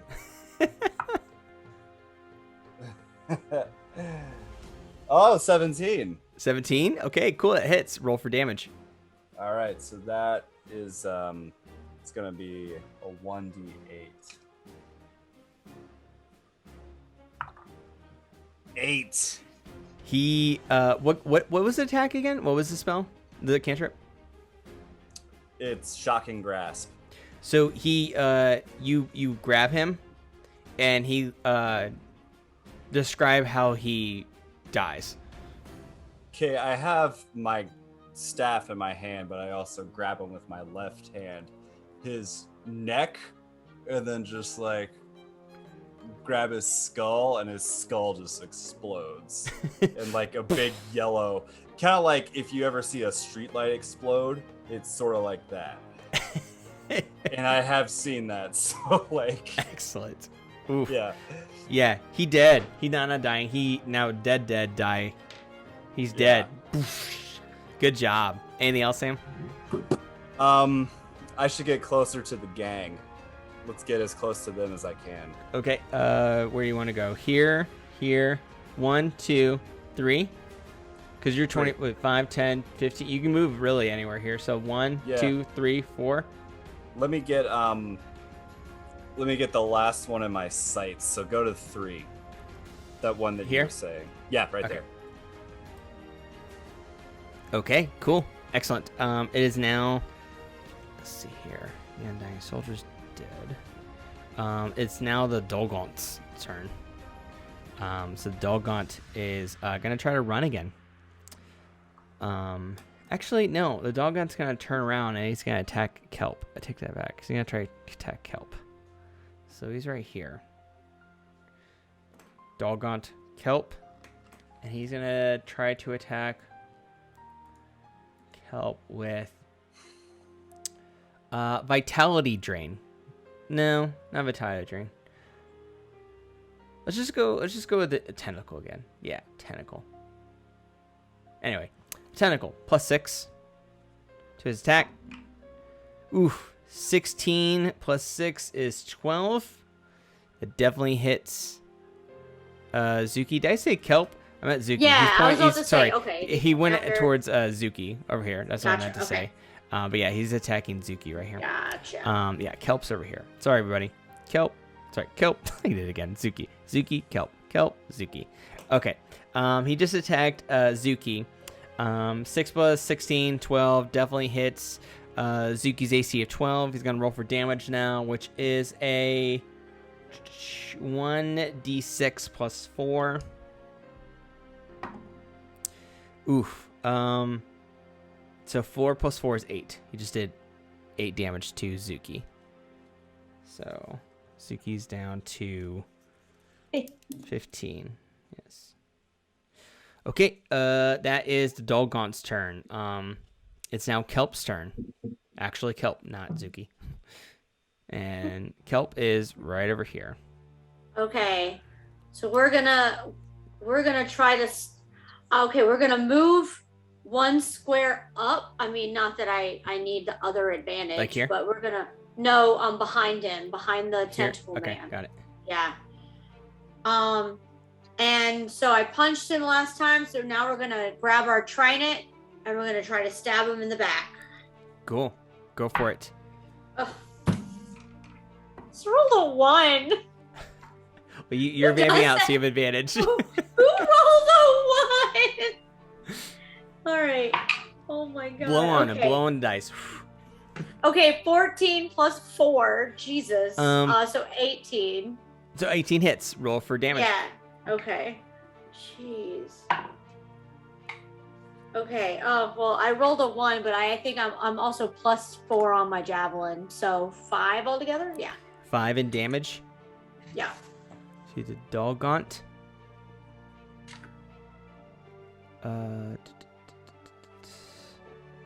Cool. Yeah. Describe his death. Ooh. Okay, so like I punched him, and then he turned around to attack Zuki, and I had my trident out from the last attack that I did, and I just ram it into his side, and it goes all the way through him and comes out on the other side of him. And like blood and his guts all spill out with my trident. Woo. Yeah. And then immediately I like rip it back out again and like fling all of the blood and stuff in the air. Good job. Yeah. Disgusting and gruesome Disgusting. and awesome. He is dead, and there's Bye. bloods everywhere. Good job, everybody. You defeated the Undying Soldier in a Dolgaunt. I award you all first 700 XP for the Dolgaunt. And I also award you all, let's see here, for the Undying Soldier. That would be 500 XP for the Undying Soldier. So Split. 13, so 700 plus 500. So you guys get 1,200. Sorry, 12. My brain's not working right now. So yeah, 1,200.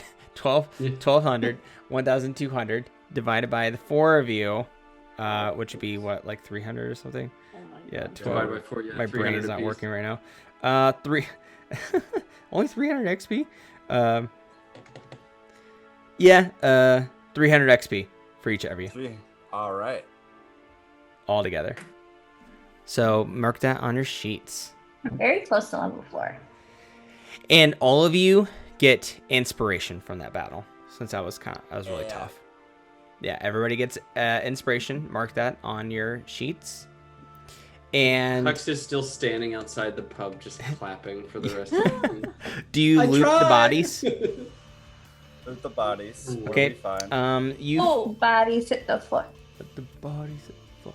So you find each of them had so the Undying Soldier had 10 silver pieces on him.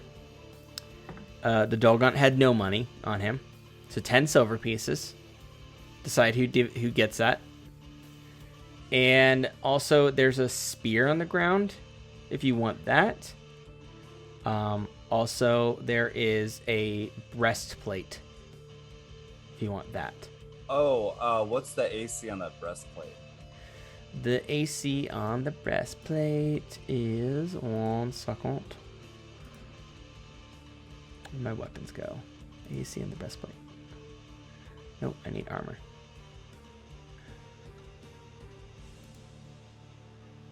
Armor and shield. Breastplate. It would be a 14 plus dex modifier. Whoa. Max 2. That's mine. I'm going to take that. Yeah. Okay. Breastplate. Yep. Are you able to wear it, Sam? Since you're a wizard? Oh, I don't know. We'll have to look into that. I didn't You can put it in your that. bag. You can put it in your bag of. Wait, it's Zuki's bag of holding, but you can carry it. You can carry it.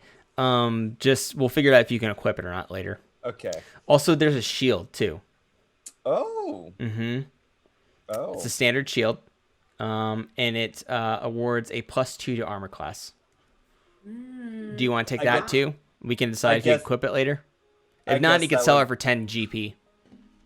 I guess that would be the question. It's like, if I can't use the breastplate, then I'll take the shield. And if I can use the breastplate, then the shield will be somebody else's. You know? Cool. Does anybody else want the shield or breastplate? I can't do anything. Yeah, I'm not allowed armor. I think Kelp would probably be the only person that could really equip that stuff. I will take it. The shield? I thought we were talking about the breastplate. Or the breastplate, either one. Yeah, I'll take the breastplate. But only if it's cute. It was worn by a zombie, basically, an undying soldier. It's gold looking. Okay, we'll have to get it clean. So yeah, we'll have you put that in your guys' inventory for now on your sheets. Add that. Mm-hmm. So it's a standard shield and a standard breastplate. So add that to your character sheets. We'll figure out if you can equip them later. And everybody added their inspiration to their sheets, right? Yeah. And also added their XP for tonight. Their last XP. Yep. One more thing before we close out the session is I'll let you know it is now midnight in the game. Kelp, we gotta do a shot. Oh, we have to do a shot. Okay, so Kelp looks over at Sam and she's like covered in this like, what is it, a Dolgaunt blood, and like she still has her trident out. She hasn't even put it up yet, but she reaches in her bag and she pulls out the thing and she uncorks it and she waits for Sam to do the same thing. Yeah, and Sam's got like undead brain goo all over him too. That's like glowing because it's still like electric. Nice. So Nice. he pops the cork as well. Keep in All right. mind, it is right You guys now look so the metal. 15th of this month. Thank you, 15. Thank you, 15. Because remember we what have Kieran to. said. Okay, yeah, we have to. Okay, 30. 1 okay, month. Gotcha. So you had the 15th until the next month Okay. before All right. this stuff wears out and you're back Okay. to where you started. Cheers. Cheers. Toss. Cool. Okay. So give it a day Smash. until it's fully effective. It'll work within a day, if not shorter. You don't know how long, if it'll be shorter or not, but it'll be at the most a day before you're good for a month. It's like a vaccination almost. You then would have 1 month from today, which is the 15th of this month, until next month, until you're back to vamping out again. Okay, cool. From there, that will be the end of our session for tonight. All right. Congratulations, everybody. A lot happened tonight. Yeah. Wow. Yes. So many things happened. I still think it's funny that we got a bag of holding, which is like really hard to get usually. Yeah, you stole it from this dwarf merchant. But hey, you got it. It's yours. You're the princess. Cool. Help got it, really. Yeah. Well, you can give it to her if you want. That's up to you, but you can just keep it. We can share. But yes. It's our bag of holding. Yeah, it's friendship bag of holding. Yeah, it just carries at the parties stuff. Yeah. Cool. And I love the moment when Sam stuck his head through it and to the astral plane. Yep. That's about what you'd expect. Yeah. It kind of looks like the way your head looks right now, just in darkness behind you and lit up. Yeah. When you described the creature that he was looking at, all I could think of was in Beetlejuice when they open the door and they see all the sandworms. Oh, yes. Yeah, Very much. Exactly. Yeah. We're like, "Ah!" It was almost kind of like when Dana looked into the fridge and there was, Zoo. It was kind of like that, the astral plane. Very similar. That's what I pictured. Yeah, a bit darker, kind of like mixed between that and like the astral plane that Professor X goes into in X-Men, like a mix between that and Ghostbusters, Zool dimension. Anyway, we're gonna close out real quick since we already did some plugs. But again, Gierhart, check me out on more Journey Punks. Please subscribe, like, follow us, Journey Punks. Please check us out on YouTube. You can watch us on Twitch, and you can follow me on Twitch at twitch.tv/Gierhart. My name underneath me right here. And Zuki or Kuhnoodle, any quick plugs? Noodle Twitch. Sweet. Yeah. Yeah. Winged. Anything else? Twitter, Instagram, no. anything? Yeah, at Charlie and Will, Charlie with an L-Y and with an E, Will with 2 L's should be the same as my Twitch handle. Follow me across, I'm on everything, so just look me up and say hello. I mean, why not? Cool. Jay? Nothing. Nothing. Not even Twitter or Instagram? Oh yeah, look me up. Nice. Whatever. And Jurassic Jaws. And I will be actually live tomorrow night at 8 p.m. Eastern Standard Time. Doing some community nights of the Old Republic, community KOTOR nights. Woo! You can literally get into my channel redemptions and steer the ship, and it's great because I don't have to do anything. I'd rather just hang out and talk to y'all. Woo! Come check us out. KOTOR is All my mine. other stuff's on there. Just get me on Twitch. Jurassic_Jaws, just like it. I like how you did that, Dash. Just like it is underneath me. Just Here. underneath, yeah. Yep. It's like our DM planned it that way. Isn't he great? Rock on, dude. Thank you. Yeah, no that's problem. it. Okay, cool. Thanks everybody for checking us out. Stay tuned for 2 weeks from now for episode 10 of Journey Punks. And in the meantime, check us out on the VODs and on YouTube. And switching over to the ending screen now. Have a great night. This is really episode 9. We're on episode 9 now. Isn't that crazy? We're going to episode 10. Yeah. I feel like we just started. It does kind of feel like that. For the ending question tonight, what's everybody's favorite colored, like unique crayon color? Macaroni and cheese. That's a great answer. Anybody else? I remember I always wanted that one. I pulled once Purple Mountain Majesty. Yeah, so Purple Mountain Majesty. Anybody else? I don't know, green. Like, Yeah, it's not a primary color, so it's still a unique really- color. Yeah. Yeah. I liked the forest pine one. I think the hunter green. I used to color with that one all the time. Yeah, that's a good one. Yeah. Yeah. Joss? I'm sitting here trying to figure out when the last time I looked at a box of crayons was, actually. Like, macaroni and cheese, tickle me pink, and robin's egg blue are the first 3, like, fun names that come to mind. Yeah. I always liked the neon colors. I loved when they did the, like, day glow colors in crayon. Ooh.